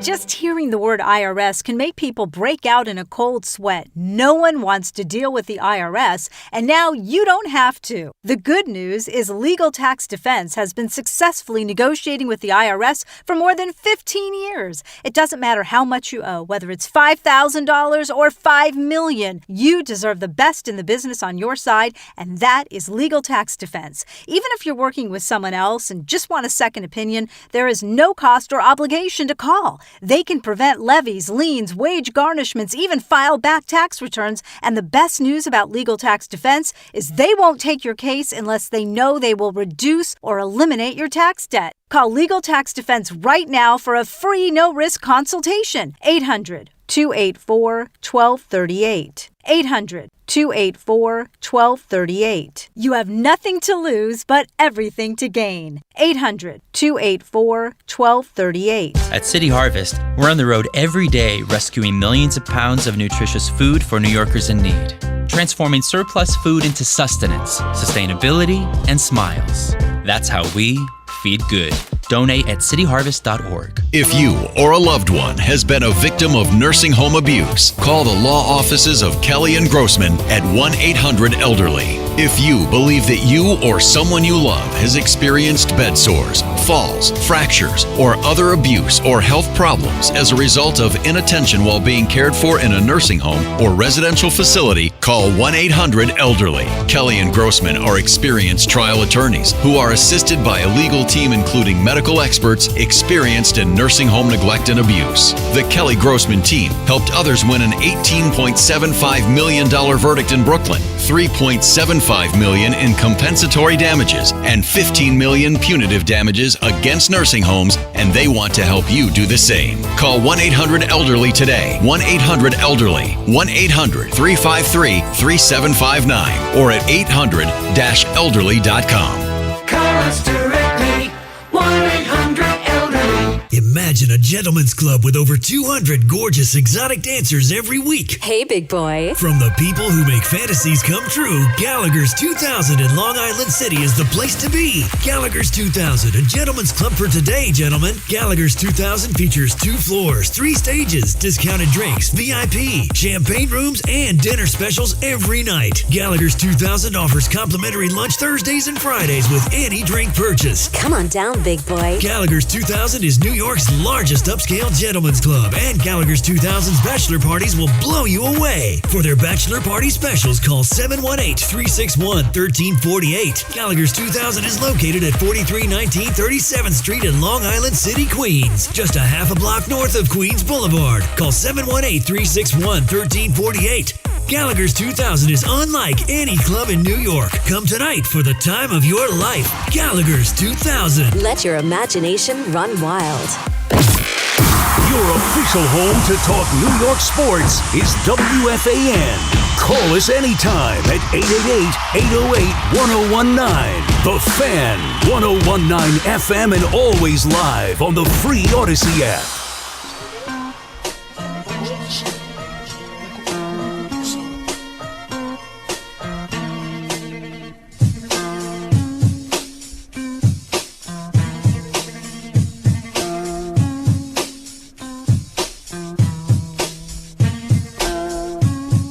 (888-808-1019). Anthony Gallo on the Fan. Catching up on the YouTube chat. Clearly a couple people were ruffled, by the comments made there. It upsets Mets fans that as a Met fan, I talk positively about the Yankees. And when the Yankees last year, when Garrett Cole went down, I said their season was in peril. And then I got yelled at by Yankee fans. So you're never going to appease everybody. And, in the chat right now, I never said Duvall was as good as Devin Williams. I said he has the potential to be as good as Devin Williams. He at one point was considered one of the young up and rising closers in the league. And he still has a higher ceiling than I think most people look out for. I don't think he's going to be a stud. I also don't think Devin Williams is very good anymore. It has nothing to do with the home run he gave up. And I guarantee you, if you ask David Stearns, one question about this offseason, it would have to be about Diaz. And would he rather have Diaz closing games than Devin Williams? He would tell you the same thing. 888-808-1019. To the phones we go. Stuart in Brooklyn. What's going on, Stu? Good morning, Anthony. Anthony, the Devin Williams head got affected by that one home run hit by Pete. I listen, I simplified it to that, but I do think it's more than he's not a consistent closer. No, he's not. He proved that last year when he was with us at the beginning of the year. He was at his best for the Yankees when they removed him from closing. He had that period where obviously it came back to earth, but he was lights out for a good month when they moved him to the eighth inning. Don't forget, in the playoffs, he was good. Exactly. When he didn't have to close games out, he was much better. He's not a closer. Way better. And the Mets are I guarantee you at some point this year, the Mets are going to remove him as closer, and they're going to have to figure out whether it's Luke Weaver, maybe they take one of these starting pitchers and they move them to closer, or they get a young guy up there. Well, who would you take out of rotation and make them a closer? Well, make them put them in the bullpen. I don't have an answer for you right now with that. How about Kodai Senga? Okay. If you're asking me, I'm not thinking about the person and their mental state as far as you're thinking about the team. No, I'm just saying. I'm thinking about what they have as far as a repertoire. I think Senga translates to a closer the best of all of them, but he is a creature of habit. There's no way he could become a closer. It'd probably be Sean Manaea. He could be put in the bullpen, no? I don't think so. I think if they're going to move someone to the bullpen, it's going to be Manaea. It's going to be Peterson. I don't think Clay Holmes wants to go to the pen, but he would be the other one. Yeah, okay. Now, get to the Yankees. The thing is, Duvall has the stuff to get there. But I don't know. I think he would be I think Duvall would be good for the eighth inning right behind Bednar. And that's my point. That's where I see. I think that they're probably going to start the year with a platoon of guys like Tim Hill. Yeah, Tim Hill, Duvall, Cruz, maybe one of these young guys, and then someone's going to separate themselves as their top high leverage guy. What about Ryan Weathers? Where do you see him? I think he's going to be back into that rotation. And what happens when Cole comes back and when Carlos Rodon and eventually Clark Schmidt come back? Then what's the rotation then? For the Yankees, I would say I'm not in any order. It'd be Cole, Rodon, Fried, Cam Schlittler, and then Heel. I was going to say Luis Heel because even though he wasn't what he was 2 years ago, when he came back last year, he was pretty good. He was pretty good. He was low fours, high threes ERA. Yeah, but he still has this stuff that translates. Right. And put Schmidt in the bullpen. I would most likely, and I appreciate the call, Stu. I think that, when you look at the one thing that I'll say this for both the Mets and the Yankees, even though I don't trust a lot of those guys on the back end of the Mets rotation, and those guys are going to have to pitch in critical areas, I do think the Mets and the Yankees have one thing that's going for them is they do have a ton of arms. The Yankees, it tends to be younger, so they are guys that are less reliable after you get past the fifth and sixth guys that are starting pitchers. For the Mets, you do have a ton of veterans. It's just, what are you getting out of them? What's their health? And how are they going to react if they get moved to the pen? I do think that makes it easier for the Yankees as well. If you're going to take a young guy who's got no cachet, they can't tell you, hey, I'm a starter and that's it. You can move him to the pen. For the Mets, Peterson, I know he's not a star, but Peterson, Manaea, Senga, those guys are not going to just go to the pen if they don't want to. I don't understand how the Mets are going to navigate this. The Mets also have, to Stearns' credit, there are guys they brought in on that 40-man roster and the non-roster invites. I mentioned, I think it's Alzolay. He was the closer for the Cubs a few years ago. That was a guy they brought in last year. You do have Craig Kimbrell. You do have a Carl Edwards Jr. So there are some vets for that pen. So the Mets do have a lot of veteran players. Robert Stock and Nick Burdi are guys that people think they've struggled in the past, but they're guys they think that if Stearns can, work the pitching lab, like I hate mentioning the pitching lab, if he could work that, those are guys that they view can maybe turn their careers around with the Mets. Nate Lavender was a name you heard in spring training last year. So the Mets have that going for them. And then on their 40-man roster, when you look at just starters, obviously bullpen-wise, they have a ton of guys too. Reed Garrett, I don't know what his status is going to be. And same thing with Tyler McGill when it comes to starting. But starting pitchers-wise, you have Clay Holmes, you have Peralta, you have McClain, Senga, Manaea, Peterson.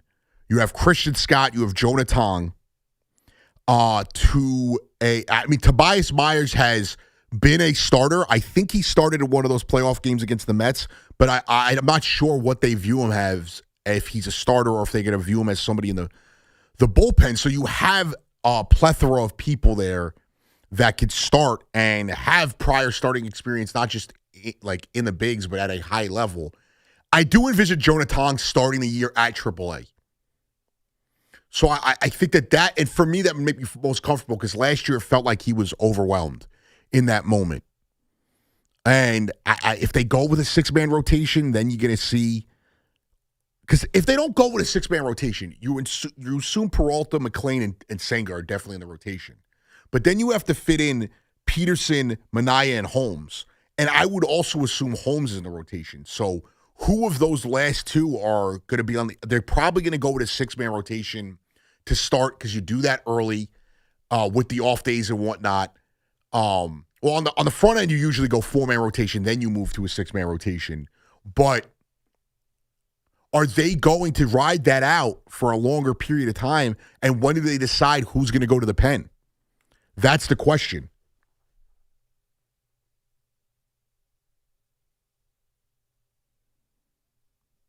And Chuck has invaded the YouTube chat now because he got mad that we cut him off because he cursed. And he's now just calling me a moron in the YouTube chat, which I appreciate.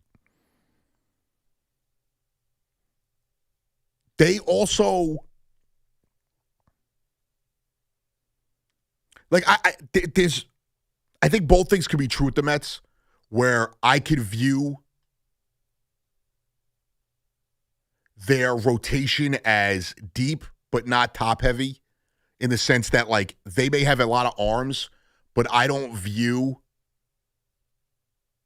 them as elite talent. Like, I can't trust Senga. As much as I've trusted Senga in the past, I can't trust him. I can't trust Minaya because he's clearly not going to be healthy. He may never be, to a similar level of what Tanaka was for the Yankees. He's never going to be healthy again because he didn't get a surgery with that loose body in his arms. And then for Peterson, I like Peterson. I am more of a Peterson guy. But for the sake of being fair, which Peterson are you going to get? Are you going to get the second half of the year where he was awful? Or is he the guy that I think he is? And I hope the Mets view that too as a guy that should be in the rotation, a guy that's going to eat innings. He's going to be a solid 3 starter. He's going to give you a 3.3 ERA, 3.4 ERA, and going to carry you forward.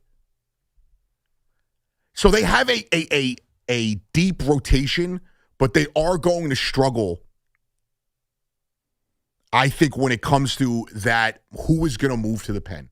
You're not going to move McClain there because you're viewing him as your future ace. He's a guy that you hope is, at this point, take away Soto and Lindor, that next guy who is a mantelpiece for the franchise. And then in the bullpen, I don't want to upset anybody, but you can't tell me you trust Brazoban and you trust a guy like Alizé who's coming off of a major injury, and Met fans ripped Luke Weaver and Devin Williams last year when they were Yankees, and now you're just going to outright trust them. A.J. Minter coming off of a serious injury. So that's where my biggest concern with the Mets is the bullpen. I think with the rotation, the only reason why I'm not going to say it's my biggest concern is because I do truly believe that when they're right, Senga and Minaya are good, borderline great pitchers. So if you have 4 guys like that in your rotation, Peralta, McClain, Senga, and Minaya, you have a chance to be really good. It's just Manaya's health scares me. Senga's a basket case or a head case. He's always getting in his head about shit. He's always getting in his head about stuff. And see, now I did it there. But there is a chance that the Mets are either going, I don't think there's going to be an in-between. The Mets are either going to really excel at starting pitching or they're going to struggle. 888-808-1019. Ray in Waterbury, what's going on, Ray? Ray, are you there? I'm a diehard Mets fan, Anthony. You there, Ray? Yeah. Oh, what's going on, dude? The thing is, I think they're better than Atlanta, Philadelphia. Philadelphia's got age going against them, right? And who knows about their pitching? They lost Suarez, and Atlanta, they got injuries, and who knows about Strider? He struggled. I know it takes 2 years to come back from Tommy John surgery. I like them to win the division, Anthony. I really do. The only thing my real concern is the closer. Is he gonna Is he going to go back to what he did with Milwaukee, or is he going to be hit or miss? But here's the thing is, though, Ray, my concerns with Devin Williams is, look at his career. He has not been a closer for that long. And for a majority of that time, which was last year and 2 years prior, he's been drastically different. In Milwaukee, with no expectation, and I'm talking about not the year with Alonso. I'm not talking about the year that he gave up the home run to Alonso, because he came off an injury that year, was very good, and then fell apart in the playoffs on that one pitch. But the year prior to that, he was great. 49 games finished. He had 36 saves. There was no expectations. There's no pressure in Milwaukee. And last year, he comes to the Yankees and is absolute disaster. And that's which one of those guys are you getting? I don't know, and I don't tend to trust a guy that's in his age 31 season to bounce back. And now, if Luke Weaver and Devin Williams are good pitchers in the bullpen, but can they close games? That is not an easy thing to do in the major leagues. That's what I'm afraid of with the bullpen. I agree with you, Anthony. Keep an eye on this Ryan Lambert. He's throwing 101 and 102. Oh, I'm excited about him. I'm very excited about him. A little bit of pitching control problems. But you know what? This guy's got what it takes.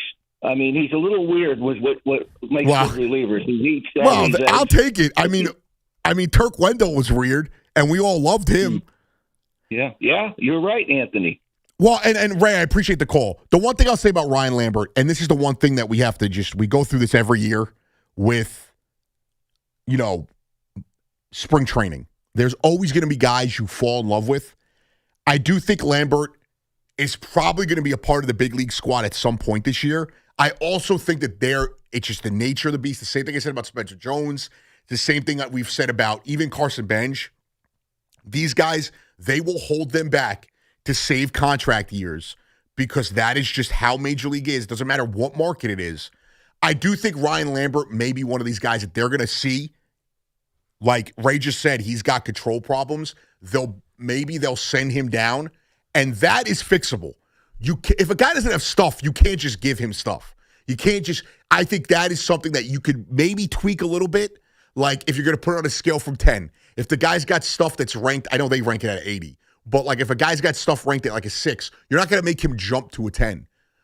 Maybe you could tweak it and get him to a 7, 7.5. When it comes to control, that is something you could teach. I remember when Dan Warthen, first came on as the Mets pitching coach, and he was dealing with like Ali Perez and John Maine. He had corrected control problems with both of those guys very easily, and I do think that's something that can be corrected very simply. I think that he can go out there and be a very serviceable piece. I'm also not one of these people that thinks, he throws 100 miles an hour, so the Mets are just they just found the diamond in the rough. I think that it's more than that. And sure, if they hit on him, if A.J. Minter is healthy and they can rely on him, Brooks Raley at his old age can, still continue to be a good player. What do they get out of Tobias Myers, who was a guy that 2 years ago looked like an up-and-coming star, struggled a bit at times last year? I don't know if they're going to project him to be a starter. I don't know if they're going to project him to be in the pen. I want to bring up his stats from last year. So he pitched in 22 games last year. He started in 6. The year prior, he started 25 games. So I don't know which way the Mets project him going. He's a borderline good pitcher.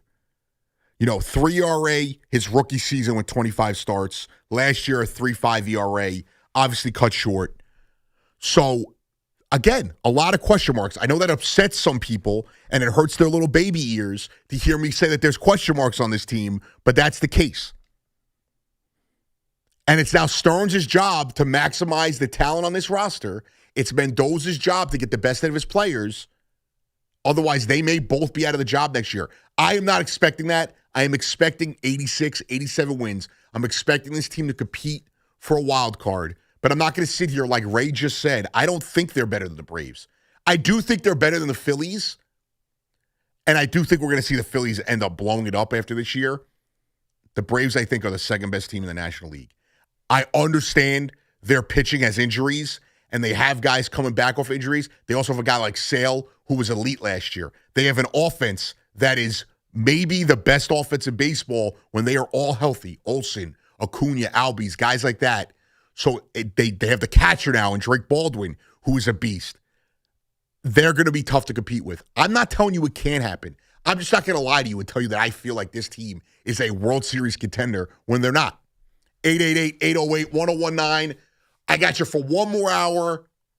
Everything's on the line. I do want to get into the Knicks in a bit. Anthony Gallo on the Fan.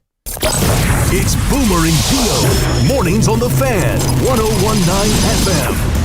Most likely they're not going to get a Brock Purdy or Tom Brady out of this draft. Okay, it could happen. You never know. I mean, those things have happened, and they've, basically surprised a lot of different people. Russell Wilson was a mid-round draft choice, so you never know. Get Boomer and Gio on demand. Available on Apple, Spotify, wherever you get your podcast, and the free Odyssey app. We all hear the radio ads about the IRS. They tell you to be afraid, to be scared, and they try to frighten you into calling. I'm not here to do that. Tax Relief Advocates is different. TRA is here to tell you that if you owe money to the IRS, whether it's $5,000, $50,000, or $500,000, we have a solution. It doesn't matter if you're sitting in your car, at work, or with your kids. No matter where you are, call now. 800-575-9834. Don't lose hope. TRA can eliminate or reduce what you owe to the IRS. Generous programs are now available that can give you a fresh start. Our passion is taxes and helping individuals fix their IRS problems. We have over 1,000 5-star reviews on Google and an A+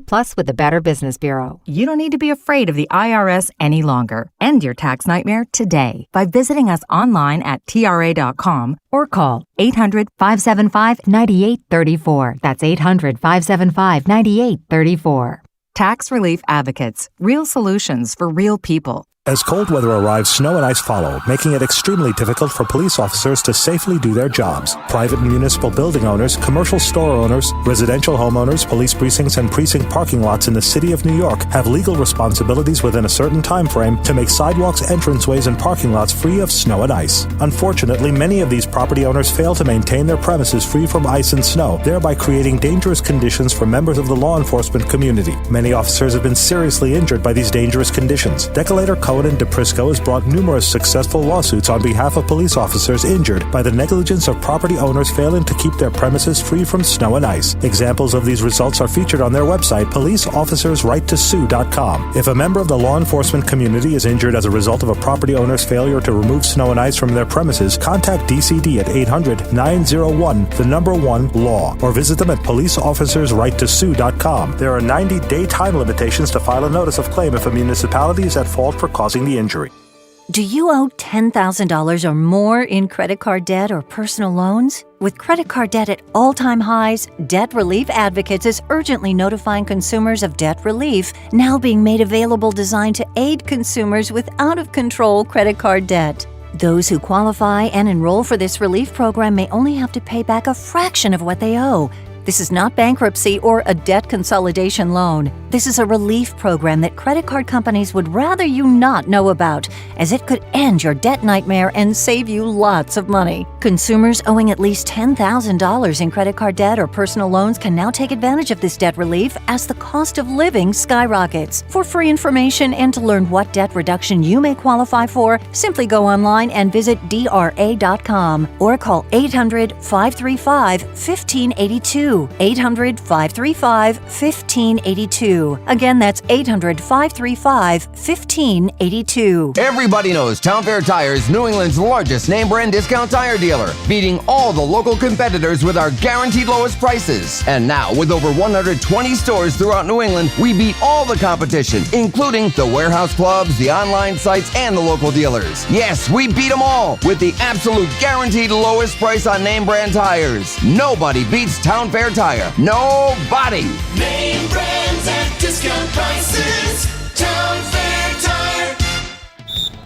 As the owner, coach, and quarterback of your small business, you call the shots. From inventory to payroll and more. Now it's time to bring in LendSeek, your funding MVP. No delay of game here. Get up to $2 million in as fast as 24 hours for business lines of credit or term loans. Let LendSeek's AI marketplace assist you in making the winning play and score that touchdown. Apply at lendseek.com. LENDSEEK.com.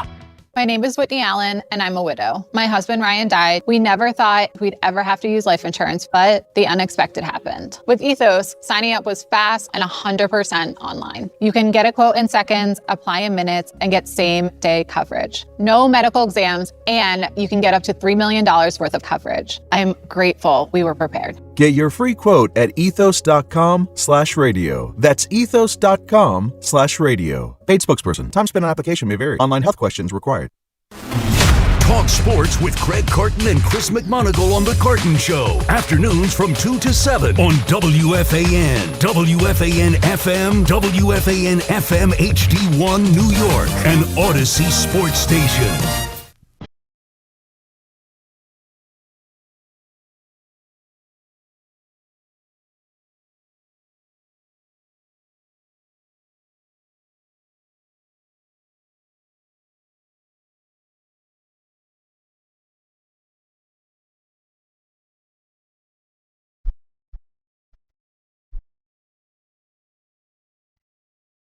Oh, that's right. Anthony Gallo on the Fan.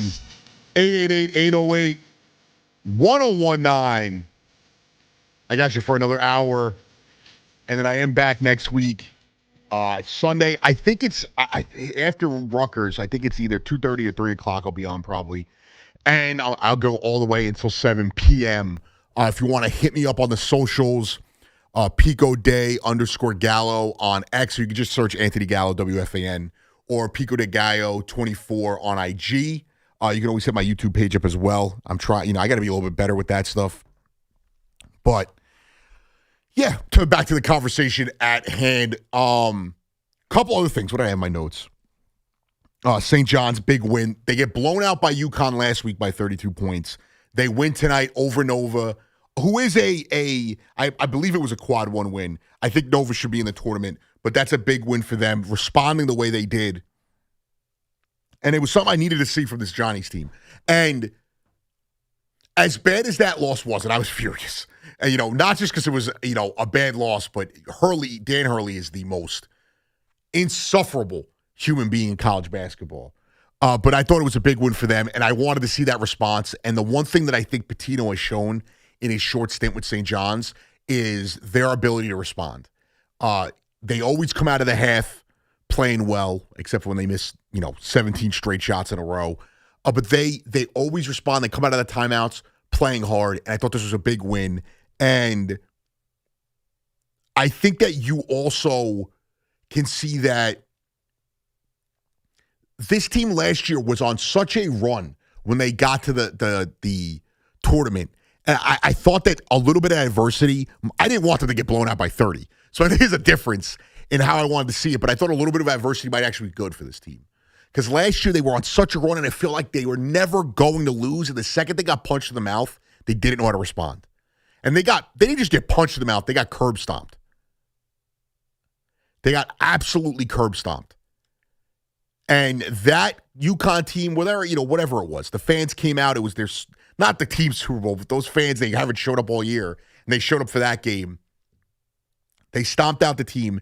Hurley, rightfully so in that situation, you're playing for a potential 1 seed. You want to, put that hurt on them, and I thought it was good for St. John's to respond like that as well.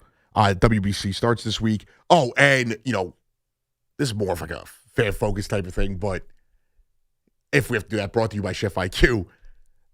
The Red Bull, I'm not going to dive into the MLS. I thought this was a cool story, though. The New York Red Bull, I never give them any credit as an NYCFC fan.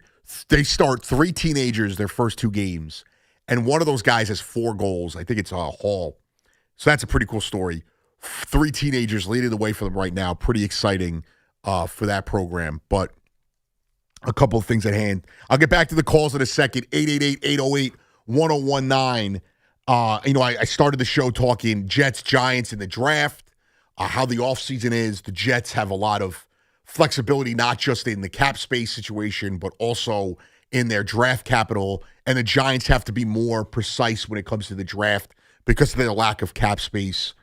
But there are guys out there for them to go get. Obviously, we talked about the Yankees, and I don't think that they're handling the Jason Dominguez situation very well.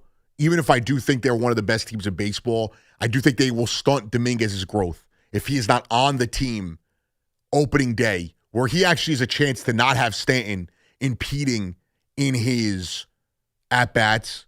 We went through the Mets situation and how I feel like they have some question marks. I do think they are, in that 86, 87 win range, which should put them entrenched in a wild card race. And I want to see Carson Bench play right field. But I wanted to get this much earlier, but I got thrown off with everything today. The Knicks, we're getting into the home stretch here. We had a big game today against the Spurs, which should be electric. And it's been a good week of NBA hoops as a whole.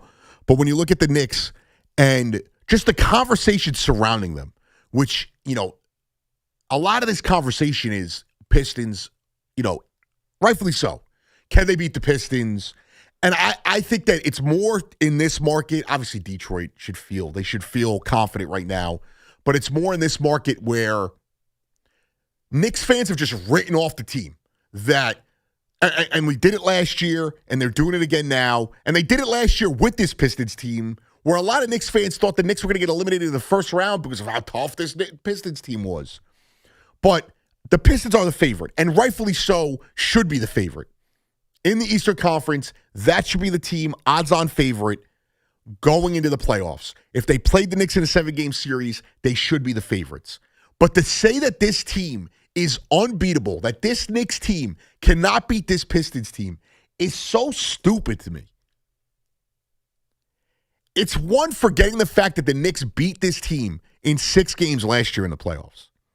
It's forgetting the fact that the Knicks struggled against the Cavs and the Celtics last year and then beat the Celtics in 6 games in the playoffs. And the Cavs didn't make it to the Eastern Conference Finals. It's also ridiculous when I watch the Pistons, who clearly gave a ton of effort and played like it was a playoff intensity the other night against the Cavs, and struggled to beat a Cavs team that was playing without Donovan Mitchell, that was playing without James Harden. This Pistons team had to fake a horn issue for 16 minutes to throw the Cavs off, and they needed a little bit of help from the refs to win in overtime. Not saying that should take away from how good they are, but you cannot tell me that that team is unbeatable.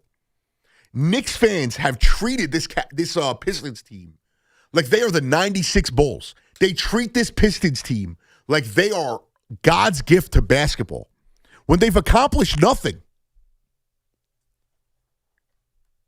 They haven't done a single thing yet.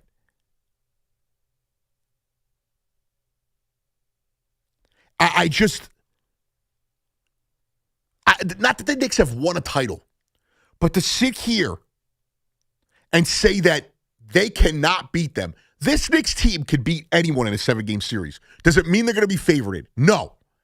Does it mean that I expect them to go out and beat a team in a 7-game series? No. You cannot tell me, after what we've witnessed the last few years of the NBA, what we've witnessed with this own Knicks team, whether it's what they did to the Celtics last year, what they did to the Pistons last year, or what's happened to them. The Knicks have lost 5 series, and this is a knock against them. To be fair, they've lost, or 4 series, sorry. The 2 to the Pacers, the Miami Heat series, and the Hawks series, where they were favorited. They went out there last year and beat the Celtics. We've seen that Pacers team knock off favorite teams. We saw that Hawks team that the Knicks lost to go on a run. And now all of a sudden, we sit here and we anoint a Pistons team that doesn't even have a playoff series win. We're anointing this Pistons team that is 2 years removed. And this is not that same Pistons team, but I'm just saying they're 2 years removed from being one of the worst teams in NBA history. Cade Cunningham might be the best player in the conference. He should be the MVP. But we're going to sit here and say that the Knicks cannot beat them. In no way cannot beat them. And I am not one of these people who thinks the regular season does not matter. But I do think the regular season is not a predetermination that everything that happened in October to April is a foregone conclusion. How many times that Miami Heat team that beat the Knicks handled them in the regular season. The Pacers team last year, the Knicks beat them, I think, 2 out of 3 times, whatever it was. And we've struggled with them in the playoffs 2 years in a row. I got to be honest, the only team, if it was a healthy Halliburton and the Pacers were going to the playoffs, the only team I would think the Knicks can't beat is that Pacers team. They could beat the Celtics. Without Jason Tatum specifically, they could beat the Celtics. They 100% can beat this Cavs team who has battled injuries. I cannot trust James Harden and Donovan Mitchell in a major spot, in my opinion. Donovan Mitchell, who struggled to get over the hump as a guy that we've kind of not really. I love Donovan Mitchell, so I'm not trying to, hate on Donovan Mitchell, but he's a guy that has not been able to get over the hump. He couldn't even beat a Mavs team when he was on the Jazz that was missing Luka Doncic for multiple games. James Harden, who is 36 years old, I am more of a James Harden fan than most, but many people on this station, many people in the media, the NBA media, have ripped for his shortcomings in the postseason. I think more of that has had to do with his teammates getting hurt, specifically Chris Paul. And then obviously the bad Game 7s don't help. I need to see that Pistons team, and they might well do it this year, but I need to see this Pistons team go into April and May and June and prove themselves. I need to see them go out there, and if they're going to beat the Knicks, if the Knicks end up finishing with the 2 seed, which I think the Knicks are a game and a half behind the Celtics, and they're a game and a half in front of the Cavs.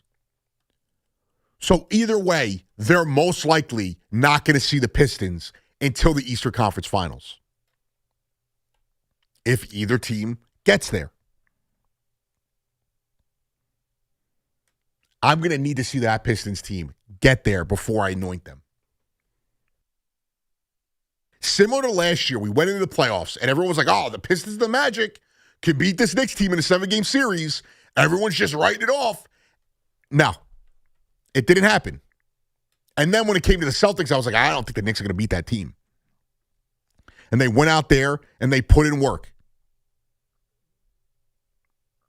And for a team that has, I'm definitely, if I'm being honest, Cade Cunningham is one of, if not the best currently in form guards in the league. I'd probably still put SGA ahead of him.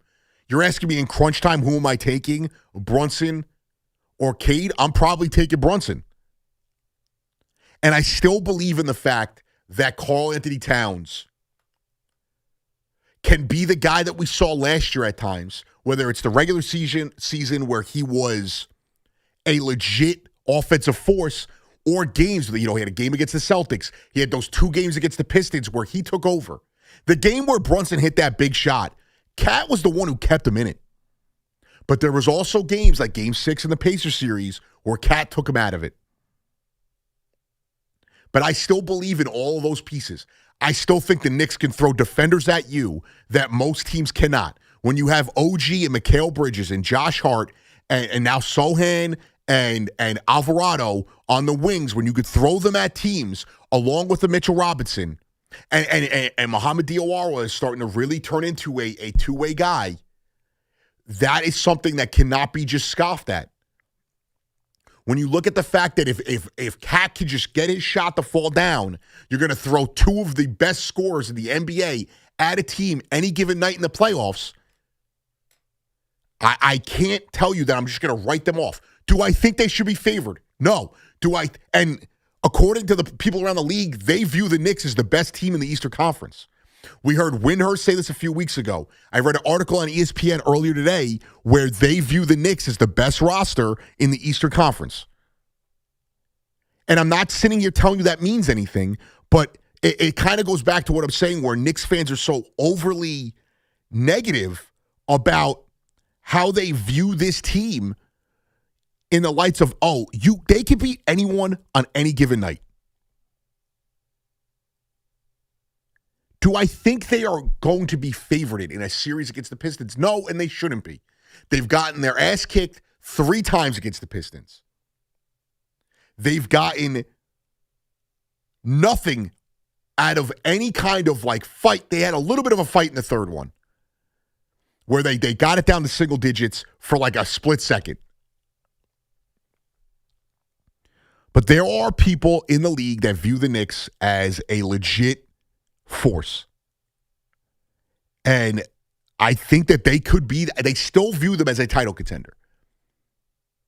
Now, if you want to say the Pistons are better, I'd probably say the Spurs and the Thunder are better.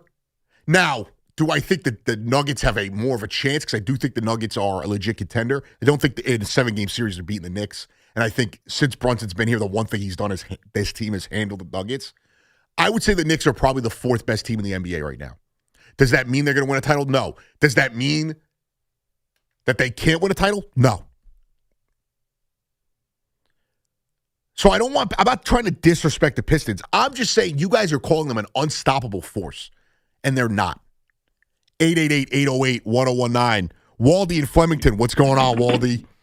Hey, my boy. What's going on, brother? How are you, dude? I agree with you in terms of the Knicks because I think styles make fights, and you guys should be confident. I think that the main thing when I see a Knicks versus Pistons matchup is the lack of floor spacing the Pistons have. So a guy like Cat is going to be pulling Durant out of the paint in terms of you guys on the offense. So you're going to have driving lanes. And then in terms of defending the Pistons, I don't see why you guys wouldn't clog the paint and force a guy like Duncan Robinson to beat you guys. So I think game planning against the Pistons isn't going to be too hard.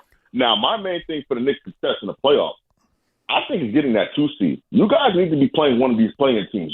I may be biased. Y'all do not want to smoke with my Sixers in a 7-game series. That is a knockdown, drag-out fight. Oh, my God. Probably win that.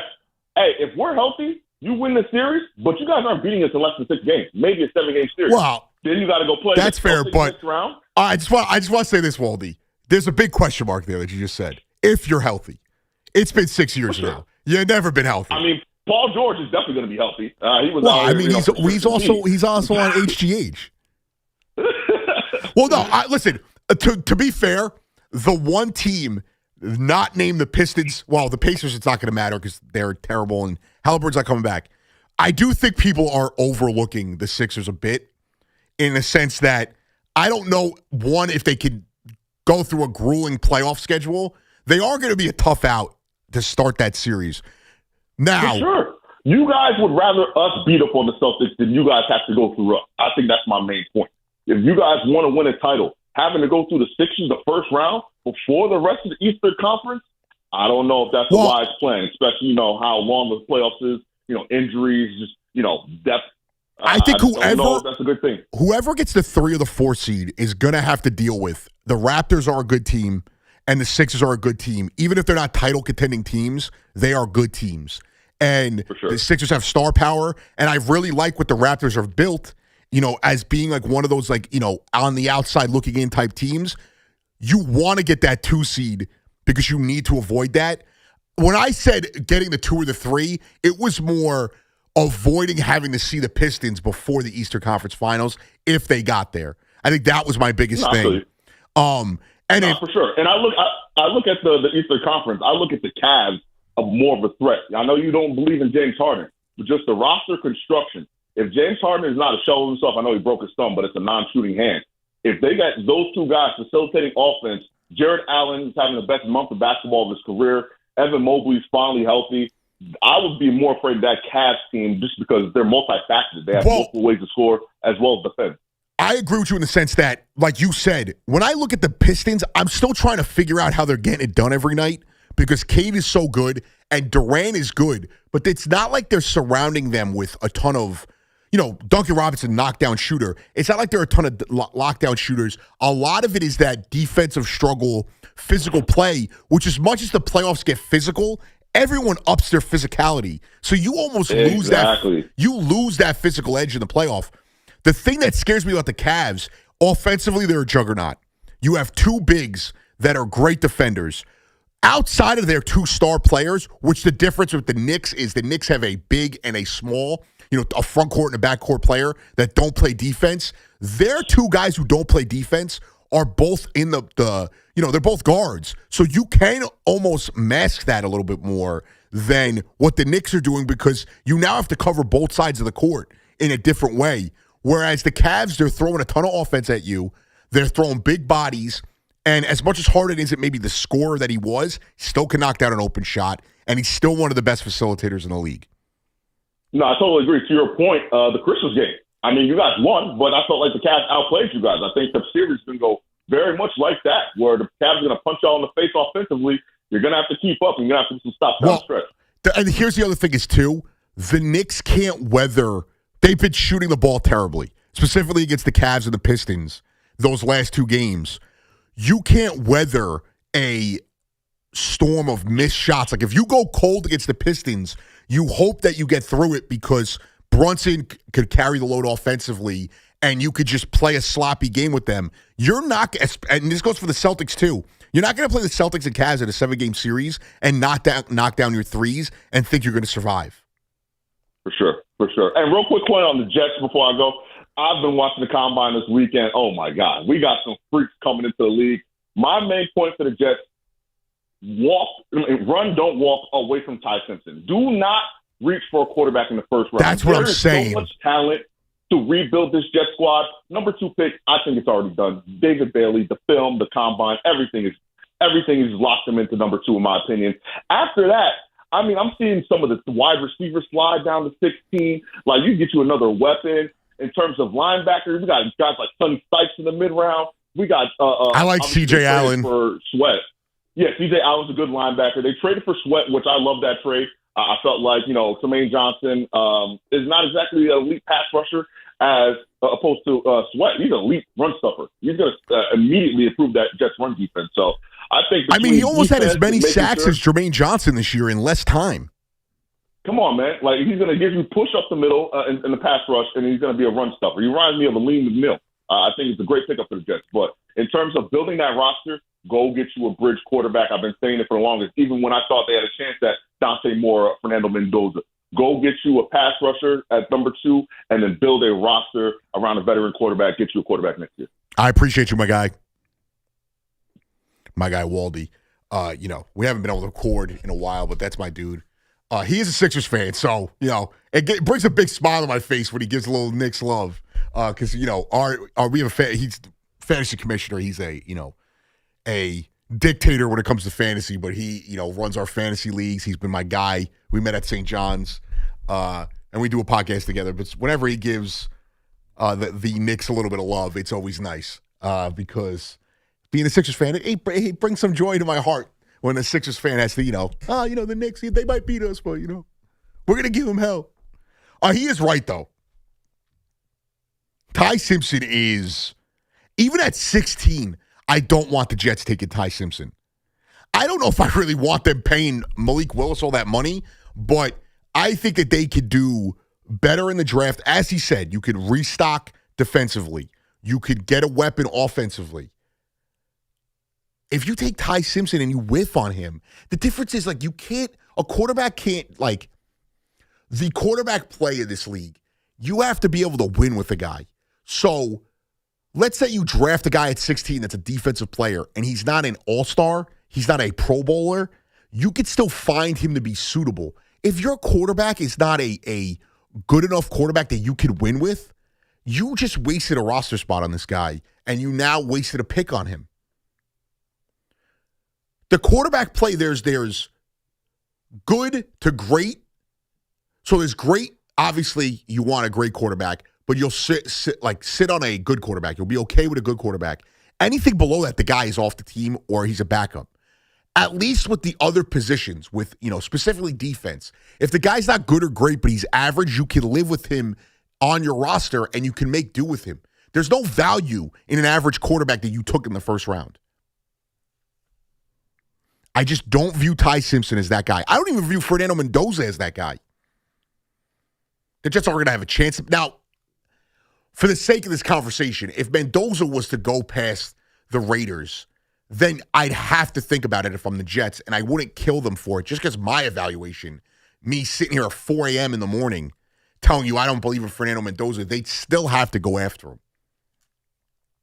But the thought that you could get a Bailey or a Bain or a Downs at 2, and then at 5, whether it is you get a corner or you get a wide out, maybe you go after the tight end and you have a 2 tight end monster, mash with Mason Taylor and Kenyon Sadiq, the kid at our Oregon, who I hope the Broncos get.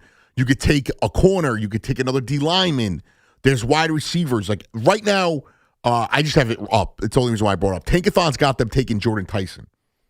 Denzel Boston is going later in that draft. Mel Kiper has them taking the D tackle, but that was before this mock draft I'm reading was before they made that trade. But you have guys like Denzel Boston. You have a guy like another wide receiver right there. You have Jordan Tyson right there. C.J. Allen, the linebacker, who I like him. I'm big on the SEC guys. So there are pieces they could chase in that area where you're not going to have to settle for Ty Simpson. And you may be able to get Ty Simpson in the second round. It's not a foregone conclusion that this guy's going to go in the first. Now, we have seen mediocre quarterbacks get shoved into the first round, so it wouldn't be shocking. 888-808-1019. Jeff in Westfield, what's going on, Jeff? Hi, Anthony. Thanks for taking my call. Oh, well, thanks for calling, Jeff. Yeah. My pleasure. So, you were just talking a couple callers ago about some college basketball, and you mentioned St. John's and also Villanova. Yes, sir. And so, Kevin Willard is the coach of Villanova now, right? Yeah, great coach, Kevin Willard. What a nice guy, too. He used to live in my town here in Westfield when he was coaching Seton Hall. He's a great coach. It's a big addition. For a Nova program that was down last year, that was a good fallback for Willard. And it's good to have him back in the Big East because the league needs to grow a little bit more. I guess he went to Maryland for a couple of years. So yeah, which was a disaster. We were kind of bummed that he left, And anyway, his father, Ralph, was a lifetimer, and he's Rick Pitino's right-hand man. Yeah, I did. I saw that on the broadcast. What's that? I saw that on the broadcast today. Oh, what broadcast? Oh, you mean the game? Yeah, on the game that we're talking about, Jeff. Right, and so, Kevin and his whole family were really nice. Anyhow, so I woke up at 2:30 tonight. Couldn't fall back asleep. Right. I turned the radio on, and you're talking about Farnsworth, the limo driver. Farnsworth Bentley. And I'm like, oh, man, he must be a Trading Places fan. Huh? Right? Or no? No. Farnsworth Bentley, he's a guy that, was in the music industry. I think he had a couple of tracks. He was, big with Outkast and Kanye had him for a little bit as a, I don't even know. I think he's a producer.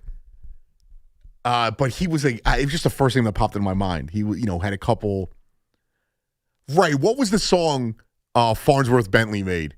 I know he had one semi-decently popular song. I feel like it had Kanye was in the video. John Legend's in the video. I got to look it up. I can't. I don't know the name of the song. All good. But I know he was dancing around in the music video. He had a lot of pastel colors on with umbrellas everywhere. Oh, no. He's definitely in the Outkast music videos, and he's in a bunch of Kanye. He had one song I remember, and I was like, oh, this is that guy. He's got a voice. But that's who the name was. I hate to break it to you. I don't actually have a limo driver. It was a joke because I got accused of being paid by the Steinbrenners to talk nicely about the Yankees because God forbid a Mets fan says anything positive about the Yankees. I'm about to look at it right now. Farnsworth Bentley was the guy who floats down in the music video. I forget. I think it's the Everybody. Everybody don't stop. And my computer said Fernando Bentley, and that is a soccer player. But yeah, that's where I got that from. He's not actually my limo driver. So Fernando Bentley is hilarious. Yeah, that's a soccer player, but I mistyped it when I was trying to type it here. But yeah. Don't stop, baby. I don't even know if that was a hit. I made it sound like it was a hit because it was a hit to me. But we got a lot more to get to and not a lot of time. Talking Knicks, everything's on the table. Knicks, Mets, Yankees, Jets, Giants, all that for this last half hour after the break. When the bullpen door opens, when the bracket busts, when the pick is in, and when news breaks in New York sports, there is only one place for the true diehards. 101.9 FM WFAN. And always streaming live on the iHeartRadio, TuneIn, and Odyssey apps. This is Alex Shulman of Shulman & Hill, New York's premier injury law firm. We'll always stand up for you if you're injured in a slip and fall. If you've ever wished you've had a lawyer in the family, now you will. At Shulman & Hill, it's never one and done. Once you're a client, you're always part of our family. Shulman & Hill, we're not just New York's law firm, we're your law firm. Get your free consultation at hurtny.com.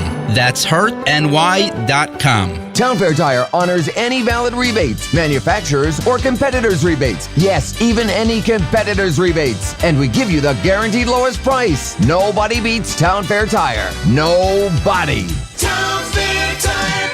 Just hearing the word IRS can make people break out in a cold sweat. No one wants to deal with the IRS, and now you don't have to. The good news is Legal Tax Defense has been successfully negotiating with the IRS for more than 15 years. It doesn't matter how much you owe, whether it's $5,000 or $5 million. You deserve the best in the business on your side, and that is Legal Tax Defense. Even if you're working with someone else and just want a second opinion, there is no cost or obligation to call. They can prevent levies, liens, wage garnishments, even file back tax returns. And the best news about Legal Tax Defense is they won't take your case unless they know they will reduce or eliminate your tax debt. Call Legal Tax Defense right now for a free no-risk consultation. 800-323-8922. 800-323-8922. You have nothing to lose but everything to gain. 800-323-8922. As cold weather arrives, snow and ice follow, making it extremely difficult for police officers to safely do their jobs. Private and municipal building owners, commercial store owners, residential homeowners, police precincts, and precinct parking lots in the city of New York have legal responsibilities within a certain time frame to make sidewalks, entranceways, and parking lots free of snow and ice. Unfortunately, many of these property owners fail to maintain their premises free from ice and snow, thereby creating dangerous conditions for members of the law enforcement community. Many officers have been seriously injured by these dangerous conditions. Decolator, Cohen, and DePrisco has brought numerous successful lawsuits on behalf of police officers injured by the negligence of property owners failing to keep their premises free from snow and ice. Examples of these results are featured on their website, policeofficersrighttosue.com. If a member of the law enforcement community is injured as a result of a property owner's failure to remove snow and ice from their premises, contact DCD at 800-901-1-LAW or visit them at policeofficersrighttosue.com. There are 90-day time limitations to file a notice of claim if a municipality is at fault for causing the injury. Do you owe $10,000 or more to the IRS like Mark? I've been doing home remodeling for 30 plus years, but the economy crashed. I wound up losing my home, losing my job, and on top of that, owing the IRS a ton of money.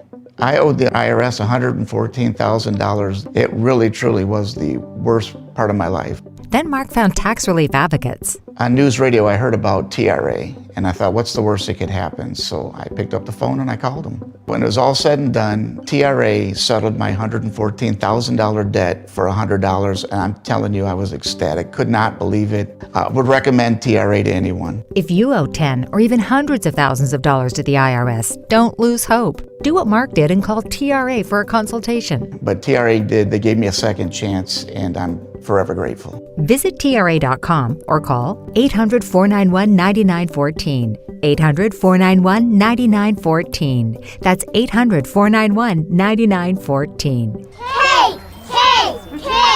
My dad is bringing home the best birthday cake ever! It was my 5th birthday, and my dad was bringing home the cake. Should have been here a half hour ago. The cake never made it, and neither did my dad. 911, what's your emergency? That was the day a drunk driver killed my dad. Daddy? Impaired drivers take lives. Think. Sponsored by the New York State Governor's Traffic Safety Committee. Aired in cooperation with the New York State Broadcasters Association. Get connected with WFAN to talk about your favorite teams. The Fan on the Odyssey, iHeart, and TuneIn apps.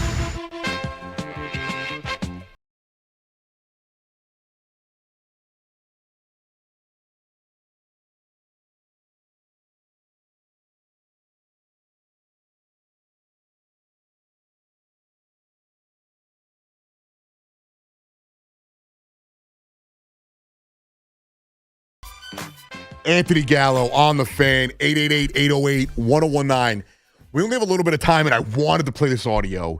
And, we've all had experiences, whether we're mostly as kids. If you're an adult and you get burnt for an autograph, I don't feel bad for you.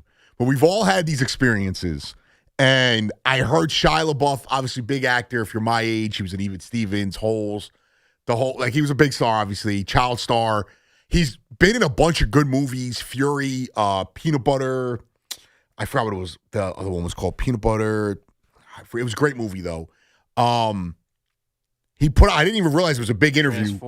Transformers, right. Disturbia, great movie. Disturbia, awesome retelling of the Rear Window. But, and Ray told me this was a bigger interview, but Shia LaBeouf was a huge Mike Piazza fan. But Mike Piazza did him dirty as he was a kid. So let's hear him talk about that real quick from his interview earlier today. I remember trying to get Mike Piazza's autograph, you know what I mean? For my whole life, Mike Piazza. Were you waiting outside the fence? Every day, this guy, bro. We used to go to Dodger games. Big Brothers program used to give these tickets out. You go Dodger game. Me and all of them dudes would be sitting in the parking lot. Brent Butler always signed. Hideo Nomo always signed. Mike Piazza. Just a cold heart. Mike Piazza, you're a bro. How many times do you think he rejected signing up? Every day, bro. I used to go out there 90 times probably. Rejected me 90 times. So what it did was, I'm going to sign them all. So when I got on, it was like, yo, Mike Piazza. So you don't turn down any pictures? Never, ever. Not unless I'm with my kid or I'm eating some food or I'm chasing some ass. Well, there you go. So I have never had that experience, but that is wild. And I've had one experience with Piazza when I was younger, and he was super cool, but that is brutal. And I know we've all had that experience, but man, and I got to watch this interview now because supposedly, he said some wild stuff, but for Mike Piazza to catch a stray in that was so funny to me, and it was one of the first things. I think John Boy put it out today, and it had me dying. And that's crazy. And, the great Mike Piazza. I've never had a bad experience like that with a celebrity.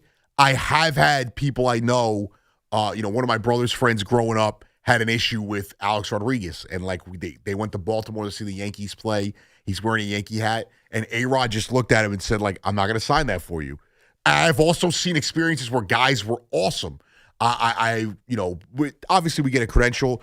I've watched Lindor for 30 minutes sign autographs before games with kids. Judge went to spring training and watched Beltran sign for an hour after the game for kids. I've told this story before on air, and it's not a star like Piazza or Beltran.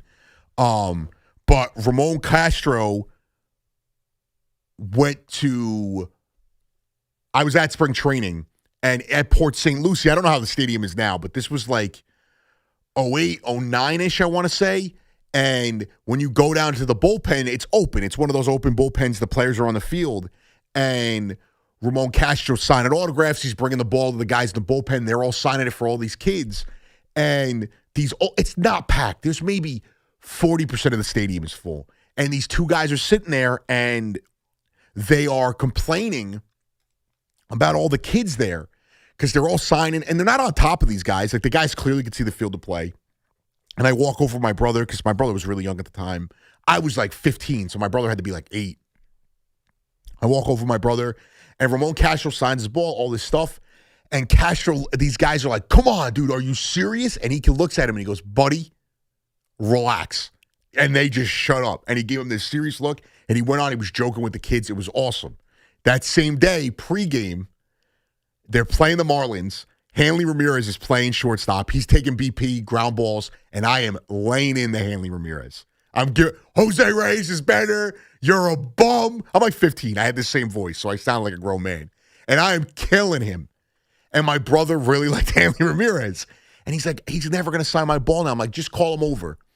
To Hanley Ramirez's credit, he walked right over to us, signed my brother's ball, like gave him a handshake, all this stuff, took a picture with him, and was signing all these people's balls. But as he's sitting there, he's just staring at me, signing the balls, looking at me like, yeah, what? I'm doing this.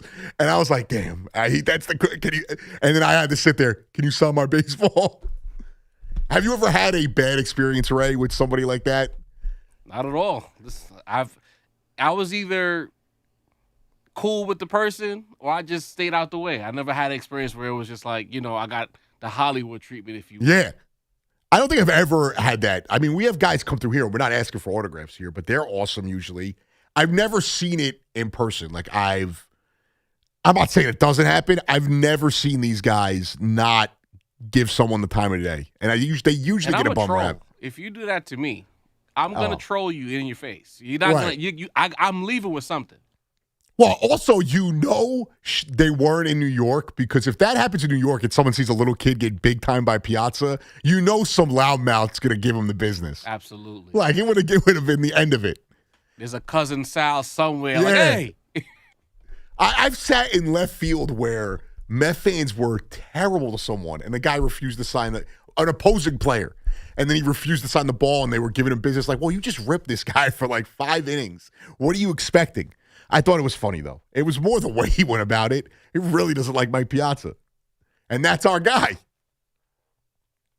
I've never experienced that before. I mean, especially even like we have events where, Pete Alonso, we did the comedy show this was the last time Craig was with us. And he's got the comedy show this week on the 4th at Gotham Comedy. In the city. We did the comedy show in the city, and Pete Alonso did a meet and greet, and he genuinely took time to talk to each person. I mean, he even talked to me. I was, I kind of a Florida Gators fan, not as big as I used to be, but he's a Florida guy, and I was like, so this is at the time they had hired Napier, I think, and I was asking him about it, but he was cool. He was genuinely super nice to everyone, talked to him. I've seen Lindor do that. Judge is amazing with that. Stanton's amazing with that. These guys take the time. They understand. And Brandon Nimmo was probably you see it on the field when those little kids come out to the field. Nimmo was on one knee talking to him. The Knicks are great with that stuff, Brunson and Hart. So it was funny. I just thought it was a more funny audio than the story. But let's go out to Washington, D.C. Devin, what's going on? My man, Pasta Pace. How you doing, brother? I'm good. How are you, dude? I'm doing great. By the way, I'm the guy in the YouTube chats from from like a couple weeks ago, maybe a month ago, where I would hit the hey big boy, from the fucking my bad. Hold on, Dev. Don't go anywhere. All right, you still there, Devin? I'm right there. I'm right here. All right, I'm going to give you one more chance. That was a mistake. I get it. That one's slipped. I'll tell you right now. I'm not going to curse again. But the thing is, I remember the strip club 2000s or whatever, right? Right. Like, in the group chat. I typed that thing in the YouTube. Anyway, I say all that to say, right?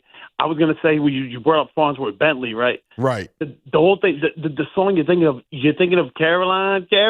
She's the reason for the word. Yeah, whatever, right? No, right. Yeah, that's an Outkast song, though. Right. Yeah. But Farnsworth Bentley in the video goes, "Which one of your speaker boxes hit me in my love below?" And it was a whole crazy thing. But anyway, and he's also in the Way You Move video too. So right. But he was also there with Diddy, and we're not going to get into the Diddy part. Right. But all of that to say, I say this. This is why I love you, bro, because it's the overnight things, right? And I call in, wanting to talk about one thing, and it's like, there's 4 other things because you bring up so many things, and it's try to beat in my head. So much fun. So I appreciate the call, Devin. I appreciate the support. I appreciate the call. Absolutely, bro. Thank you, and I appreciate you understand who Farnsworth. Who knew that today I was going to get into Farnsworth Bentley conversation, but here we are. a child of early 2000s hip hop, and this is what we get.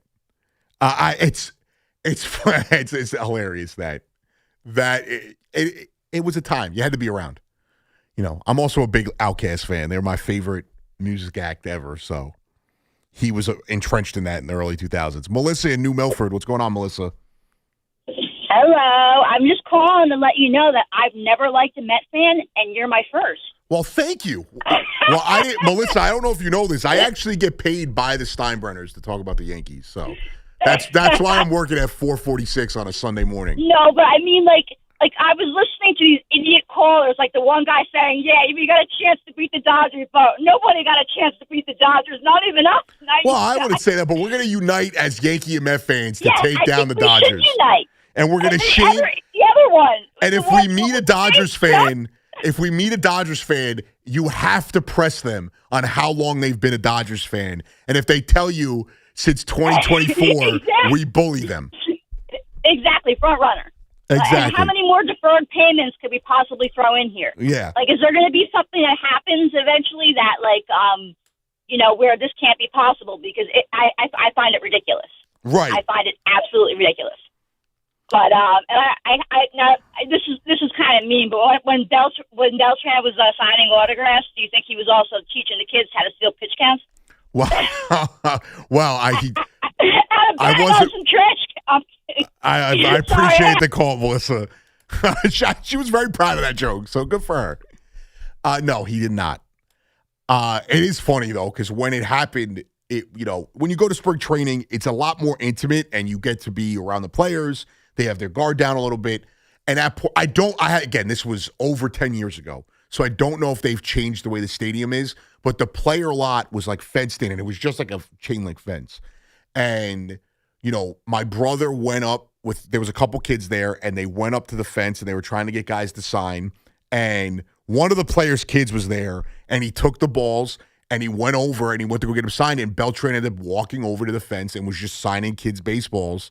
At the time, there was no trash cans there. I mean, I wish you would have taught my brother how to steal some signs. He was a good baseball player. Maybe, would have went to the league.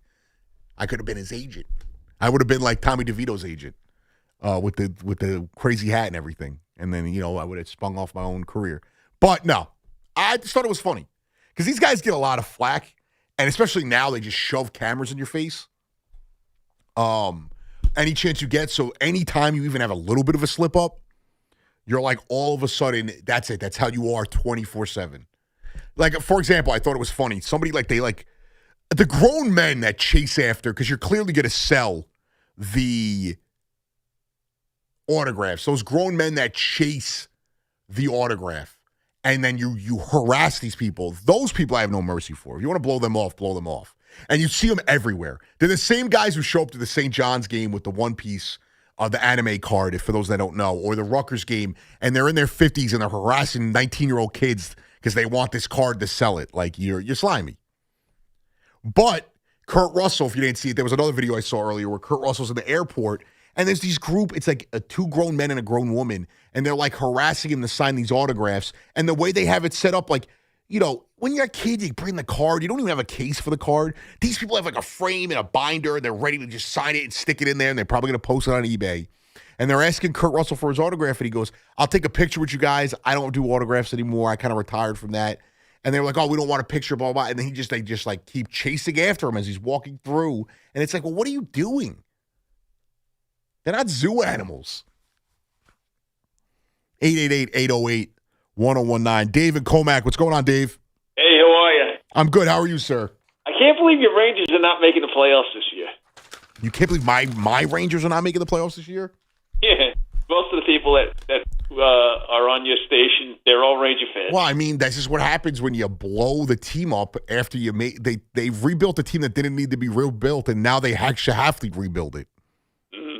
And what's funny is they got a Stanley Cup coach, and they have a losing team. Well, I mean, that is, he's also a gold medal winning coach. So they clearly, they are in trouble. And I don't think Drury's going to make it through the offseason.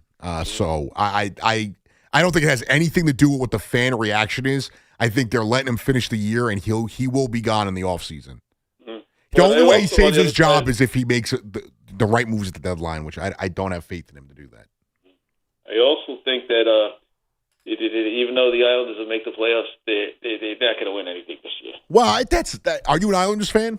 Yep. I think that's a tough in that sport, Dave.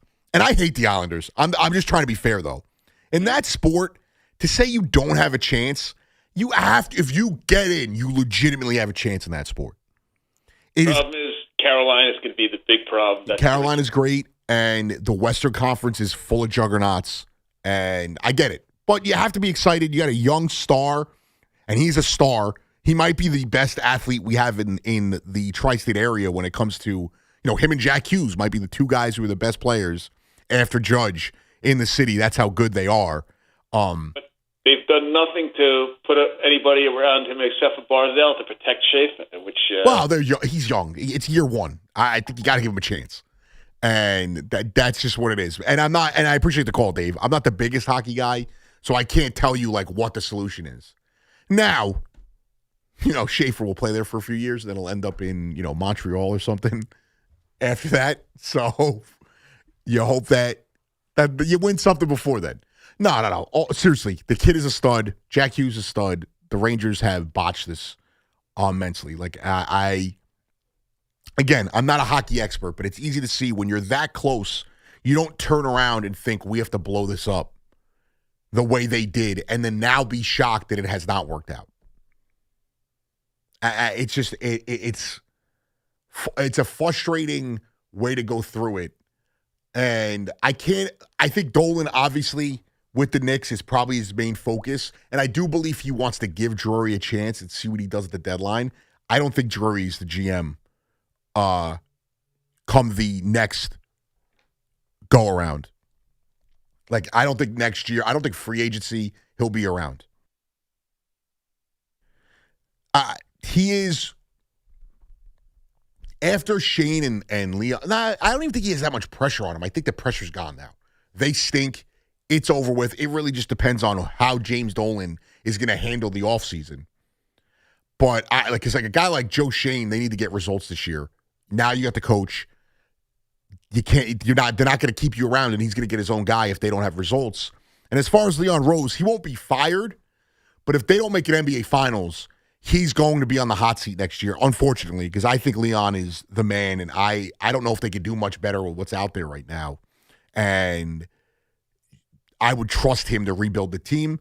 After that, Stearns, I do think Stearns is more difficult because it's how you get there. When you talk about, GMs with pressure, I think he created that pressure for himself. I also think that his boss, I think Cohen is a smart businessman. I think Cohen trusts his baseball acumen. And if they miss the playoffs but win 88 games, I don't think Stearns is going to get fired. But if they choke like they did last year, or they end up losing, 90-plus games, maybe he's out. But great show. Shout out to Ray Jarvis as always. I'll be back next Sunday, 2:30, 3 o'clock until 7 p.m. Shout out to the guys in the YouTube chat, everybody that called in. As always, I'm Anthony Gallo. Follow me on X, search Anthony Gallo, WFAN. You can also put in at Pico Day _Gallo or Pico de Gallo 24 on IG. Look out for my YouTube page. If you're going to be at the comedy show with Craig and C-Mac on Wednesday, I'll be there. Say what's up. Until next time, I'm Anthony Gallo, and this is WFAN. Sports Radio 101.9